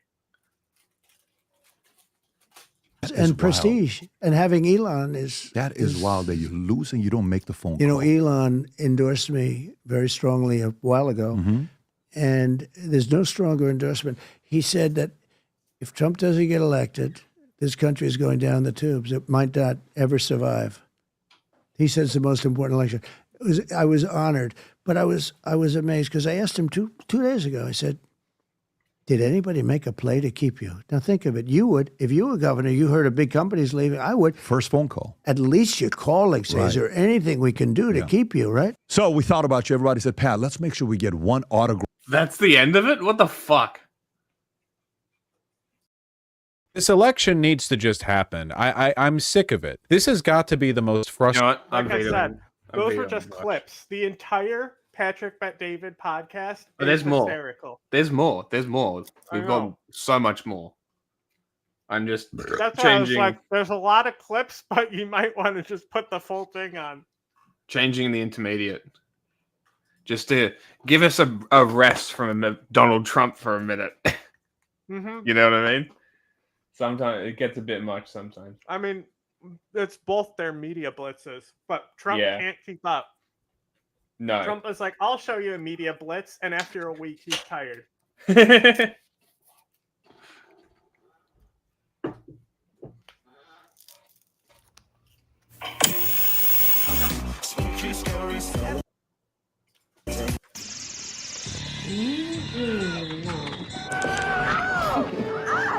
What are you going on? I want to know my Stop this. She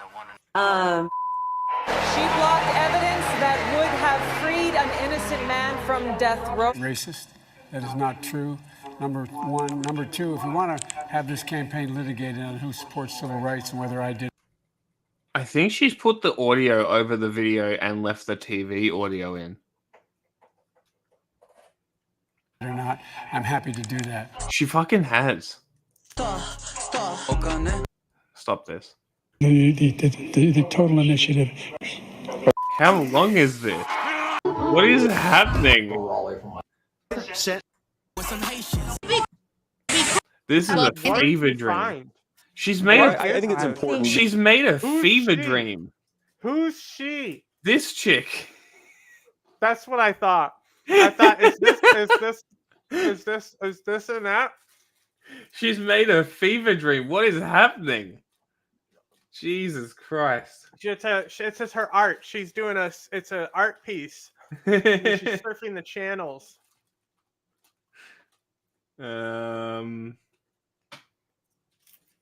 What else we got? An identity politics horror short story. Is there a monster at some point? Or is voting a right? People have been fighting for suffrage in the U.S. since at least the 19th Remember century. when Diddy but there was are the still face of this? Rock the vote. No, that's funny. No, he was vote or die. Sorry. Vote or die. Yeah.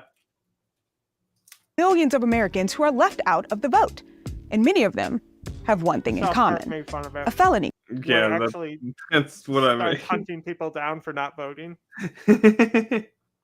Conviction. My wife ran for office My wife. in 2016. We had a mock election at an event, and I remember somebody approaching me saying, "Man, I know you can't wait to vote for your wife." And that's when it really, truly sunk in for me. You know, that I was just painfully reminded that I can't even vote for my own wife. I'm Felicia for the win, and this is Wait, Roots what? of Resistance. Washington. Is it what? He's from DC. That's why he couldn't vote for his wife. No shit. Okay. I imagine that's Today, felony disenfranchisement laws can affect anyone with a felony conviction who lives in a state with restrictions. Ah. And these restrictions vary widely. In some states, you only lose voting rights while incarcerated. In some, it carries over through parole and probation. And in others, the right to vote will only be reinstated after a governor's pardon, depending on the crime. But the complexity of these laws doesn't end there. Once they've done their time, not only Voting shouldn't cease ever. There should be adequate voting given to prisoners inside federal facilities and Fiji. state facilities. Why are you trying to fight him? I don't You think got this pat is. for like 5 minutes. You should be settling down for sleepies. I don't think that's a controversial thing. I don't think that should be. that should be definitely discussed at least. Yeah, you go to your perch. Is the formerly incarcerated person dealing with probation and parole. There's also a web of fines and fees that can also hamper the ability to vote. There is no greater indicator of citizenship than really being able to vote, right? But when you think about the power of it, right, it's not only a declaration of citizenship, it's actually a declaration of personhood and your place in society. That's Desmond Meade, who I in completely agree 2004 with him. was released from prison after serving time for possession of a firearm with a previous felony conviction. At the time of his release, he was still struggling with addiction and depression. Eventually, he found a treatment center and even attended law school at Florida International University. By 2014, Desmond had earned his law degree and was active in his community, but was still unable to vote in his home state of Florida. With the commitment to improve his condition and that of others, Desmond joined a grassroots movement, the Florida Rights Restoration Coalition, or the FRRC, to help restore voting rights for people like him and others with felony convictions living in Florida. So, is voting a right, or is it a privilege that the state can punitively withhold? The U.S. Constitution does not clearly define voting as a right. Any wording around voting primarily focuses on prohibiting states from denying votes. For example, the 15th Amendment prohibits the federal... If the question is it more of a right than a privilege, it is a privilege. As in, you better watch out because they can take it away from you. There's nothing you can do about it. But like, what I mean is like, democracy can fall. Like, Yes. don't take voting for granted. Yeah. Yes. Yeah. Unless it's forced on you, then fuck voting. It's as bad as stopping voting, in my opinion. Federal government and states from denying the right to vote based on race, color, or previous condition of servitude. The 19th Amendment has similar wording. It prohibits states from denying the vote based on gender. In colonial North America, voting rights were directly linked to moral standing in society. The early colonies would remove voting access for moral violations like drunkenness, bastardry, and fornication. Maybe civil. Well, I guess that counts as civil rights, doesn't it? Like, even when they made them, they were trying to limit voting rights since the foundation. That's why you had to like own land and shit. Yes. And they still are trying to limit them. Like, the Republicans actively try to mitigate votes. Yeah. That's why fucking George Bush became president. You can't fuck with rights like that. You can fuck with privileges. Does that say wedded? Yep. What is that supposed to mean? What do you think it means? But what is supposed to be wedded? Like, wedded, what does wedded mean? Oh, have you not heard, like, wet work? Never heard that slang. You've never... No, really? Oh, wet work. Yeah. Yeah, when you pee on people. In addition to removing voting privileges... Yes. Yeah, because he's like, all right, which one of you guys are getting peed on? That's like they're actually very funny movies, surprisingly. Yeah, Like, I actually liked the second one. For modern comedies, they're quite good. I don't remember the second one that much, but like the first one was fucking hysterical. Yeah. Very funny movies. There's an episode of Always Sunny that reminds me of it slightly. But like they're trying to get back at somebody, so they're doing stuff in his house. And then they see Frank, and they took Adderall as well, as Frank is like high on Adderall. And they're like, Frank, what are you doing? And he goes, I'm doing his taxes. And he's like, what? Why are you doing his taxes? And he's like, because the IRS is going to audit the shit out of him.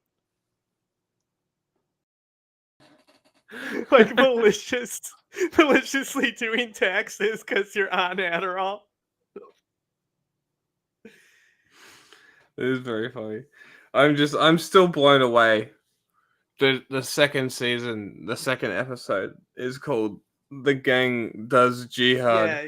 Oh, and it's a Jew. You, bro. It's like, an Israeli dude. I can't believe it's an Israeli trying to take their bar. You gotta like watch the show.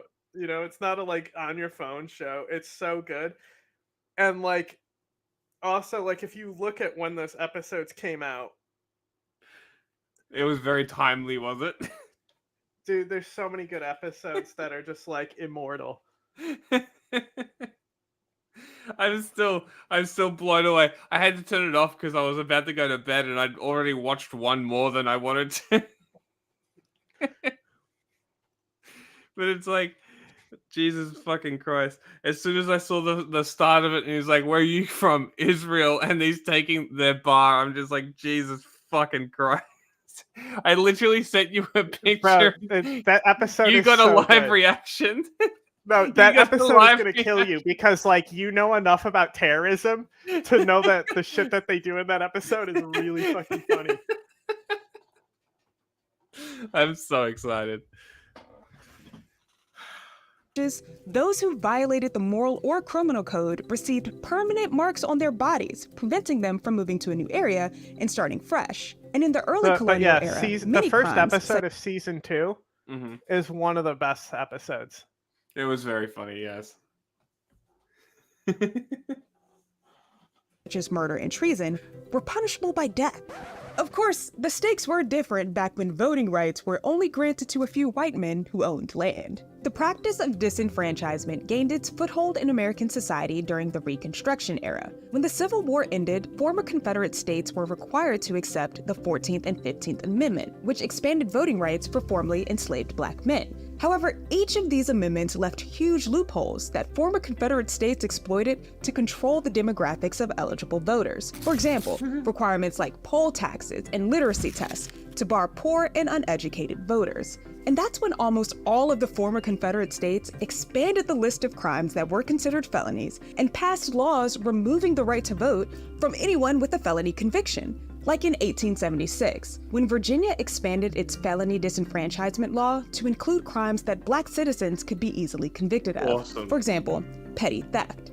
When coupled with black codes and Jim Crow laws, which limited black Americans' movement through society, expanded felony laws created a system in which black people were charged with felonies at a higher rate. When you cannot show up to vote on a day that is convenient when you don't have to work, that is a failure of democracy, that's privilege. When you cannot get assistance at the polls because of age or any kind of like needs that you might have. Like this is how we do it. It's if you can't vote or don't want to vote on the day, you can early vote by mail, or which you have to request and they send to your address, right?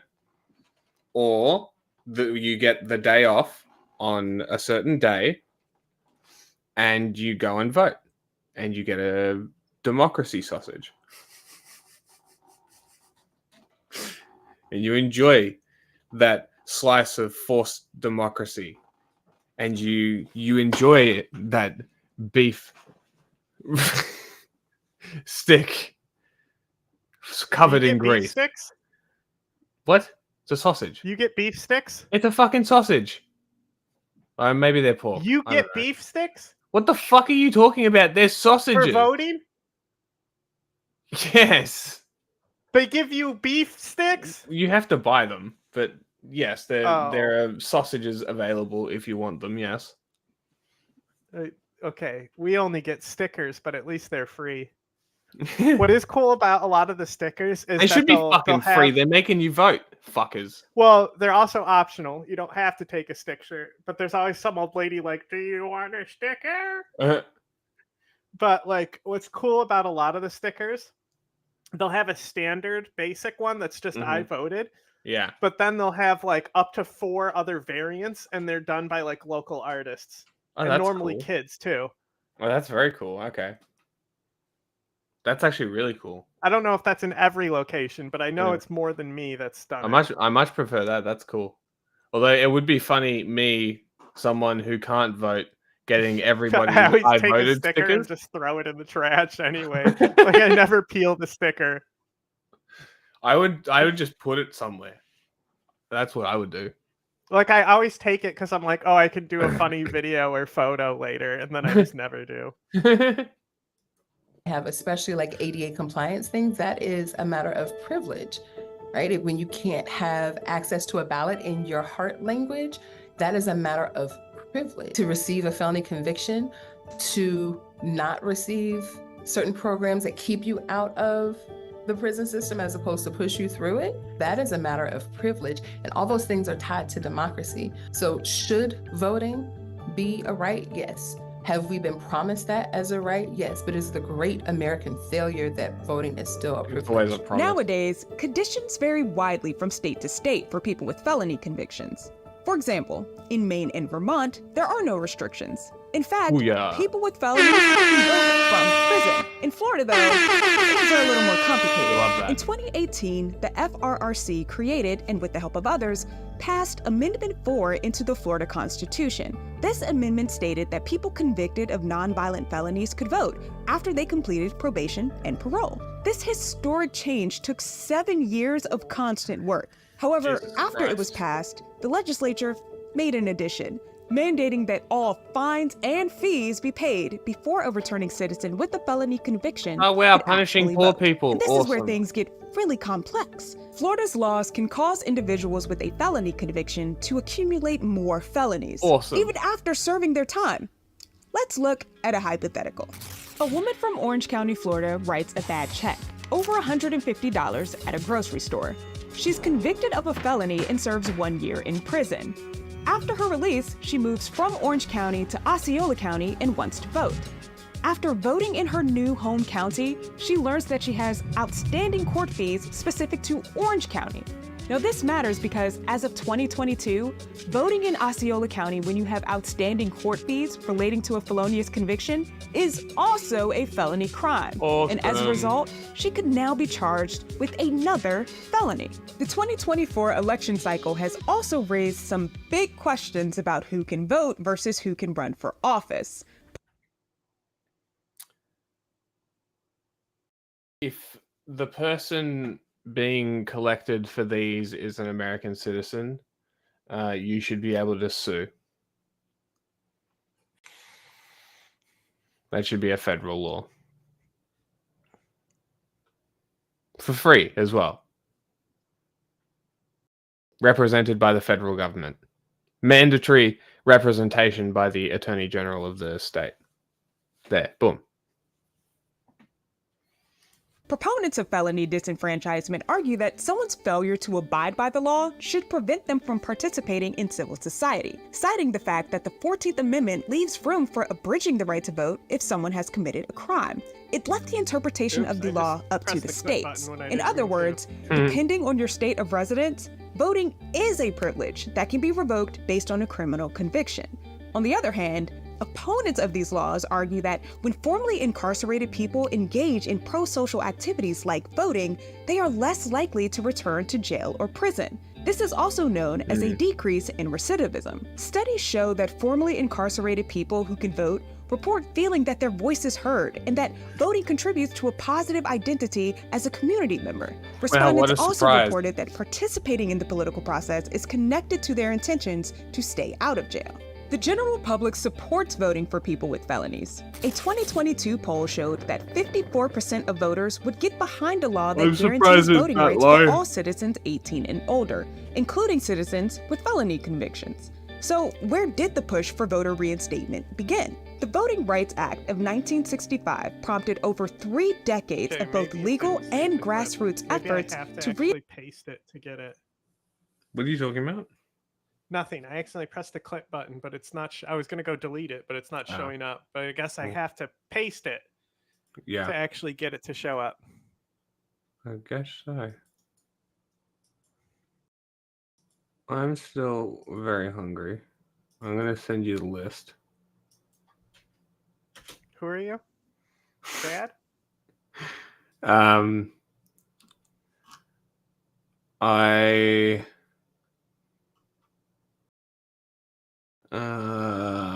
God damn it. Do the war never should have happened one. And go from there. After this. Reinstate voting rights for long ass interview, and then when you get back, we'll stop watching it. With Trump and the economic one? All right. Yeah. Speed it up then. People with felony convictions.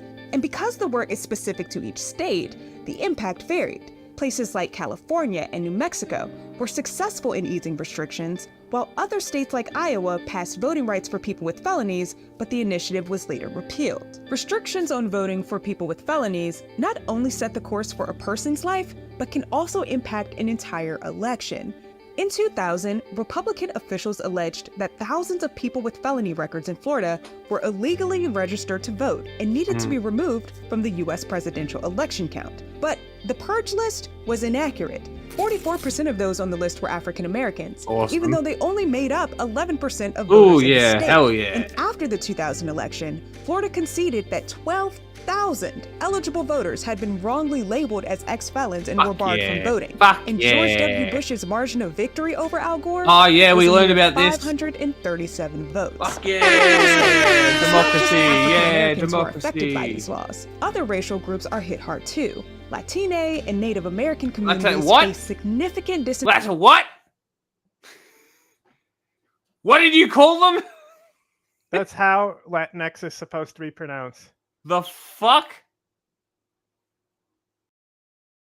Isn't it? I don't know, because nobody uses it anyway. That's ridiculous. It's even dumber than I thought it was. Latinx is way worse. Latine at least sounds fine. Sure. Worsening racial inequality. So why is Florida such a critical story in rights restoration? The answer lies in Amendment 4. Because they Before it arrest passed, people Florida after had some of the giving them their rights harshest back. voting restrictions, requiring those with felony convictions to petition the Clemency Board to regain their voting rights. Florida alone accounted for a staggering quarter of all Americans disenfranchised due to felony convictions. Democracy needs all voices for all perspectives from all walks of life. And so what Amendment 4 did was created a pathway for people with felony convictions to be able to vote again without them having to go beg a governor for clemency or to go grovel at the knees of politicians. I agree. Once a person has served their time or completed their sentence, they should have the right to vote automatically restored. What's this fucking and guy's Amendment name? 4 did just that. Amendment 4 is a big step for supporters of What's his name?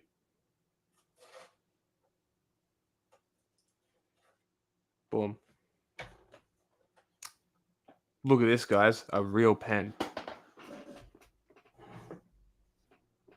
Desmond the Moon Bear.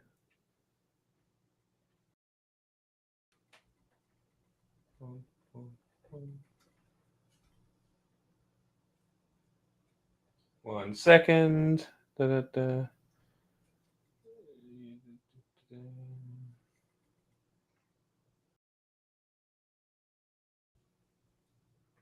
What do you want? Oh.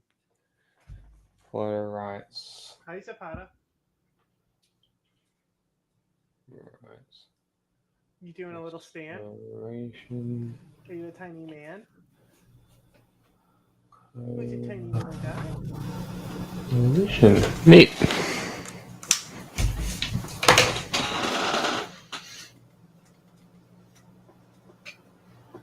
Apologies. But there are still barriers in place. And this brings us back to the fines and the fees, which might sound like some dry administrative measure, but is actually deeply impactful. Once someone has completed probation and parole, they might expect that they can vote. However, as we saw in our hypothetical situation earlier, fines can be prohibitive. Scores of returning citizens were arrested in the period from 2022 to 2023 after attempting to vote in the 2020 election without realizing that they owed fees. Ridiculous. There are 67 counties in the state of Florida, and none of them have full access to the data from other counties. In a place like Florida where people move across county lines for family and for jobs and for housing, which is increasingly more expensive and less accessible. When you move across county lines, you don't have clear access to the information from the place where you may have received a felony conviction. The only entity that has the data for all 67 counties is the state of Florida. So the governor has taken that data, looked up people who did not have the information that they needed to see that they weren't quite eligible yet because of fines and fees, and has said, we're going to go after you, and did. The next step in the FRRC's work is the Fines And we Fees covered that. program. By raising millions of dollars, the program pays off outstanding court costs for eligible applicants, allowing many to vote for the first time and contribute to their communities. We're people first, to get people to see our humanity in spite of our mistakes. And when we get people to realize that our community, our democracy becomes better when we include more people, that everybody gains from that, and understand that basic concept that a rising tide lifts all boats, I think that they'll be more inspired to continue down that track. So, is voting a privilege or a right? Some experts in the field believe that if you break the law, you should not have a say in who upholds the law. Other activists in the space believe that you should still have the citizenship right of voting, even if you have made a mistake. But what do you think? Let us know in the comments. I'm Felicia for the win, and this is Roots. Felicia I'm for sure the the what? comments are all fascists who disagree with this. No. Of course it's not. The show is like called The Root or something. The fact that a check bouncing is a felony is criminal. Is it? Yeah, that's what she said. Unless it's fraud. That's the example she used. Yeah, it's fucking excellent. Very good. Very good, very good. But yeah, it's absurd to think that just because you've broken the law, you should be excluded from having a say in how that law impacts you. That's like excluding someone from voting for any reason. If I'm in the society, regardless of where or in what situation, I should be able to have a say. I should not be forced to or stopped from voting. It's very simple. Like, it really is not that hard to understand. Anything outside of that is undemocratic. I don't give a fuck. There is no argument here. There is no if or buts. If you think that people shouldn't vote for any reason, you are not you do not give a shit about democracy. And if you don't care about democracy, then so be it. Then you don't stop, just admit it. Just stop lying. Just be honest. Just be honest about what you believe. Stop it. All right, take over. Your turn. Okay. This is when all the viewers will tank because we're going to put on boring stuff while Jack's gone. And the Committee for Responsible Federal Budget, which is a bipartisan outfit, put out some predictions the other day. If you add up all the promises you've made, and your plans would add $7.5 trillion to the debt. That's more than twice the total for Vice President Harris. You're on course to push up debt up to 150% of GDP. This is a very business-like audience. What do you mean? Why should they trust you with that? Because we're about growth. She's got no growth whatsoever, and we're all about growth. We're going to bring companies back to our country. You look at even today, as I was driving over, I see these empty, old, beautiful, like steel mills and factories that are empty and falling down. Some have been converted to senior citizens' homes, but that's not going to do the trick. And we're going to bring the companies back. We're going to lower taxes still further for companies that are going to make their product in the USA. We're going to protect those companies with strong tariffs, because I'm a believer in tariffs. I'm not sure that you are. I don't think you are, but I congratulate you on your career. See, he's already doing better. Who's got the camera here? Like, he needs to go further than the tariffs.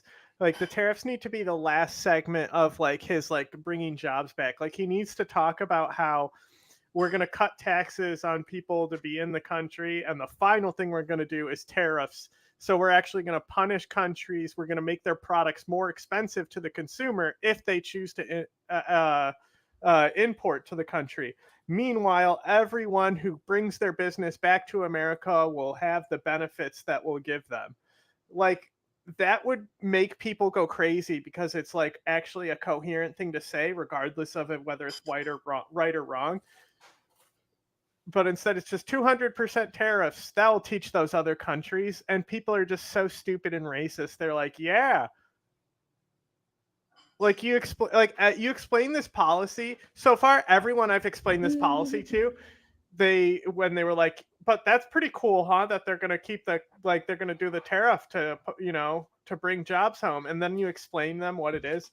every single person has been like confused immediately after, because they can't like get over, like they either are confused by why Trump would say something so stupid, or like they now have an internal battle with their own cognitive bias. But to me, the most beautiful word in the dictionary is tariff, and it's my favorite word. It needs a public relations firm to help it, but to me, it's the most beautiful word in the dictionary. Tariffs, do you think that will bring in the revenues? To use another bipartisan group, Peterson Institute, they say they'll only bring in $200 billion. That is that's barely the cost of 2 of your promises. Yeah, but that's like for what company are you talking about, okay? Look, I've brought in with tariffs, and I was just getting started. Then COVID came, and we had because I tell you what, I did a very good job in COVID. Nobody knew what the hell it was. I call it the China virus because I like being a little more accurate. But when that came, we got hundreds of billions of dollars just from China alone, and I hadn't even started yet. But tariffs are two things, if you look at it. Number one is for protection of the companies that we have here and the new companies that will move in, because we're going to have thousands of companies coming into this country. We're going to grow it like it's never grown before, and we're going to protect them when they come in, because we're not going to have somebody undercut them. And I could give you an example of this if you want. Would you like me to? Because it just Give me a quick example, and I will come back. I just found out about it. So I've been talking about for the last year about Detroit and how horribly it has been. It's just horrible, because we've been talking about Detroit's coming back for 40 years, and it's never come back. And it's very dependent on the car industry. Well, they've lost 60% of the business over a long period of time.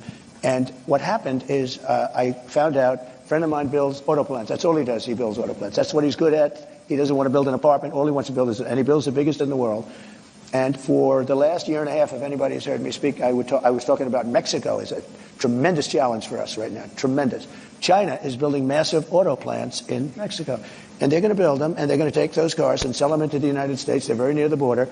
And they're going to have all the advantages and none of the disadvantages. And that's going to be the end of Michigan. It's going to be the end of, frankly, South Carolina. Going to be the end of everything. So I've been talking about this. And I said to him about 9 months ago, I said, you know what? I want you to do me a favor, John. His name is John. I don't want to give his last name because he might not like it. But I said, I want to see an auto plant. I want to go and see one of these. You press a button and everything works, right? I want to see one of the big ones. He said, all right, good. I said, where do we go? I'd like to go to Michigan. I'd like to go to someplace in the United States. He said, no, we can't do that. Why?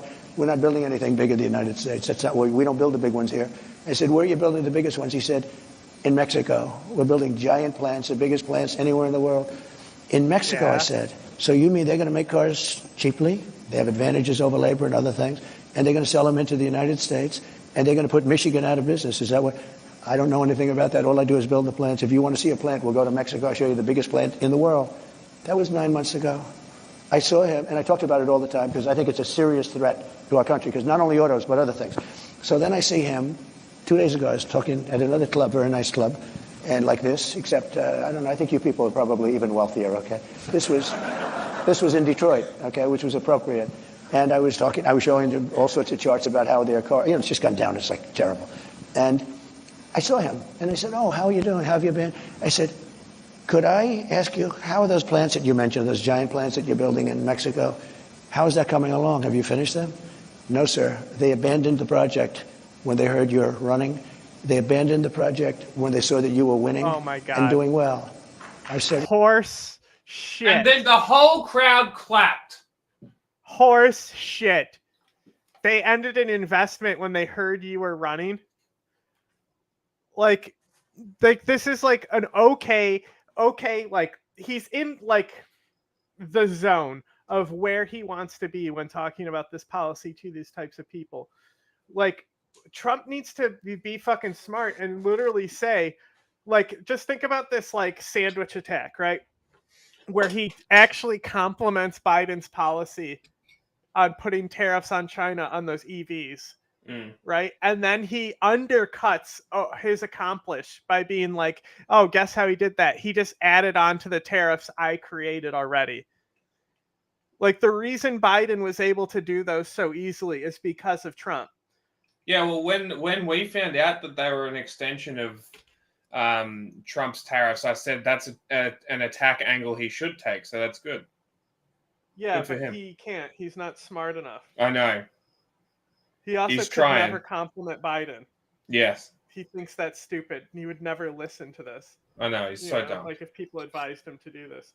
But, like, if the reason why he could be like, the tariffs expansions, you know, they started limiting us, and not even drop Biden's name, and say that they were the tariff things that he put in. But he doesn't, because he's stupid. Well, all the same. Because I told them, and I said it publicly, they're not going to sell one car into the United States. I said, if I run this country, if I'm going to be president of this country, I'm going to put a 100, 200, 2,000. Because it's about EVs, and it's about how we're going to control the EV industry. And he can't be pro-electronic car, even though Elon Musk fucking backs him. He can literally just be like, we're going to make Tesla dominate. You know, like what are we doing? Like, just it's such an obvious fucking angle. And like, it would make him so much more appealing to general people. I don't understand how it's even close. 1,000% tariff. They're not going to sell one car into the United States because we're not going to destroy our country by, because I know you're an anti-tariff guy, but I'm the exact opposite. If I had, there was no other way I could have stopped them other than, what am I going to do? Negotiate with Mexico, with China? You're not going to get anything from that. I said I'm going to put a 100, 200, or 300. I'm going to put the highest tariff in history, meaning I'm going to stop them from ever selling a car into the United States. So I just see the guy by accident. I see him. He says, sir, they've abandoned it. And by the way, they built foundations. They were really rocking. They were going to do it. They thought that I was going to win, or maybe they're just holding off. I tell you this, if I don't win, those factories are going to wipe out this country. They're the biggest factories ever built for cars. They're going to wipe out our country. If she wins, and she doesn't know what the hell she's doing. If she wins, she's not going to be thinking about, I couldn't, every speech I made having to do with cars, but every speech I made having to do with tariffs, I'd mentioned that our country is being threatened by Mexico. Now, all of those things, beyond even the car companies, all of those things are now dead. They're dead. I asked him, will they start? Probably not. They're dead as a doornail. If she gets in, it'll start up again. President Trump, I'll let you give your example. No, you talked a lot about tariffs. You look at the American economy, 40 million jobs rely on trade. It accounts for 27% of GDP. Okay. If you cut that off, that's also going to have an effect on many, many business people here. Yeah. Tariffs also have another side. Isn't that something that you have to acknowledge? No. You could be plunging America into the biggest trade war since Smoot-Hawley. But there are no tariffs. You're going to stop. There are tariffs already. No, there are no tariffs. All you have to do is build your plant in the United States, and you don't have any tariffs. But people, a lot of places like this, there are a lot of jobs that rely on foreigners coming here. You're going to basically stop trade with China. You're talking about 60% trade on that, 60% tariffs on that. You're talking, as you said, 100, 200% on things you don't really like. You're also talking about 10, 20% tariffs on the rest of the world. That is going to have a serious effect on the overall economy. And yes, you're going to find some people who will gain from individual tariffs. The overall effect could be massive. I agree. It's going to have a massive effect, positive effect. It's going to be a positive, not a negative. Well, let me just I know how committed you are to this, and it must be hard for you to spend 25 years talking about tariffs as being negative, and then have somebody explain to you that you're totally wrong. It'll have a negative. It will have. I'll go a step further. If you don't do this, this country has no chance. 40 million jobs is a lot of jobs to rely on. They're all coming back. You've lost jobs. Those are 40 million jobs in America that rely on trade. Are you ready? John Deere, great company. They announced about a year ago they're going to build big plants outside of the United States, right? They're going to build them in Mexico. And you threatened they're also going to build them. That's right. I said, if John Deere builds those plants, they're not selling anything into the United States. They just announced yesterday they're probably not going to build the plants, okay? I kept the jobs here, and I'll keep John Deere will stay here. And I'll tell John Deere, if you do build outside of the United States, you can if you want. For instance, India is a very tough country. It's not only China. You know, China is the, I would say, probably the toughest. But there are a lot of tough. You know what's very tough? European Union. Our beautiful European countries, wonderful, wonderful. If you add them up, they're almost the size of us. They treat us so badly. We have a deficit. I said to Angela Merkel when she was there, she's not there anymore, I wonder why, but when she was there, I said, Angela, how many Chevrolets do we have in Berlin? Why, Donald, you have none. He said, that's right. How many Fords do we have in Frankfurt? I don't know, none. I said, that's right. You know how many cars we have? Mercedes-Benz, BMW, all of the different Volkswagen, millions and millions of cars. And then I said farm products. You know, they don't want our farm. They don't want anything from us. We have deficits that are crazy, and we're not going to have them anymore. We're going to put tariffs on them, and they're going to do, and you know what they can do? The Mercedes-Benz will start building in the United States. And they have a little bit, but you know what they really are? Assembly, like in South Carolina. But they build everything in Germany, and then they assemble it here. They get away with murder because they say, oh, yes, we're building cars. They don't build cars. They take them out of a box and they assemble them. We can have our child do it. Can we come back? Let's come back to the Europeans in a second. What about consumers? People out there? They're going to be the biggest beneficiaries. Yeah, critics say your tariffs will end up being like a national sales tax. No, the countries will pay. If you have America at the moment has $3 trillion worth of imports, you're going to add tariffs to every single one of them. That is going to push up the cost for all those people who want to buy foreign goods. Now, what's going to happen? It's simple mathematics, President Trump. It's not. Yeah, it is, but not the way you figured. I was always very good at mathematics. Yes. Let me tell you, you're saying $3 trillion.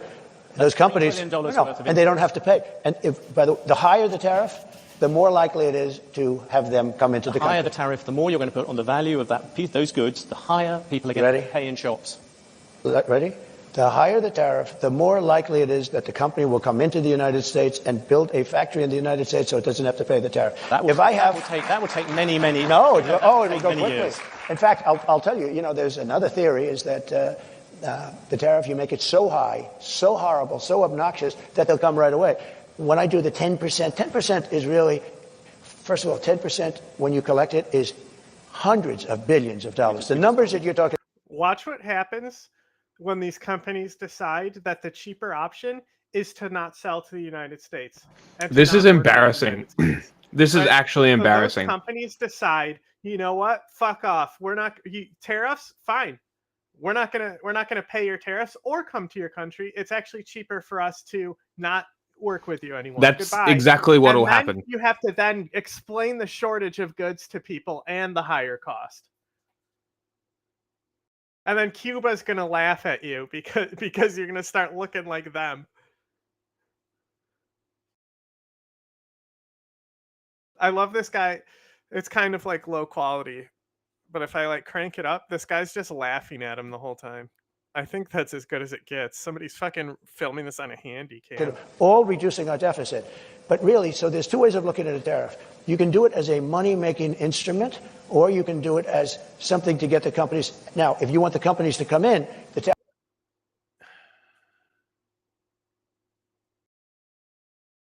the best example of good tariffs is literally the electric car thing that Biden did.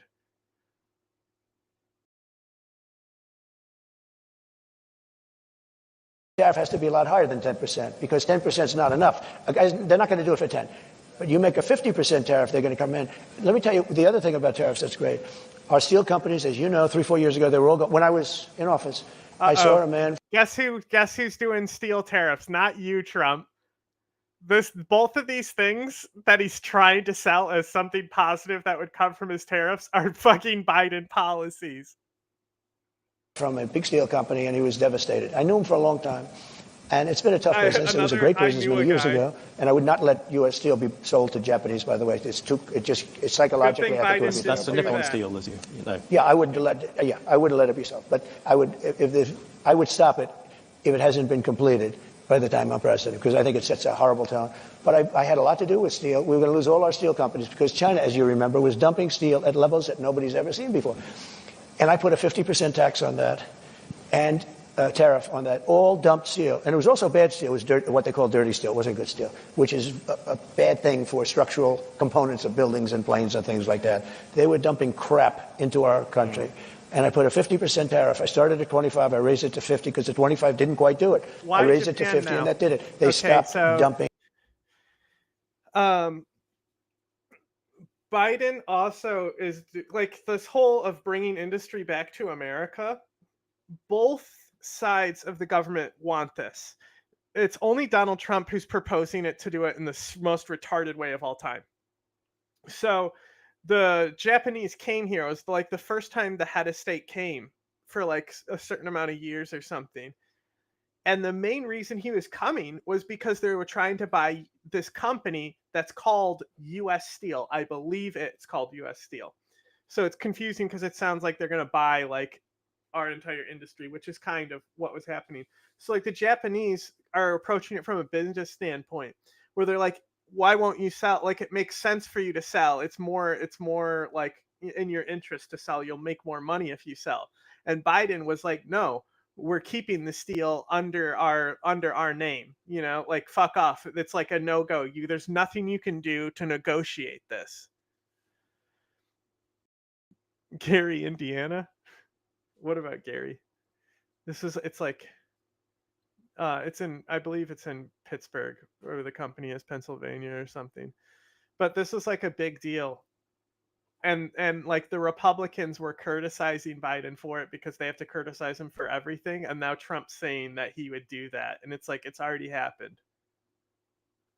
The steel to the Japanese. Like, he's referencing it because it's like in the back of his mind. Why is he doing it? Because they want to be protectionist, because of COVID. After COVID hit and we realized we don't make anything here, this idea, and like a mainstream idea among Americans, is we need to bring stuff home. So they don't want to make it so our steel is made in Japan, and it's called U.S. steel. Steel, and I saved our steel by having that. We saved it. We saved our steel. Now, what was left, because we've lost so much, but there are certain companies you have to have. There are certain things you have to have. Steel, you have to have. If you go to war, there's a possibility you go to war. I kept us out of war. I was the only president in 82 years that kept you out of a war, except I defeated ISIS, but I inherited that war. There's no wars. And by the way, and I think it's very important. We can go, I call it the weave. You can call it, you have the weave as long as you end up in the right location at the end. But while we're talking about it, we have never been so close to World War III as we are right now, with what's going on in Ukraine and Russia and the Middle East. No. Well, I had no wars in the whole world. Think of it. And I talked them out of wars. I talked plenty of countries out of wars. I had the whole world, other than ISIS, which I inherited. I believe, what are the, DEFCON, right? The DEFCON levels? Isn't 1 the highest?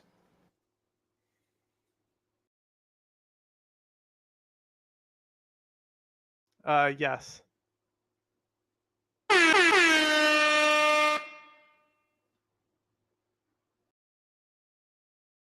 You know your shit. So the United States is currently at DEFCON 3 because of the conflict between Russia and Ukraine and the rising tensions with China. The U.S. has only reached DEFCON 2 once during the Cuban Missile Crisis. I thought they also went to 2 for 9/11, though.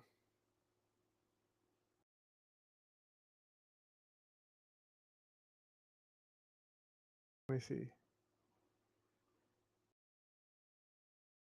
No, DEFCON 3 was also September 11th. Yom Kippur, they also went to DEFCON 3. So only the Cuban Missile Crisis has gone to DEFCON 2. So just factually wrong. We are not closer to World War III than we've ever been. And I knocked out ISIS in a matter of weeks. It was supposed to take 4 to 5 years. I did it in a matter of weeks. We actually have a great military. We don't know how to use it, but we have a great military. With great respect, I was asking about tariffs. You've gone off about that. Seeing you brought up tariffs and foreign policy, many people would say the biggest problem with your tariffs is actually I think there's a reasonable argument for national supply chains of certain things like steel. But in general, fuck protectionism, I agree.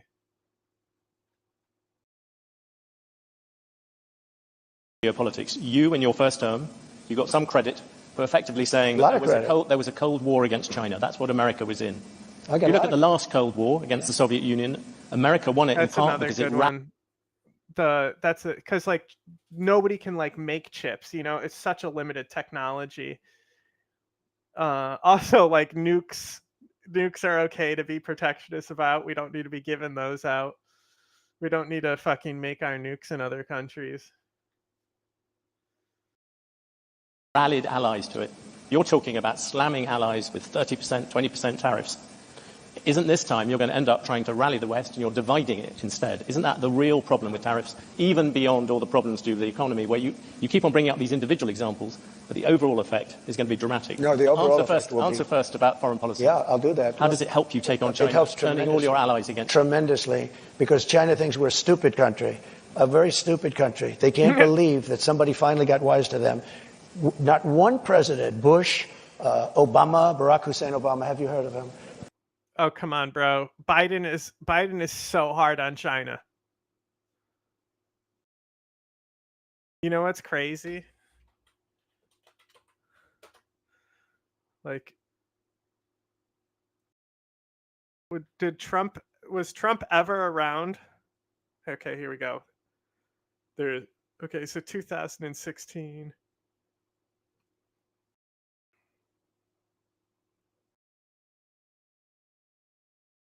I'm just looking at AUKUS, right, to see like what the history of it.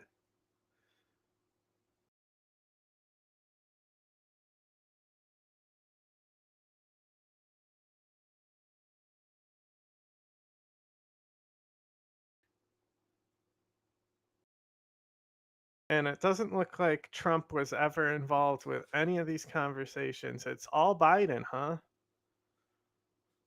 Fucking positioning nuclear bombers in China, the fucking weapon sales to Japan.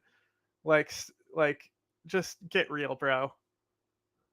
Not one president. Remember, like, can we just flash back to the fucking Mitt Romney-Obama debate? I just don't get it, because, like, if Trump seemed moderate in the slightest, he'd destroy this race. Like, I don't understand why he's not going after moderates.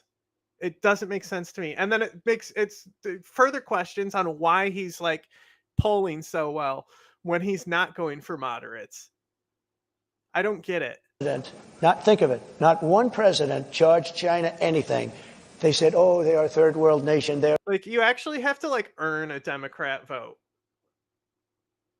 Like, nobody protest votes, as in protest not voting, like more than like people who would vote for a Democratic candidate if they liked them.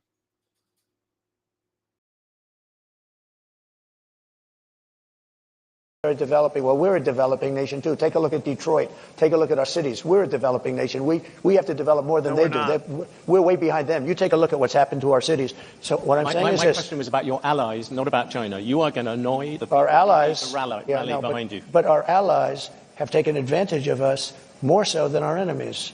Our allies are the European Union. We have a trade deficit of $300 billion.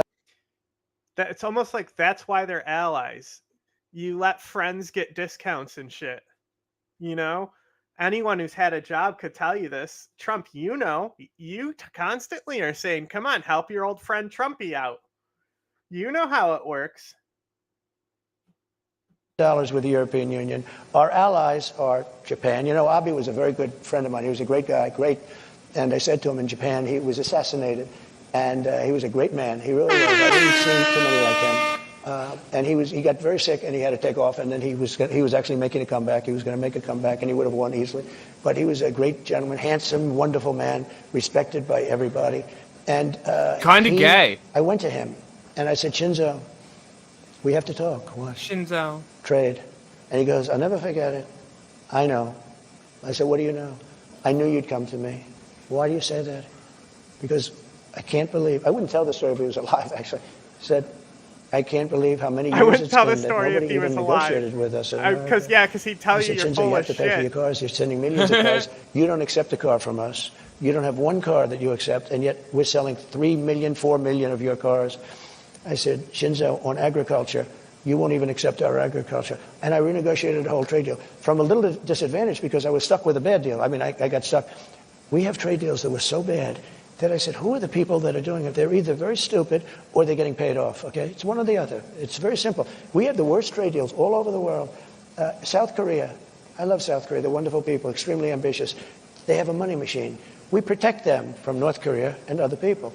North Korea is very nuclear. I got along with him very well. Kim Jong-un. Yes. But wait. Very nuclear. They don't pass anything.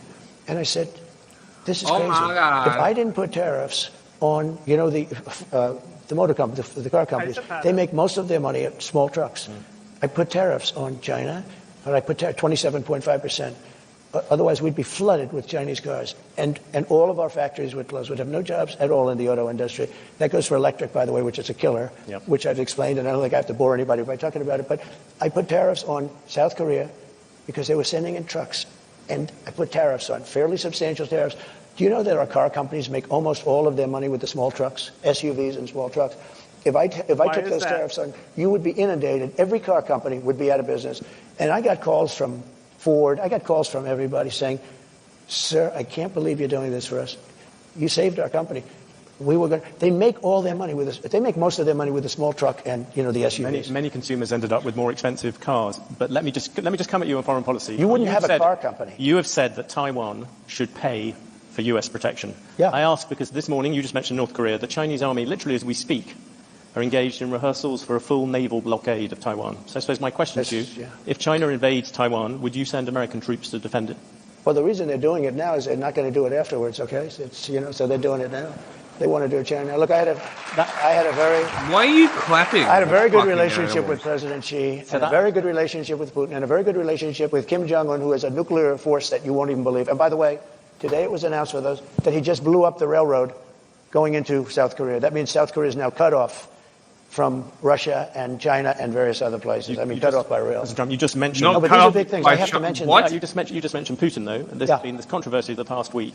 Can you say yes or no? It only cuts off South Korea. What do you? I love it how he's talking about how he's going to punish our allies, but how he has great relationship with our enemies, and is talking and is also talking about how shit America is and how great their countries are. It's pretty cool.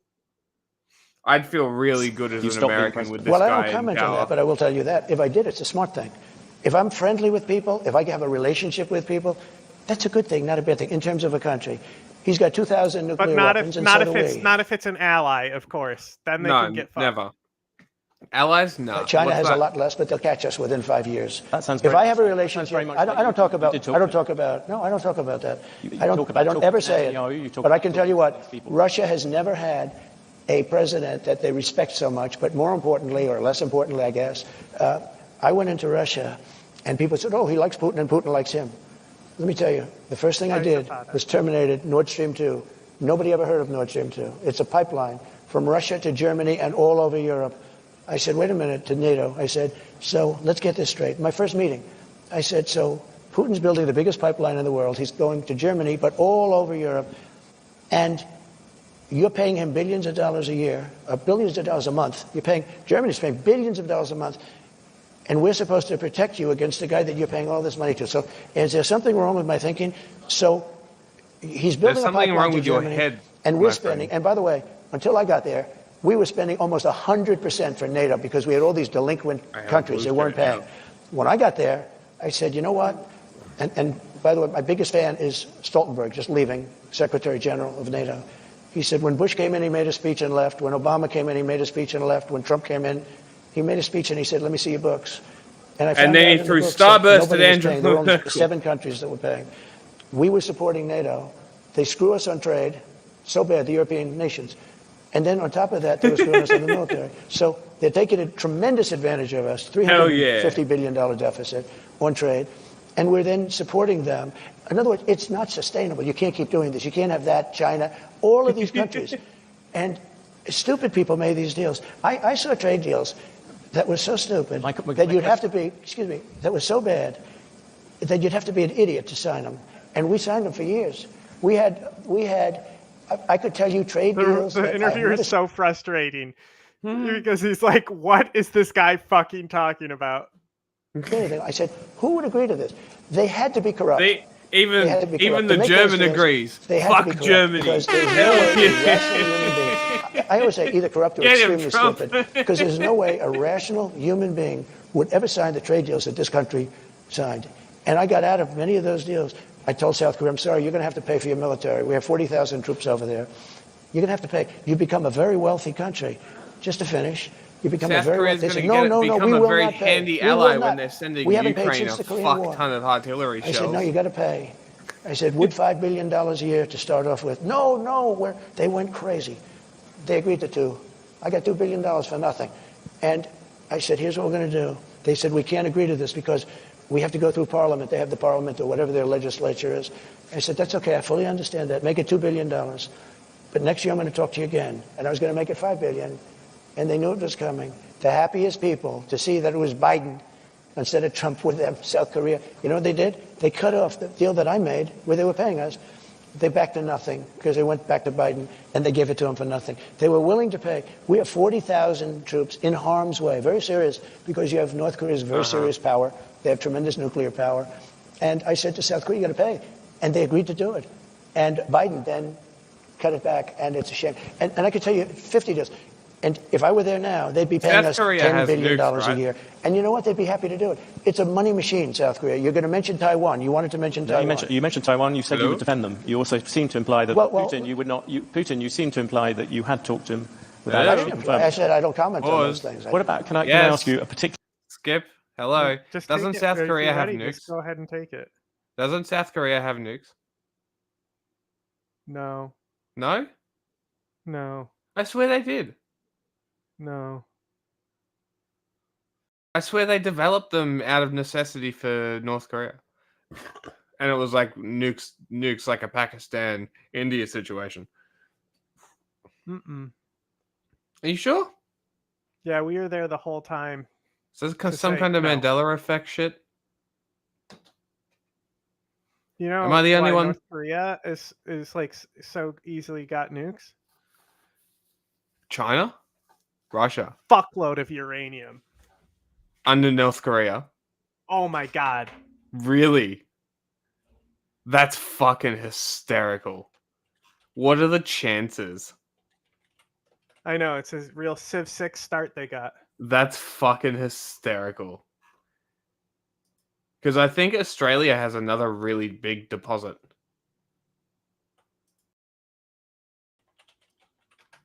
Of U-238. Which is why I keep saying that we should build the big fucking reactors. It'd be neat. Use all the uranium. Give us space before we go back to Patrick and Trump. What do you mean? We were just watching an annoying Trump interview. That was the fucking break from this. No, that was torture for people while they waited. God damn it. Fine.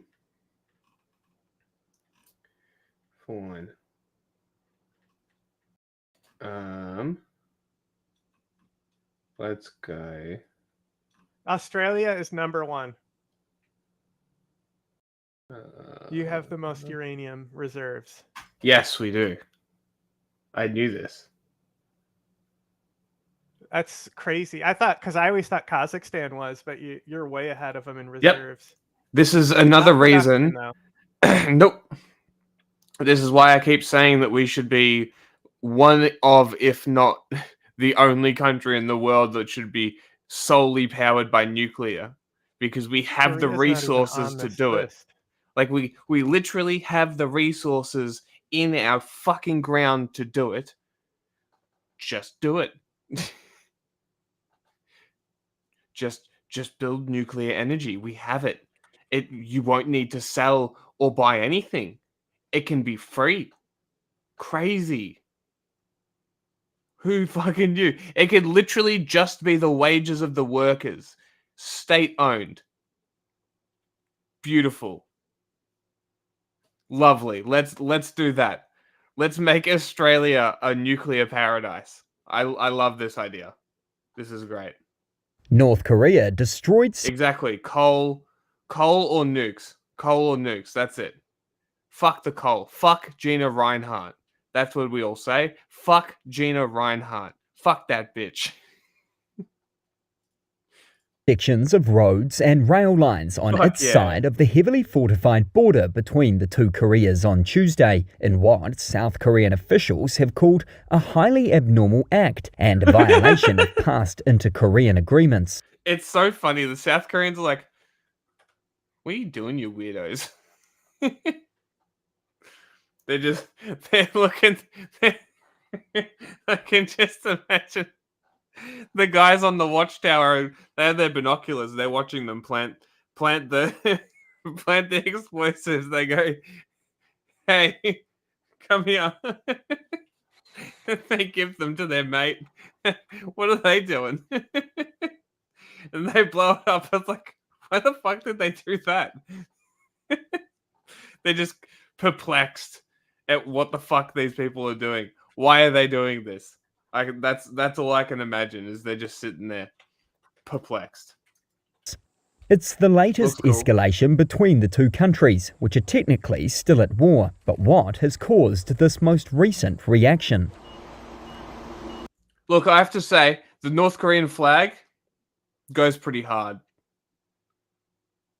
It's a pretty fucking cool flag. As well as blowing up roads and railways, North Korea on Sunday said it had put 8 fully armed artillery units at the border on standby to open fire. And on Wednesday, these pictures were released as state media reported that around 1.4 million young people have signed up or returned to the military. Previously, similar claims during heightened... Yeah, no, the flag is the only thing that goes hard about North Korea, I think. Their dress uniforms go pretty hard. Like their little military parades, the Kim Jong-un's dick measuring contests.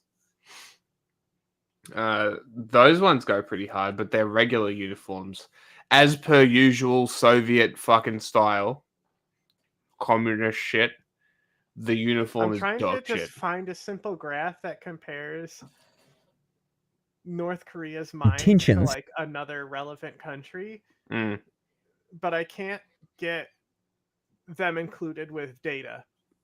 Like it's all there. It's either just them, you know.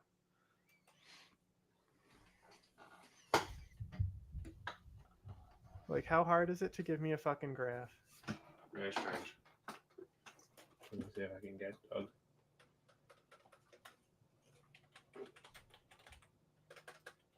There he is. Look at this dude. Archie.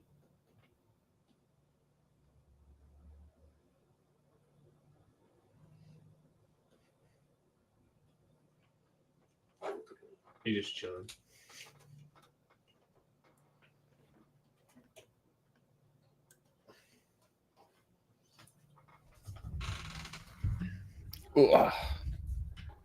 have been made. Such statements from the isolated state.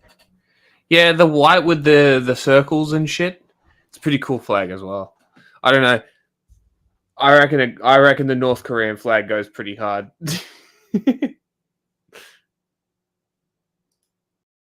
Difficult to verify. Earlier this month, Kim Yo-jong, the powerful sister of North Korean leader Kim Jong-un, called progressive a military parade held in South Korea's capital for its Armed Forces Day a clown show, downplaying the South's military capabilities in a statement carried by state media. The build-up in tensions comes after North Korea accused Seoul last week of sending drones over Pyongyang, scattering anti-North leaflets. An analyst from South Korea said North Korea seems to be using the incident to rally people against the South, in line with its push to sever cross-border ties and promote a two-state system. An official at Seoul's Unification Ministry handling inter-Korean affairs said Pyongyang might be seeking to consolidate people's unity and build logic for a provocation by exaggerating tension against the South. There also seemed to be public pressure on North Korean leader Kim Jong-un over economic challenges, the official said. The neighbours have also clashed over balloons carrying trash floated since May from the north, which it said was a response to a previous anti-Pyongyang leaflet drop. The United States, South Korea and Japan on Wednesday announced the launch of a new multinational team, the goal to monitor the enforcement of sanctions against North Korea after Russia and China thwarted activities at the United Nations. Here's US Deputy Secretary of State. I don't care. Next one. New this morning in international headlines, North Korea says it will permanently block its border with South Korea and build frontline defense structures to cope with what it calls confrontational hysteria by South Korean and U.S. forces. It's unclear how the moves will affect ties with South Korea since cross-border travel and exchanges have been halted for years. North Korea's military said it will, quote, completely cut off roads and railways linked to South Korea. This is according to state media, which cited what it called various war exercises in South Korea, the deployment of U.S. strategic assets, and its rivals' harsh rhetoric. Ties between North and South Korea have reached a new low after Pyongyang rewrote its constitution to call the South a hostile state. North Korea now says tensions have reached the unpredictable brink of war. Our Asia correspondent Stash Butler has this report. Is this a part of Russia's plan Did they get involved and a part of their cooperation was raising tensions artificially or non-artificially with South Korea to tie up the US? Maybe. Seems like suspicious timing. On North Korean state TV, students march and join mass rallies to join the country's military as tensions with the South run high. Pyongyang says 1.4 million have enlisted in the past week. The North is moving toward abandoning its goal of unification by amending its constitution. The South is now defined as a hostile state. In a response to what Pyongyang said was a South Korean drone incursion over the capital, the North has also destroyed roads that joined the two sides. Some analysts in the South say division benefits North Korea's leader, Kim Jong-un. I believe that North Korea's strategic goal of moving towards two hostile states is essentially Kim Jong-un's survival strategy. In other words, Kim Jong-un is saying, let's build a wall between the two Koreas so we are not conscious of each other and each of us can survive on our own. South Korea has joined with Japan and Seoul's military ally, the US, to dismiss North Korea's claims. We have strongly condemned North Korea for its continued nuclear and missile threats, for blowing up the inter-Korean roads and railways, for blocking the border of the southern side, and for claiming that South Korea has sent a drone to infiltrate North Korea while increasing the tension between the two countries. Seoul is now braced for a North Korean retaliation as one of Asia's most intractable conflicts teeters on the edge of war. Sash Butler, Sky News, Taipei. A day after issuing a warning, North Korea blew up roads on its side of the border with South Korea. A violent but symbolic gesture, severing a path connecting the two rivals. Did they use dump trucks full of explosive? The South Korean military responded by firing warning shots on its own territory. The episode signals escalating tensions on the peninsula. Pyongyang accuses Seoul of routinely violating its airspace. On Sunday, the powerful sister of leader Kim Jong-un warned there would be consequences. The scattering of leaflets over the capital city will be regarded as a grave, politically motivated provocation and an infringement upon our sovereignty. But the fact that drones carried the leaflets is at the core of the seriousness of this incident. Not drones. South Korea's military has denied sending drones north, but Pyongyang says it has clear evidence its southern neighbor was behind drones that reached Pyongyang in recent weeks. Activists and North Korean defectors also fly balloons into the north, carrying aid parcels and leaflets criticizing Kim. The north has retaliated with its own balloons, filled with trash, even human waste. On Tuesday, South Korea condemned the destruction of the roads. What North Korea has done is a clear violation of the inter-Korean agreement. We see it as a very abnormal act, and the government strongly condemns it. North Korea has spent months laying mines and building anti-tank barriers, and after pledging last week to permanently seal its southern border, blowing up some roads may be only the beginning of a diplomatic winter. Zain Basravi, Al Jazeera. Very interesting conflict. Make sure to subscribe to our channel to get... Don't preach at me. You're watching BBC News. Now, South Korea's... Not anymore. I'm over this. Back to Trump. For example, I love what you did with Iran when you put the sanctions. I'm in Monaco, June 26th of 2019. It's my 10-year anniversary. We're there with my wife. We're laying by Carlton Hotel, I think it's in Cannes, and having the, award-winning lobster roll, whatever they claim there. And I meet this guy, Middle Eastern guy. He comes and he says, hey, Patrick, how are you? We start talking. I said, what do you do? He says, well, I'm a pretty powerful guy. I said, really? Yeah. He says, here, Google me. So I go on, I'm like, oh, interesting. I said, I'm curious. So you manage what? He says, 21 countries in the Middle East. I'm the one that says who gets to do business banking with Iran and none. I said, what did Trump's sanctions on Iran do? He says, let's go in the middle of the ocean and talk. And you have to set your phone aside. I'll never forget this. So we go in the middle of the ocean, standing out there having a conversation. Wives are talking. We're over there. He says, Everybody, if you can pull up, that's the one. Is that what it is? Here's the economic growth in Iran. If you look at that, 15, 16 nuclear deal implemented, sanctions lifted, then it's 18, 19. They're being decimated. I mean, these guys are getting destroyed. They wanted to make a deal. They wanted to make a deal. Then they had to come make a deal. in, and then Biden comes in. Obviously, things change right afterwards.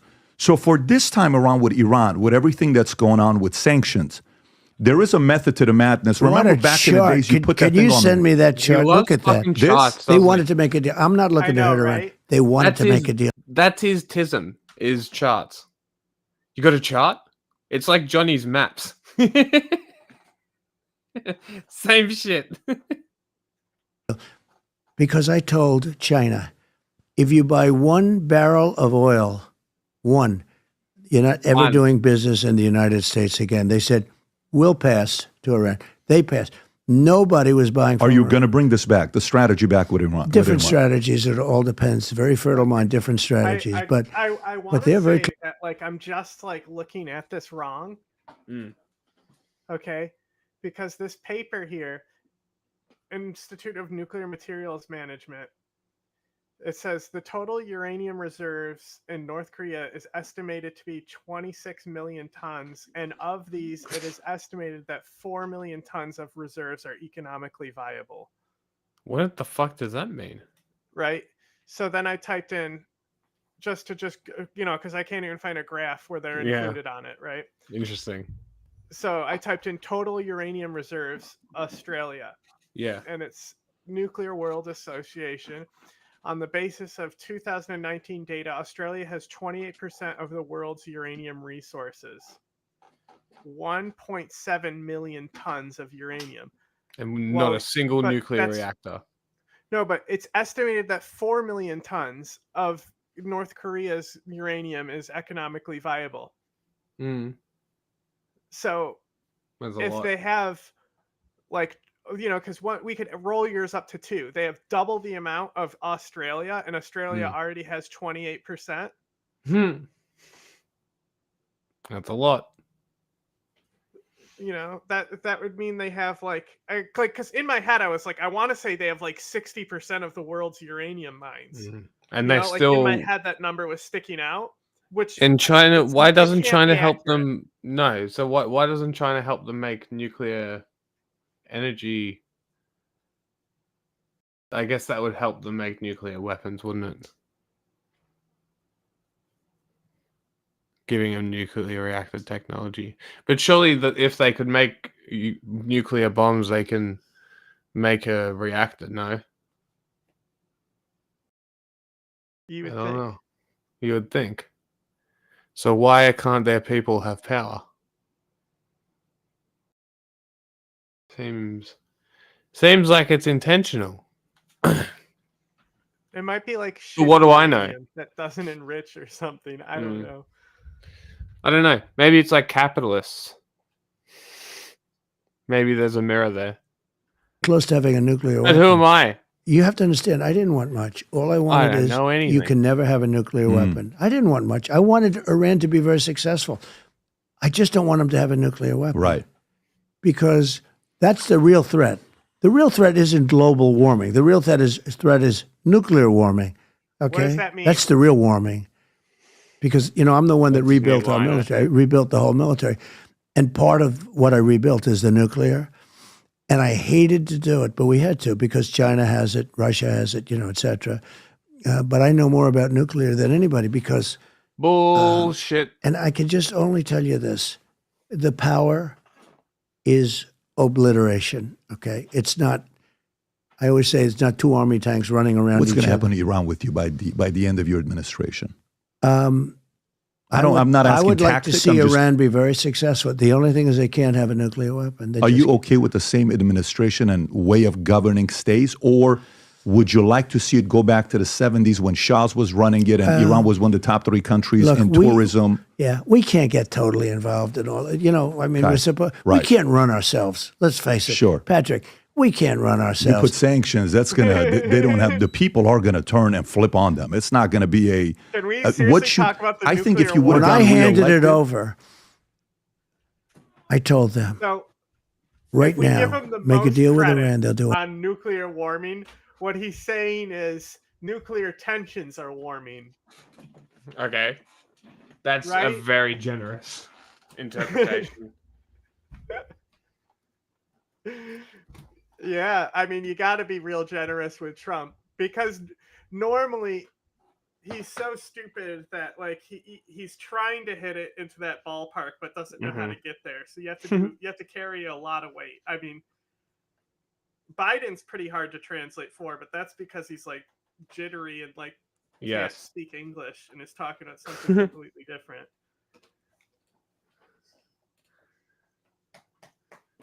Like the Biden's brains make the disconnects as he's speaking. Trump can talk fine, but the disconnects are happening in the background, you know? Yeah. Oh. There. That's better. Dog. Anything. They wanted to make a deal with me. They wanted, had that election not been rigged and stolen, I will tell you right now, we would have no problems anywhere in the world. You know, Viktor Orban, you know, he's a very tough guy and a very smart guy. And he's, you know, some of the European countries don't like him because he's smart. Makes sense. And they do things that aren't so smart. But he said, they said, what's happening? The whole world is blowing. The Ayatollah, you know, if they didn't refuse to meet with America directly, he would have loved him. I bet. Up now, the Middle East, and Russia, Ukraine. I mean, now all of a sudden, you know, I mean, it's getting really bad over there. I'll tell you, the Russia, Ukraine, getting really bad. You could have World War III, and we have two people, her and him. Feel about him saying, and she's not as smart as Biden. Biden, believe it or not, and this is. Well, he's talking about the Russia-Ukraine I know, war. but like some Ukrainians, it's mainly because of like they're not like first language English. But when you say the Ukraine-Russia war, they think you're saying the Ukraine. Oh, that's funny. That's actually really funny. Very small group of people fit into this category. War, to avoid confusion. Fair enough. He's smarter. I just said the Russian invasion of Ukraine. By the way, is Ukraine still occupying Russia? Has there been any reports on what's going on there? Yeah, I don't know. I haven't heard anything. It's a very interesting question. Okay, I would assume so. You have a problem. And even the 3 or 4 months left, that's a lot of months. That's a lot of time left. You could have World War III before I would take office, even if I were. So let me ask you this. This country is in, the world is in grave danger. But you know what Viktor Orban said? He said, if Trump comes back in, everything's solved. He said when he ran it, we had no wars, we had no problems. Now, he used the term they were afraid of Trump. I don't want to use that term because it's like, you know, but they were. They were afraid of me. They didn't know what the hell I was going to do. And that included Russia. Don't forget, they always said, oh, I'm so close to Putin. I had a good relationship with Putin. I had a good relationship with President Xi. But what did I do to Putin? I ended the pipeline going to Germany and all over Europe. The biggest job they've ever had is the pipeline going all over Europe. I terminated it. Think of it. Do you think that's a good relationship? No. Putin said, you know, I'd hate to see you if you were angry at us. You understand? But what did I do? First, earlier, and then you go, well, Trump was in the pocket of Russia. Trump was in the pocket. I ended the biggest job they've ever done, a job that made more money. Biden comes in, and what does he do? He approves it. He lets it go forward. It was dead. It was never going to happen. And what else did he do? He took the Keystone pipeline, which was our pipeline, which should have been approved. No way. And he terminated it just before construction was started. Wow. It lost credibility at this point. But with Iran, so here's one thing. The reason why I'm asking this, I lived in Iran almost 11 years, and I was, you know, Are you Iranian? I was Armenian, mother side, Assyrian, father side. You gave a shout out to Assyrians the other day in Arizona. It was great seeing Assyrians for Trump. Oh my God! I'm asking. You know why they were there? They were This so is the nice. clip that I was talking about. Pause. We got to look at Trump talking about the Assyrians before we understand this right here. Okay, pull it up, Jamie. Don't send it. Just pull it up. I'm trying. Just screen share. I'll pop it on. Just tell me when. I have to figure out how to even get it to come up because he pronounces it really wrong. Mm-hmm.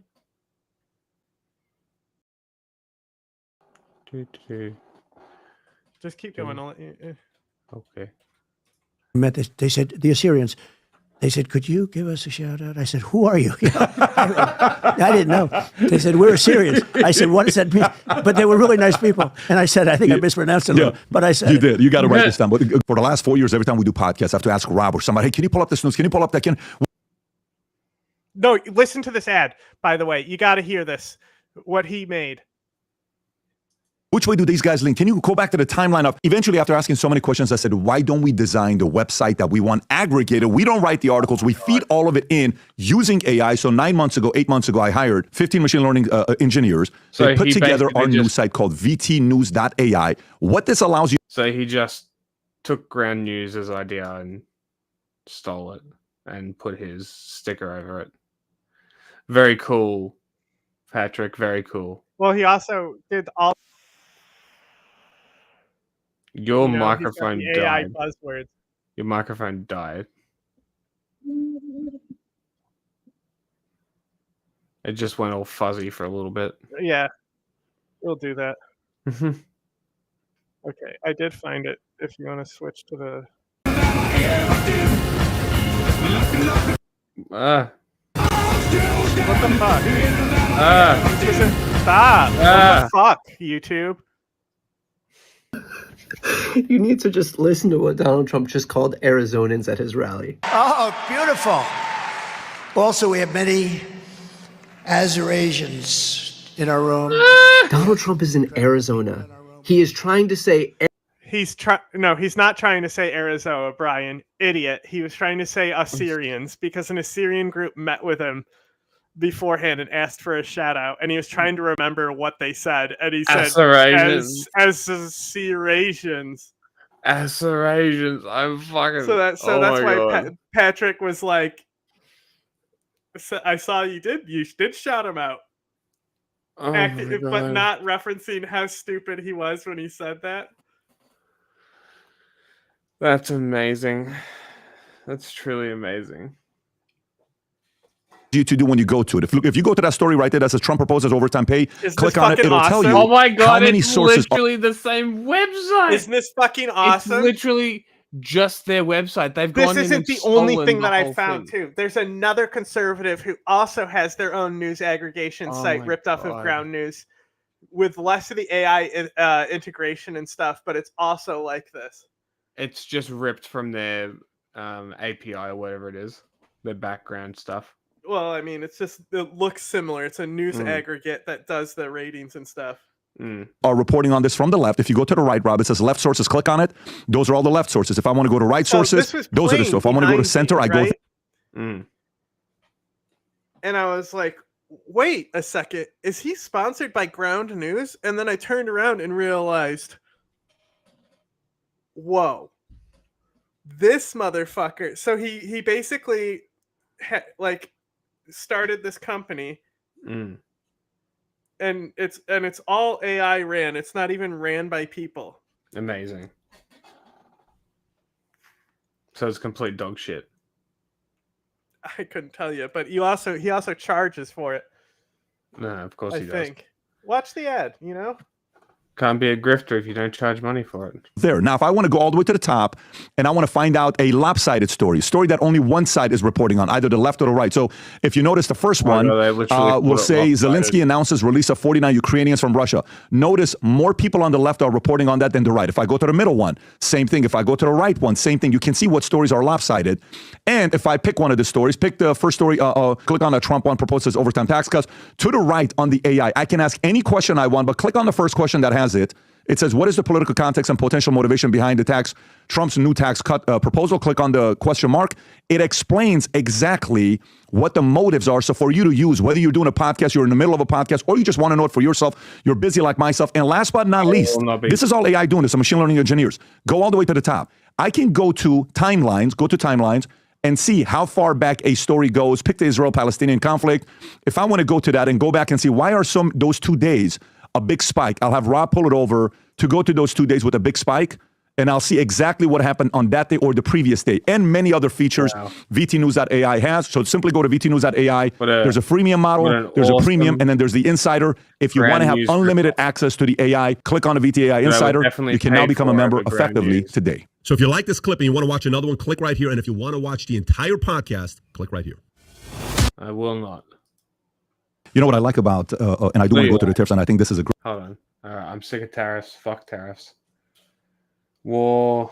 Barron Trump. I spent some time with Barron. Where's Bisky? He invited me. I came to Mar-a-Lago, sat down, I watched him for an hour and a half, 2 hours. How he was. I think is he March 20th? His birthday's in March. I remember it's March. He had just turned 18. And I'm watching how he's talking to Kobe, all these other guys sitting at the table. And I'm like, very interesting. And I know your Melania, I think, called him Little Donald. I think, if I'm not mistaken, she gave that nickname to him. Well, he's not so little because he's a pretty tall guy. But you used the word. You said something when you were being interviewed like 5 years ago. You said he's strong, he's vicious, he's tough. Like you kind of are like he's got that part about him. What can you tell us about Barron from your point of view? Well, he's very smart. He's a good student and all that. He goes to a great school and does really well. And he's a very nice guy. You see that? He's a very he doesn't mind being alone, but he's somebody that gets along with people. He loved having you that night. I saw you. I was at a different table. I said, "Look at Barron. He's really having a good time." But you're like a psychiatrist for a lot of people. I mean, this interview's been twice as long as it's supposed to be. And we talked about some really amazing things. We talked about Barron, of course. I got to say, he said, "Dad, you got to do me one favor. What? You have to say hello to Patrick for me." I mean, it's cute, you know. He's 18 years old, but he's like he's not an average 18-year-old. No, he's very smart. He's very. Is he good with the ladies in school? Well, I'm not sure. Is he there yet? Or? I'm not sure he's there yet. No, I'm not sure he's there. I don't think he's had a girlfriend yet. I don't think. Really? Yeah, I don't think so. Every once in a while, he's a good-looking guy. He's a good-looking guy. Yeah, he's got the swagger. He's a good troller. He's funny. He's witty. Last question for you. And I have good kids. I mean, my kids are good. Well, I mean, that's the one thing that your old best friend Hillary Clinton gave you credit of. If you remember that one time, which is what's the credit? You said she's not, she doesn't give up, and she said you've raised great kids. So we thought about you. Everybody said, Pat, let's make sure we get one autograph hat of Future Looks Bright with the president's signature on it. That's it. That's really it. That's boring. I'll tell you, if everything works out, if everybody gets out and votes on January 5th or before, it used to be you'd have a date. Today you can vote 2 months before, probably 3 months after. They don't know what the hell they're doing. But we're going to straighten it all out. We're going to straighten that out, too. We're going to straighten our election process out, too. Hold it, please. A doctor, please. Doctor, thank you very much.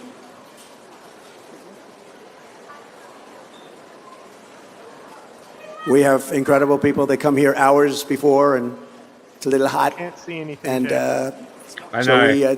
I'm just playing this because it's just the got to music scroll up, thing. though. I know. I'm looking through the playlist. I'll go to a different tab. They're with us all the way. We got to respect them. And you take your time, doctor. Take your time. Thank you very much.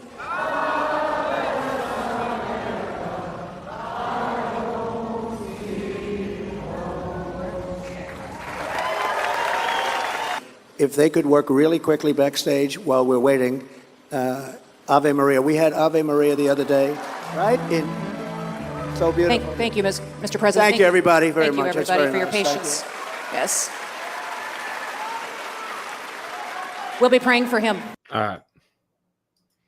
Let's go. Ah! Jump scare.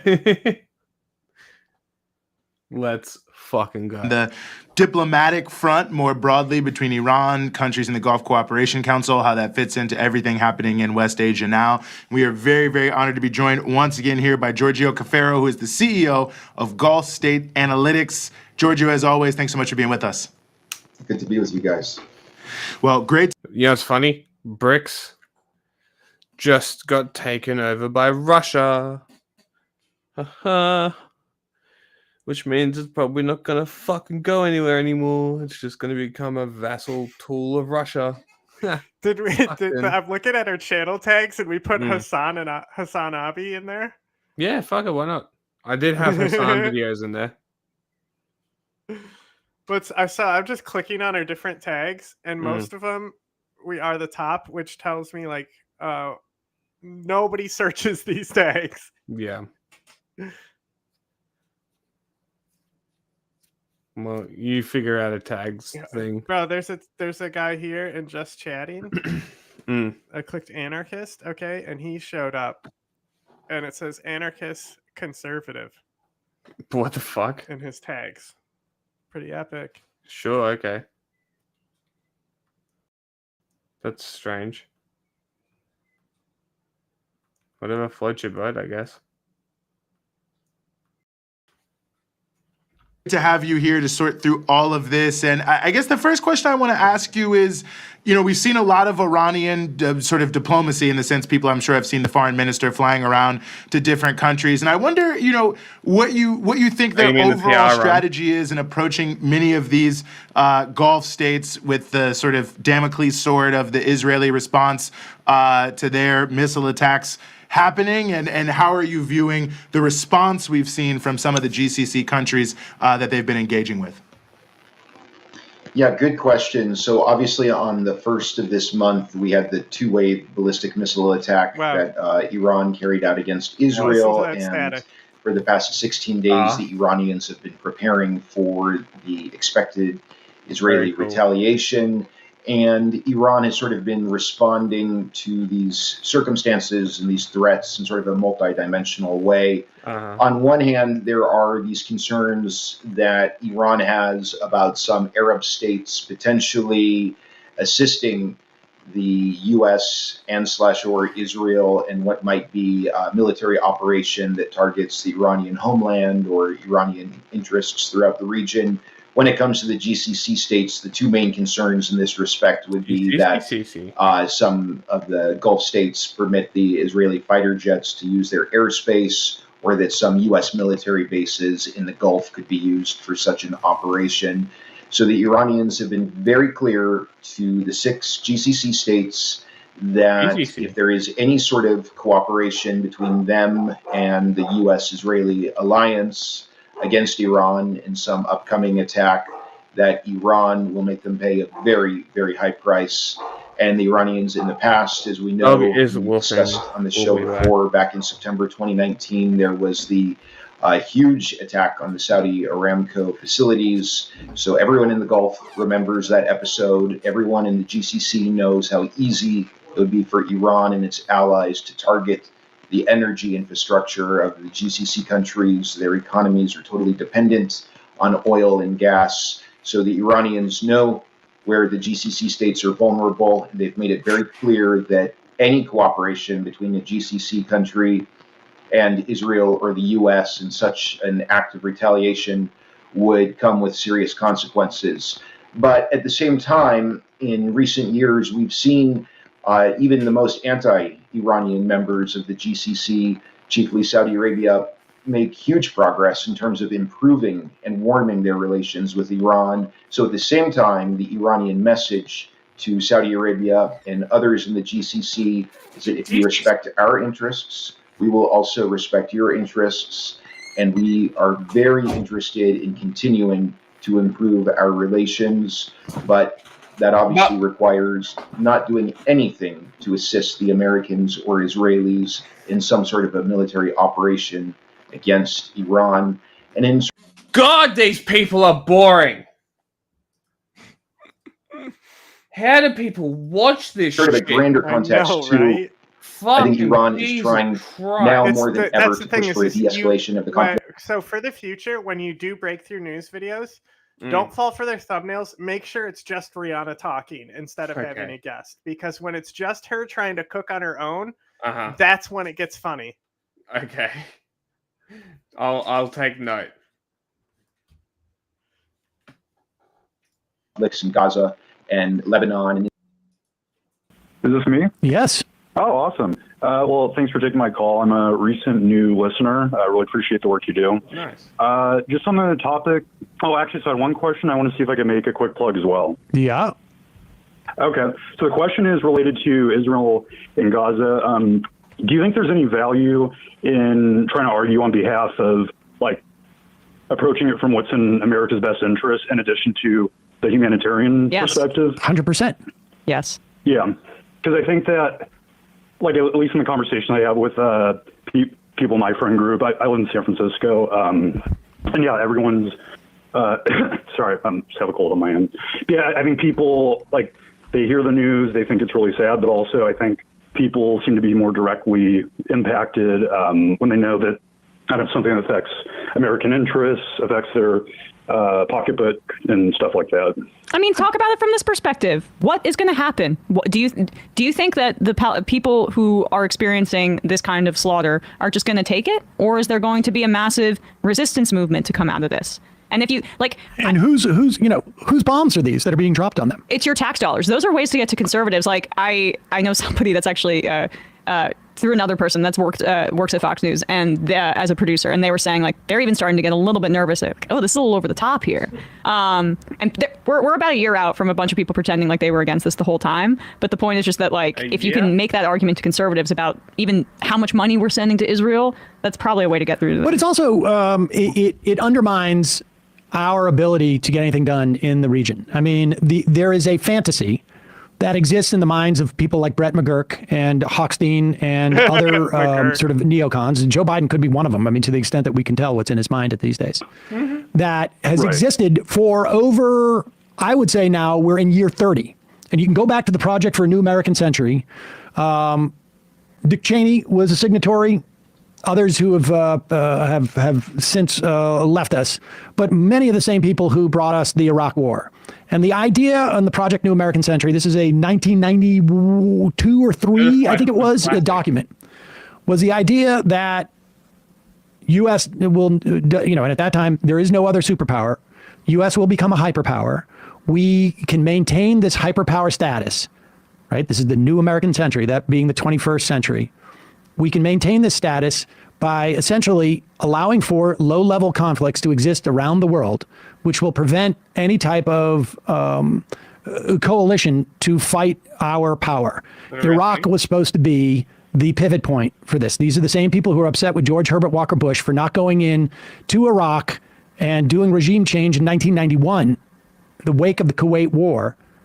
And they believe, this is my opinion, they didn't articulate this, although some of this exists in the Project for a New American Century. Some of it's also a little scary because it also says like we can't possibly go into Iraq unless we have some type of like predicate as to like why they're a threat to us. And it ended up being 9/11. There were PNET guys on 9/11 saying this is clearly Palestinian. We need to go into Palestine. I mean, the idea was we're going to go in, we're going to overthrow Saddam. It's going to bring about a flourishing democracy in Iraq. We will then go into Syria, and essentially we're going to flip over all of the regimes and create some type of stability. And of course, the other sort of like less spoken, but it was there, is that we will be in charge of the spigots of where the vast majority of fuel for China's economy will. Yeah. Right, because like they were sold that Vietnam had to happen because it was going to be a domino to communism. So George Bush cooked that in his head and said, okay, that means if we show people how great democracy is, it will fall like dominoes. Where should we do that? Yeah, Iraq, right. It's a great idea. Should do that again. Will come from, literally. And we'll be in charge of that. If they have to get it from Venezuela, if they have to get it from Canada, it's going to be a lot more difficult than them getting it from the Middle East. And we will be in charge of that spigot. And we will, of course, allow them to have some. But if push comes to shove, we can, make that spigot a little bit slower. And so this is, but it, just like Iraq, ended up empowering Iran. And just like the unilateral exit of the Iran nuclear deal has brought them closer to a nuclear weapon. And just like our, support of Saudi Arabia puts us at their whim and, has us like killing people in Yemen, this is really destabilizing for us in terms of the world. We have lost, increasingly we lose credibility. And it undermines our interests.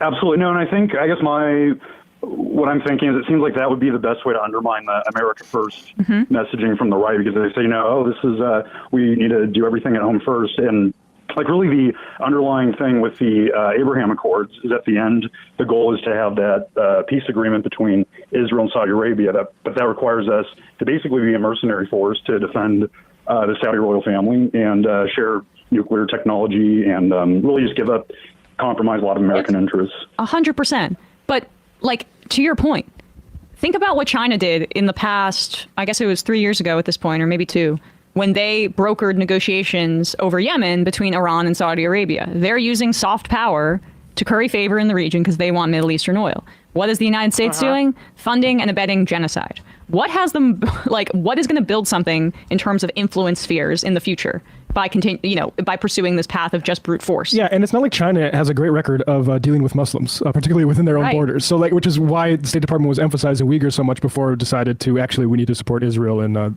genocide in Gaza. Yep. Appreciate the call. Hey, we can have a quick plug? Yes. Okay, just a quick thing.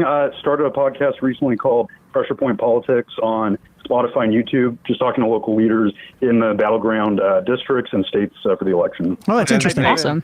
What is it called again? Pressure Point That's Politics. a good name. You should call in and plug our show.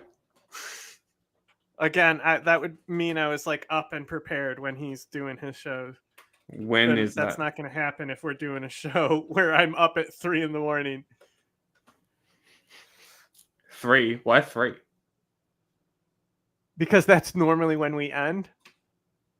When do they do their show? Like when I'm asleep. Oh, right. Someone else call in. Fudge. Foot soldier. Uh-oh. He said Get on to it. YouTube and Spotify. How old is this thing he's talking to? 2 days This ago. video? This can't be the right channel then, right? I don't know what you say. Well, it's a last video 6 months ago. You know, can't be the same guy if he's saying he just started it on YouTube and Spotify.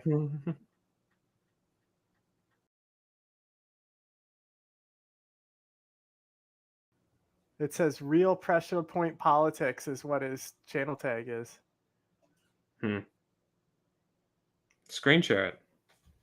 And he is interviewing a local candidate here as well. Must be him. What he must have more on Spotify, right?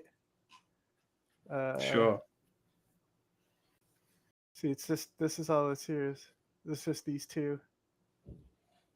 Intro episode.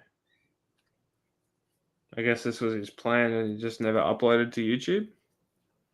Yeah, he might have more stuff on Spotify. I'm interested to hear the audio. Like, where are their mics? We are that the lobbyist has or Bro, special.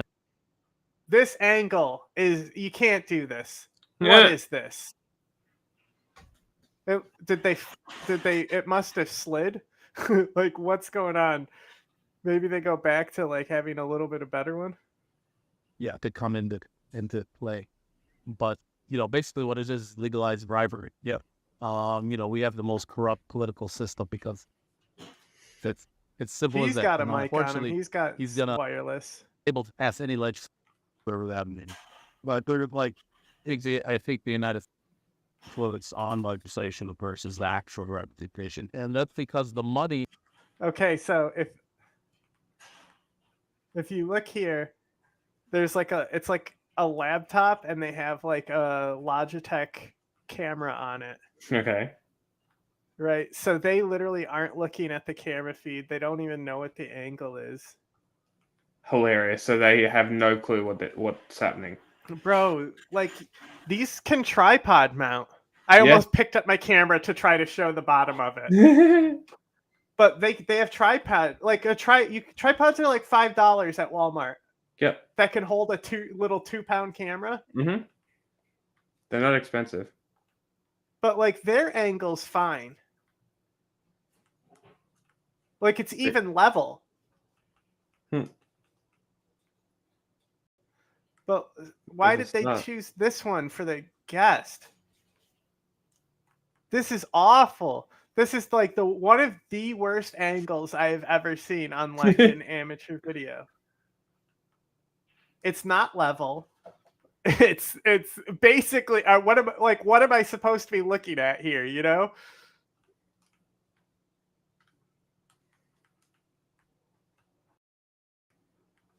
Anyway, go ahead and take it back. As long as the audio it's like a purple circle. It's supposed to be a podcast. Yeah, exactly. Goal 3Ps. I thought the camera was on the couch as well, honestly. It is. That's what Incredible. I was showing. Amazing. Like it's on like a laptop. Three separate words in amazing. Truly amazing. Spotify and YouTube. All right, appreciate the call. Hey, folks, don't forget to hit the subscribe button. Let's talk about Yahya Sinwar.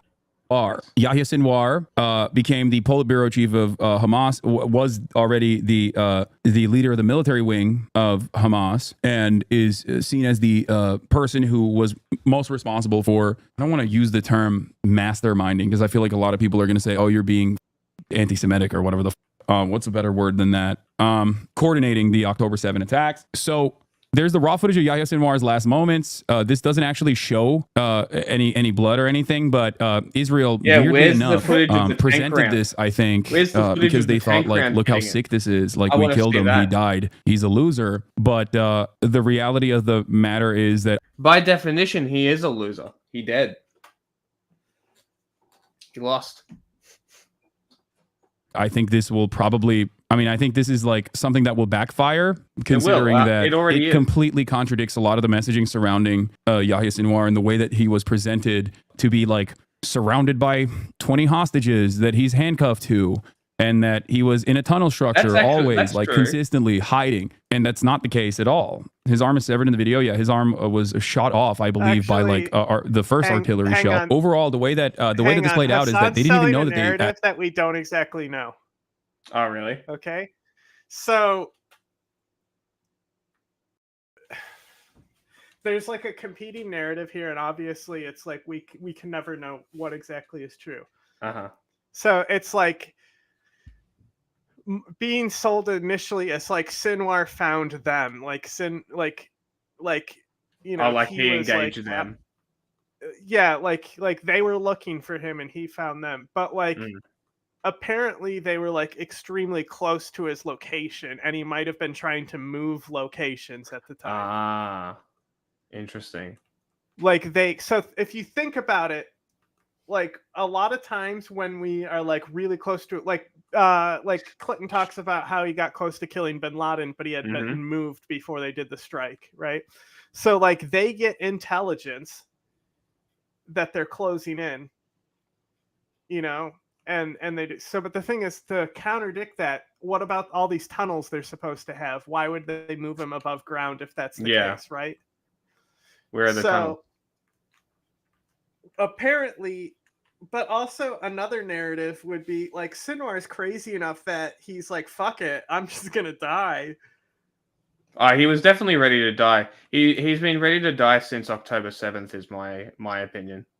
He's such an interesting person, though. Yeah. Such a dynamic person, and I also don't like framing him as a as a what?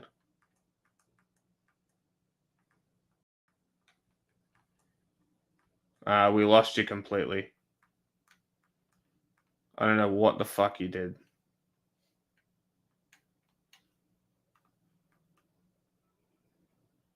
It's gone. Nothing. Got nothing. Nothing. Nothing. Nothing. Nothing. Nothing. Nothing. I got nothing. Chat, you got anything? Because I got nothing. He killed it. He successfully killed his microphone. Oh, he's gone.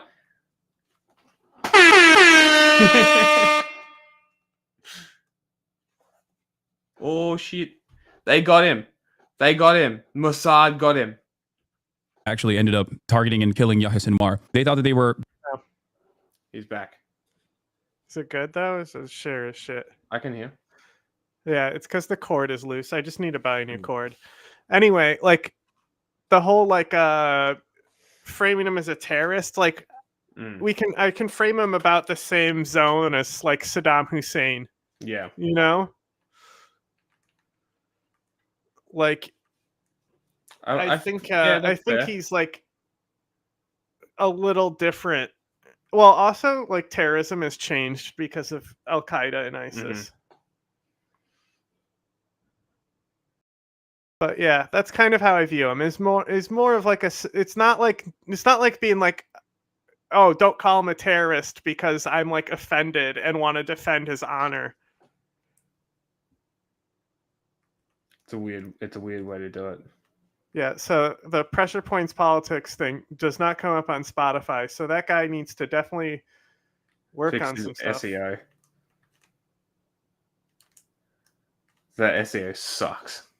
Just targeting and killing. Like if you type in fifth gen IW on YouTube, you will find us. No spaces. Well, that's why I tried to keep it the same on all sites. Yeah.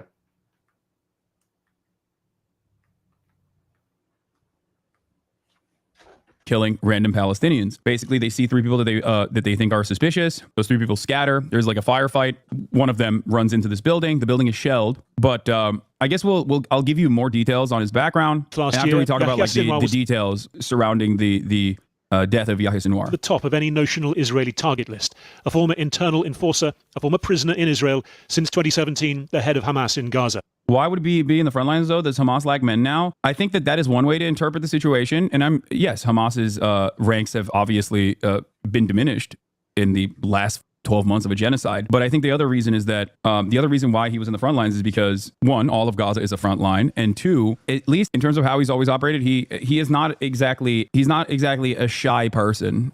There are a lot of instances, I think, like where he's openly called for Israel to try and drone strike him as he like walked freely in the streets. This is before October 7. I'm talking about. He wasn't similar to the usual Politburo chiefs and the way that they are presented to mainstream media, like other Palestinian leadership that was oftentimes maybe even seen at odds with the immediate interests of Palestinians, that they are like wealthy, they live in Doha, they're far removed from the consequences of like Israel's violent actions, even though they are making. It says coming soon. Like this is me putting in an effort to find you. You know, like how is the regular listener gonna find anything? Yeah, I'm not gonna put that much effort in. There's no fucking way.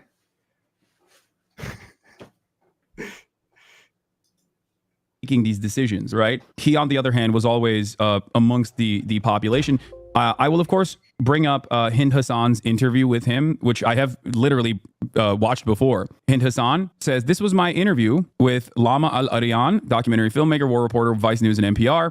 It's his last ever on-camera interview. Everyone told us he was hiding, as it was just days after an assassination attempt during 11 days of Israeli bombardment in 2021. We found him walking down the street, so we stopped him and asked for an interview. He was not the leader of the Al-Qassam brigades, for your information. That is Mohammed Daif. He was the political leader who wanted to be more involved militarily. Sorry." It is interesting, though, once again, we'll dive further into the background and into the mentality of Yahya Sinwar. I've read primarily Israeli reporting on him. Like that's the most access that I have, because he wrote a book.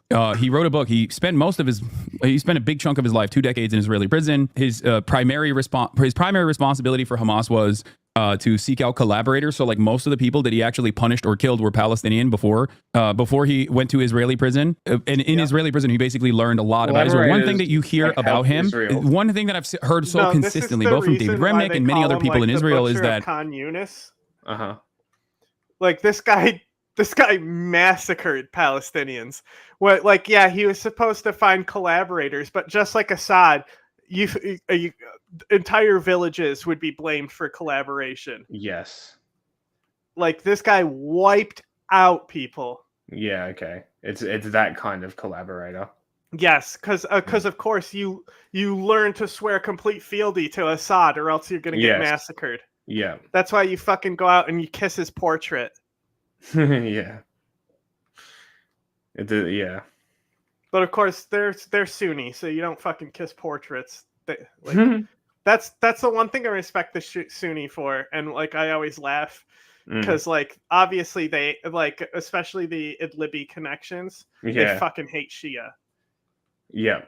You know, because like there's also the like Iraq war that also didn't help with the Shia connection, right? So a lot of like Sunnis really, really hate all Shias. So like they're always memeing on these Iranian people because they turned men into gods, and they're showing them like kissing the pictures and stuff. So like, I would mock it too. It's pretty not funny. Fucking worshiping politics like a god. Yeah, pretty cool. Like, I respect that.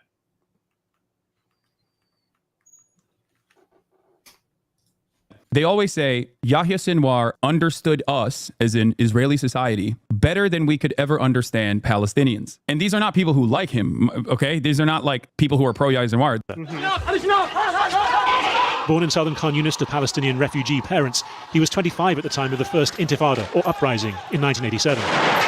Yeah, he was born in 1962 to a refugee camp, by the way, a refugee camp that still very much exists, by the way, even though Israel basically destroyed it. That gives you a little bit of a better understanding of like the terms and conditions into what the world that Yahya Sinwar came into.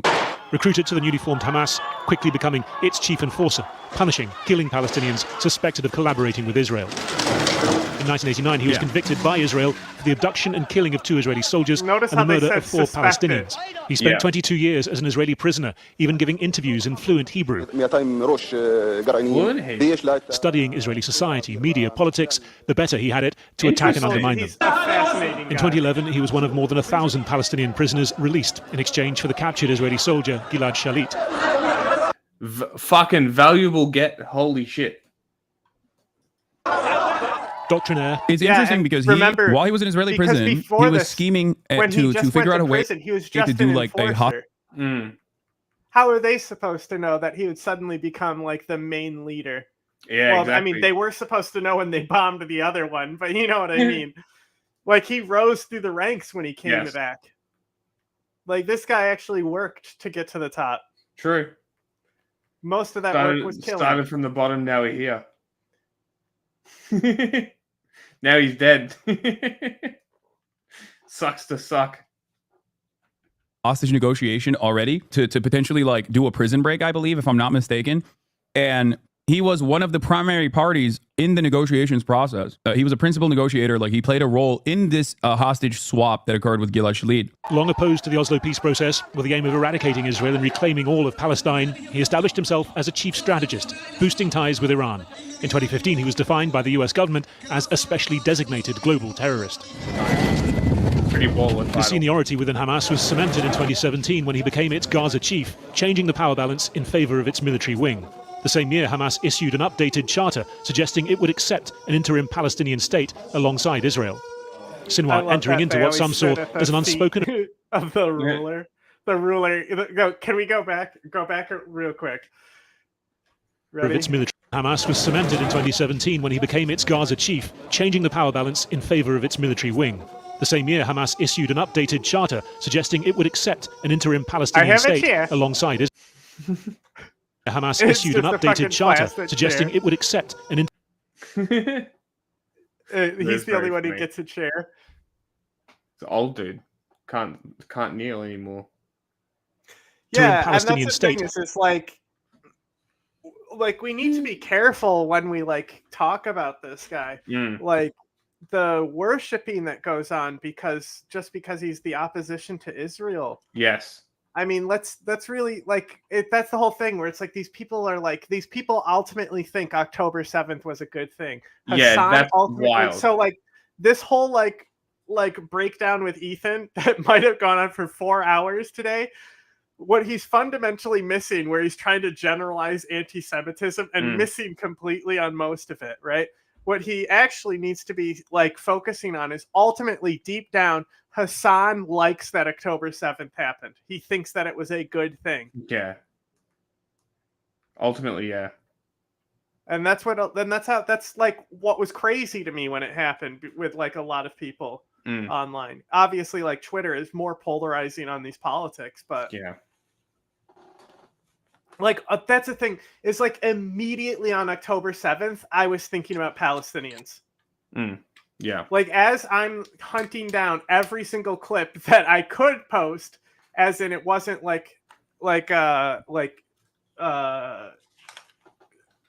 sex crimes. Yes. Which you have to host offsite.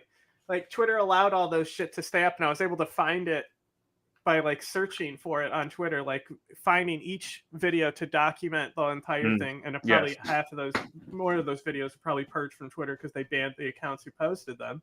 Yes. And like, I think we should also start a video archive of like events like that as well. Something like that. I mean, Like it's like the fucking shooter thing that we did that I deleted because we were like short on space. Yeah. Stuff. That was like a good one. You know, stuff like that would be interesting. But like, yes, eventually it is archived somewhere. Like I have like there's archives of like all the Syrian war crimes that people keep. Just on personal devices. No, they're like on their websites and stuff. Okay. Like I have a YouTube playlist that's just Syrian war crimes, the ones that are like on YouTube. Fucking hell. Yeah, I could pull up a massacre right now. Neat. Torture, whatever. What do you want to see? It's a neat party trick. But like, alongside is, you know, like this guy. It's like Saddam, Saddam implicating people, like the Purge. Like smoking his cigar, kicking his feet up, you know, like that was a hard ass moment. That's like Fidel Castro level of hardness. But like Fidel Castro, you can get away with like actually redeeming and saying nice things about. Same with Che, right? Yeah. But like, would you really like do Apologia for Saddam Hussein? No. Like, what did he actually do? What he didn't resist the Americans. You know, that's why even the village that he went to hold up in, like, he barely was able to stand and fight with those people. Gaddafi tried to do the same thing. Like Gaddafi, if anything, is way cooler than Saddam because he's fucking giving missiles to gangs. And the IRA. That's what I meant by gangs. Hilarious. Like all the Simtex. Israel. Imagine that nobody would ever have car bombs. Right? Because Gaddafi never gave him the Simtex.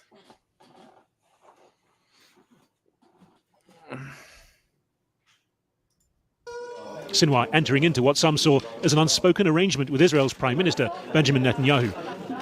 Israel allowing Qatari funding for Gaza in the hope of containing Hamas and maintaining the division between it and the Palestinian Authority in the West Bank. But as October the 7th proved, and his speech nearly a year before it suggested, Sinwar was still planning a major attack. All right, enough of this. No, this video is great. Enough they go of this. into his history. That's fine. Canada, India, though. Yeah. Actual news. We should just watch the video Al Hassan Jazeera. was watching.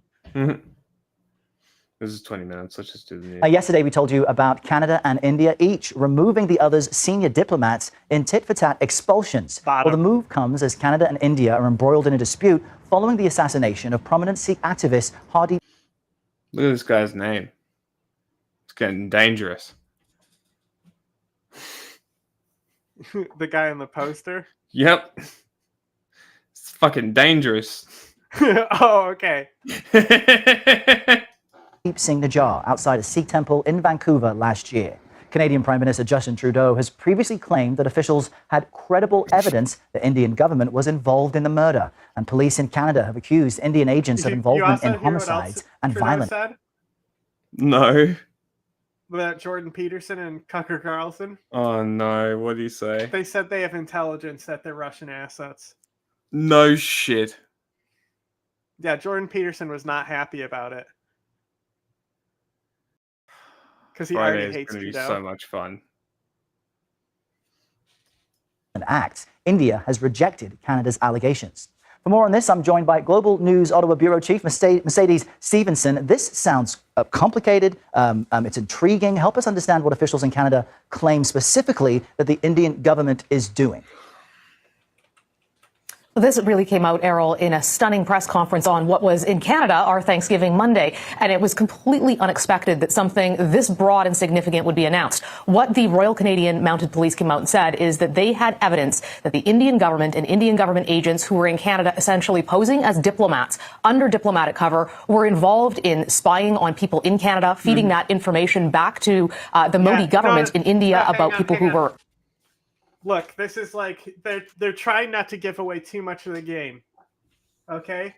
We're talking about black passports here. Oh. Right? Any spy Really? the passport that they get is a diplomatic passport because it means that you don't get screened at any checkpoint or anything like that. You just get to go through them.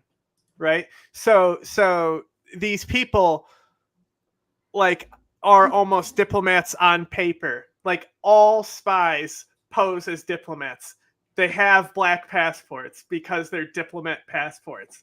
That doesn't necessarily mean they're out there pretending to be diplomats. That just means their ID to get into that country is a diplomatic passport. Okay.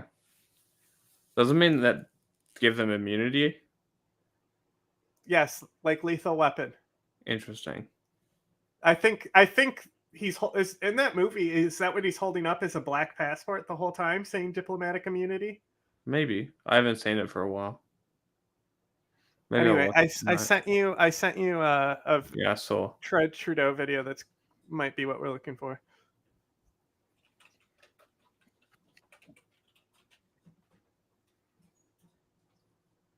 But I don't think diplomatic immunity is really that much of a thing. Adversaries of that particular regime, and that in some cases, the Indian government was then subcontracting hits, murder for hire, shoot-ups of people's homes, drive-by shootings, arson, all kinds of really stunning and violent acts that they allege were being directed by the Indian government through a well-known organized crime group operating out of India that also operates here in Canada called the Bishnoi Group. So this really stunned a lot of people here in Canada, and I can tell you that Global News learned yesterday that this is alleged to go to the highest levels of the Indian government, including a man named Amit Shah. He is Prime Minister Narendra Modi of India's right-hand man, and he's the Home Secretary who is in charge of internal security for India. So you can imagine that this brings a whole new level to the severity of the allegations. That's like a wallet with an ID picture. Okay. And with each expelling the other's holding up the black passport and get shot through it. That'd be nice. That'd be cool.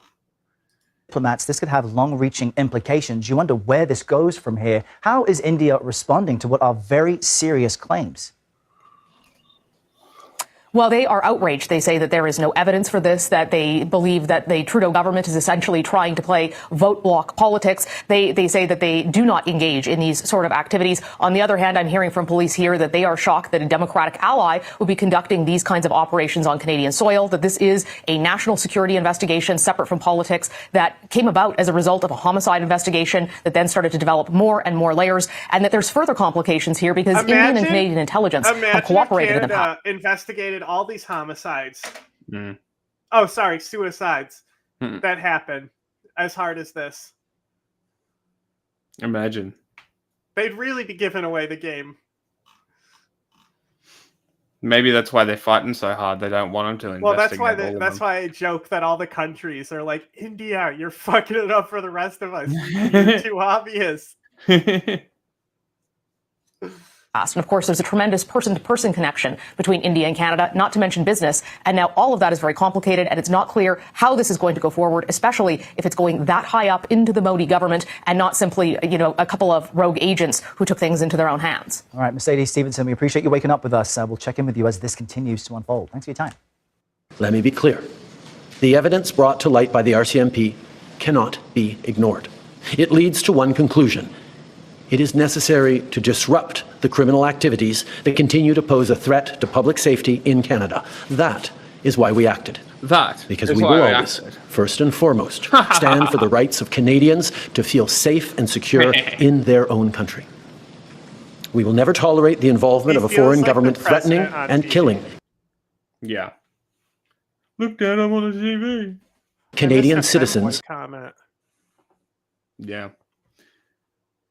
On Canadian soil, a deeply unacceptable violation of Canada's sovereignty and of international law. I think it is obvious that the government of India made a fundamental error in thinking that they could engage in supporting criminal activity against Canadians here on Canadian soil. Every other country is doing it, so why would they think they'd be any different?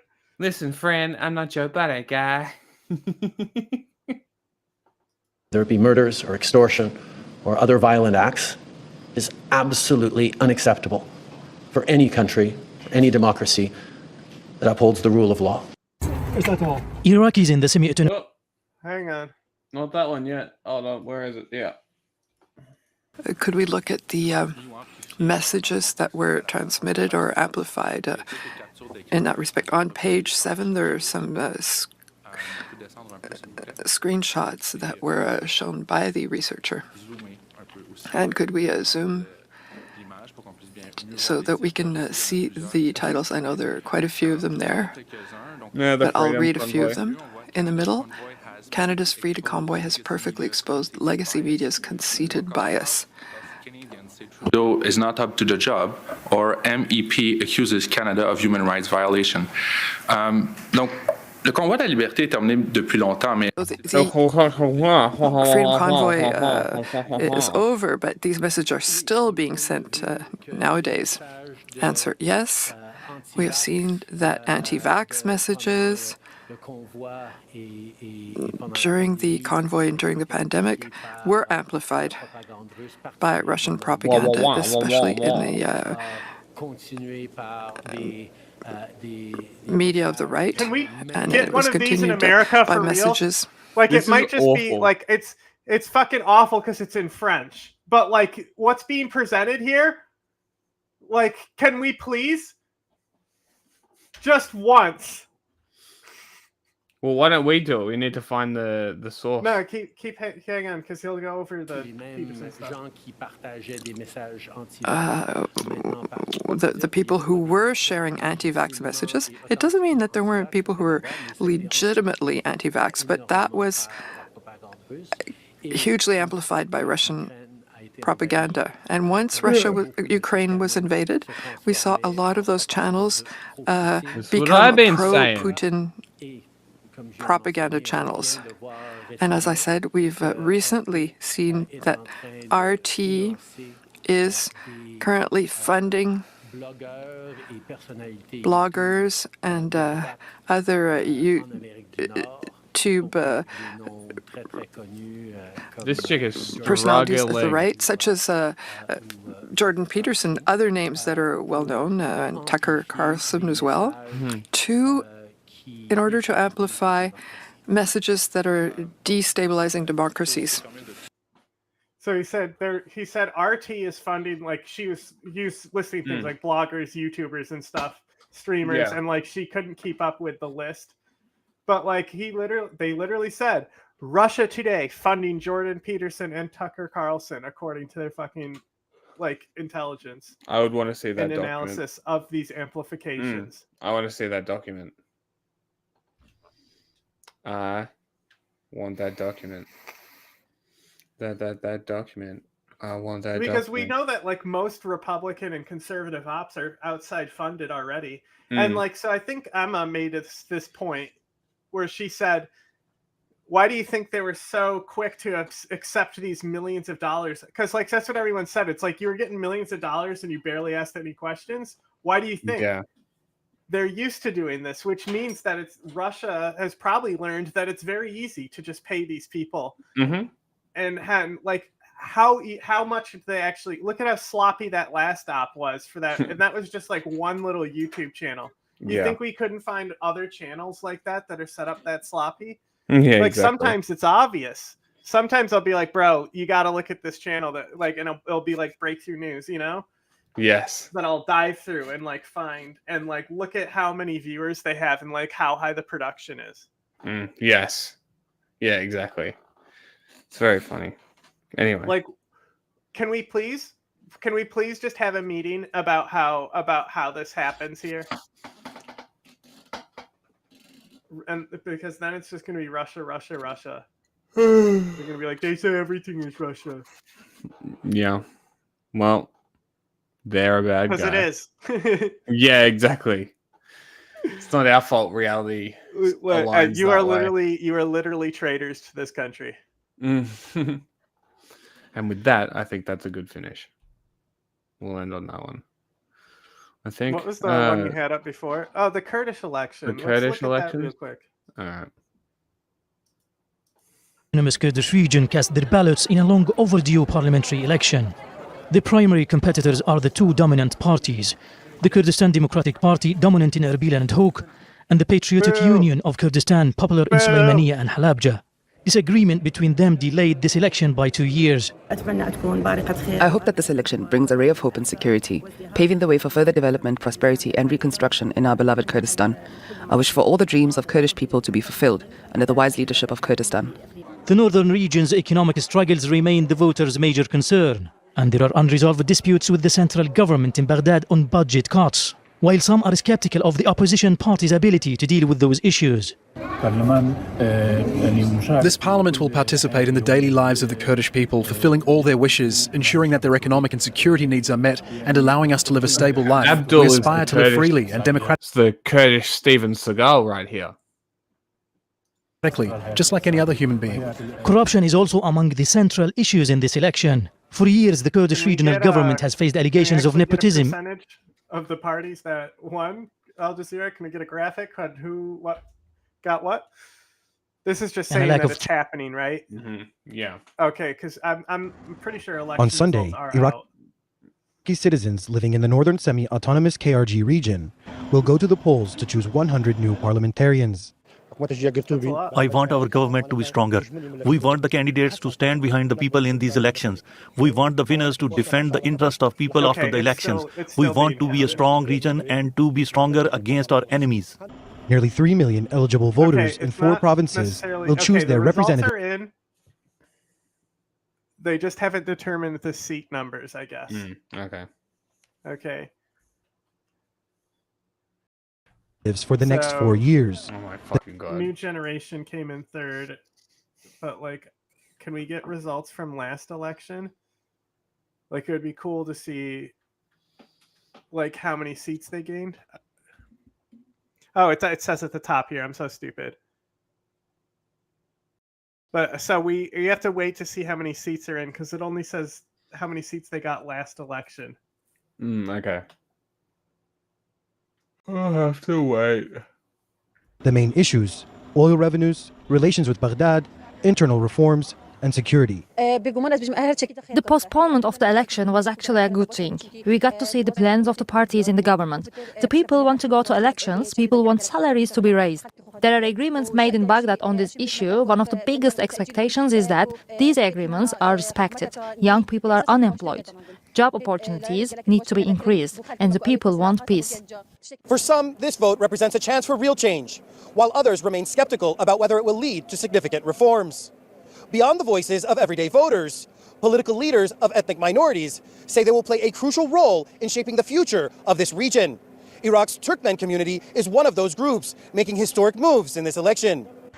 In February, Iraq's Supreme Federal Court ruled that the KRG parliament's quota for minorities was unconstitutional, a decision rejected by many in the KRG, Yes, the Turkmen including issue Iraq's is Turkmen Front. What was all over the Kirkuk incident. Okay. Bu seçime ilk defa olarak lise olarak katılıyoruz. Look at right there behind him. Did you see it? What? Jump back like a frame. Iraq's Right there. Turkmen Front constitutional, a decision rejected by many in Right there. The Turkish flag. Exactly. Yeah. the KRG, including Iraq's Turkmen Front. Bu seçime ilk defa olarak lise olarak katılıyoruz. This is the first time we entered the race against other parties without a quota. This is something new for us. It is high risk and a very challenging time for us. But the Iraqi Turkmen Front is strong, and our preparations and campaigning has been effective. Our list of candidates in Sunday's elections has strong support from Turkmen, Kurds, and Christians. Iraq has around 4 million Turkmen citizens. 400,000 of them live in Erbil. They expect this election to be a turning point for their community in the country as a whole. What's their Barıştan yanayız. Turkmen Front? United Turkmen Front or something? I mean, I guess they didn't do well because it's not on the results. Iraqi Turkmen Front. This election to be a turning point for their community in the country as a whole. Barıştan yanayız. Barış içerisinde TRT World wouldn't make this story. Next. It is a ritual here of defiance and grief. Mourned as a martyr, 26-year-old Hajideh. A Kurdish fighter, she was killed by so-called Islamic State in Syria, now brought home to rest among her people in Turkey. As Kurdish soldiers have died in Syria and Iraq, it has re-energized their community here in Turkey, revived their sense of a Kurdish struggle for a Kurdish identity, and that is what they're fighting for in this election. It's a battle Turkey's Kurds know well, their husbands and sons killed in the 30-year conflict between PKK Kurdish separatists and the Turkish state. They've been seeking a political voice. Now they have it with the HDP party. It could enter parliament for the first time, depriving President Erdogan of the majority he wants. The Turkish state has they are in the minority category, so I guess they were under other. Okay. Bro, they don't even have votes for them. It's just blank. Amazing. Sucked in. So I don't know what TRT was talking about, but they did have a single seat in the last parliament. So like maybe they'll get 2. And I guess that is a major fucking upgrade for them. Me and burnt my home. They're barbaric, not even Muslim. I believe in our just HDP. in Iraq. We will pass the They threshold only and have a drown seat in Erdogan with Iraq, a flood not of votes. Kurdistan. That's how small they are. 1 seat in Iraqi parliament. Amazing. The HDP is in tune with Kurds, leftists and Erdogan opponents. Some candidates are not Kurdish, like Ziya Pir, a symbol of the party's unity. He says there's no link with the PKK, and Kurds need to win here, or anger could boil over. If you look in the eyes of man and woman, they don't have any hope in their eyes. The people, also old people, should have hope in their eyes. That's my dream. We have to get our party into the parliament in Ankara. Otherwise, there is a risk that we can go back to the 90s. With a ceasefire, Kurds got more rights from this government. But as peace has stalled, the HDP has benefited, attracting non-Kurds too, with a focus on gender equality and the environment. I'm a gay guy, and HDP is the first party who supports LGBT rights. So I feel I have a voice in the parliament now. I feel like if HDP wins, we will as women win. So it is really important. Turkey's Kurds are celebrating the prospect of a political breakthrough. Yeah. The HDP is the one to watch in this election. This could be their moment of glory. Mark Lowen, BBC News, Diyarbakir. The political parties here in northern Iraq all say they're Kurdish first, Iraqi second. Flags and posters display their patriotism proudly. But for the first time in 15 years, the Kurdish region's political parties are divided. The 2 main political parties, the Kurdistan Democratic Party and the Patriotic Union of Kurdistan, haven't been able to find common ground, and the smaller ones haven't chosen sides. They all face internal divisions and disagree on how to deal with the federal government in Baghdad. The KDP says that any lack of unity will hurt Kurdish interests. Earlier, we were united, we were stronger in Baghdad, but after what happened inside the PUK, when Mr. President Jalal Talabani became sick, there were no main powerful person that you can talk to or you can get the decisions from. You don't need it. Of course, it was or it is what happened between Baghdad and Erbil. The fuck is PUK leaders deny they've broken into factions and hope Kurds can unite after Saturday's election. If not, they say they'll form other alliances. It's unfortunate that we are divided, but the PUK is united, and we are hoping after the elections all of the Kurds will unite. If we don't, we will form alliances with others to make sure the Kurdish voice is heard. Concern about the division is all over social media here in the Kurdish region, but it's not just the electorate that are worried. Even political experts wonder what happens next. We can see actually 2 directions. One of the directions may be the ones after that the were election, like pro-gay. It will be very difficult. They said HDP, right? The other one's this guy, right? Yeah, the gay one. No, not that one.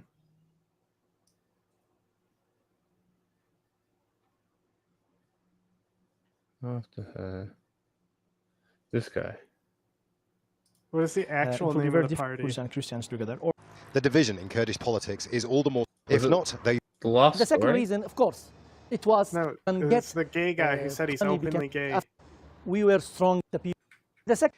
PUK leaders say they'll form other alliances. PUK is united, and we are hoping after the elections all of the Kurds will unite. If we don't, we will form alliances with others to make sure the Kurdish voice is heard. Concern about the division is all over social media here in I'm the Kurdish region. perplexed. But it's I not just the election don't know where that it worries. is. Even political experts wonder what happens next. We can see actually two directions. One of the directions maybe after the election, it will be very difficult to have all the voices of the, let's say, political parties in Kurdistan in general. Yeah, I know HDP in Turkey. Is that what we're talking about? Were they talking about Turkey? Like, there's no other person. Not Iraq? Earlier, we were united. Like, is it this guy? No, it's the guy who said I'm openly gay. He was wearing a hat. Leaders deny they've broken into factions and hope Kurds can unite after Saturday's election. Say they'll form other alliances. It's unfortunate that we are divided, but the PUK is united, and we are hoping after the elections all the Kurds will unite. If we don't, we will form alliances with others to make sure the Kurdish voice. We've been watching this video. I've been looking for it for a minute now. It is a ritual here of So I feel I have a voice in the parliament now. This was with a focus on gender equality and the environment. That's why I was confused. I'm a gay guy, and HDP is the first party who supports LGBT rights. So I feel I have a voice in the I thought this was still Kurdistan. The political parties here in northern Iraq all like say the they're Kurdish first. It's literally the PKK party in Turkey. Okay. All right, we're done. We're done. End time. Goodbye, everybody. Goodbye. I gotta pee. Good. Go to sleep. Everybody go to sleep. I'm going to go to the gym. Goodbye. See you on next time.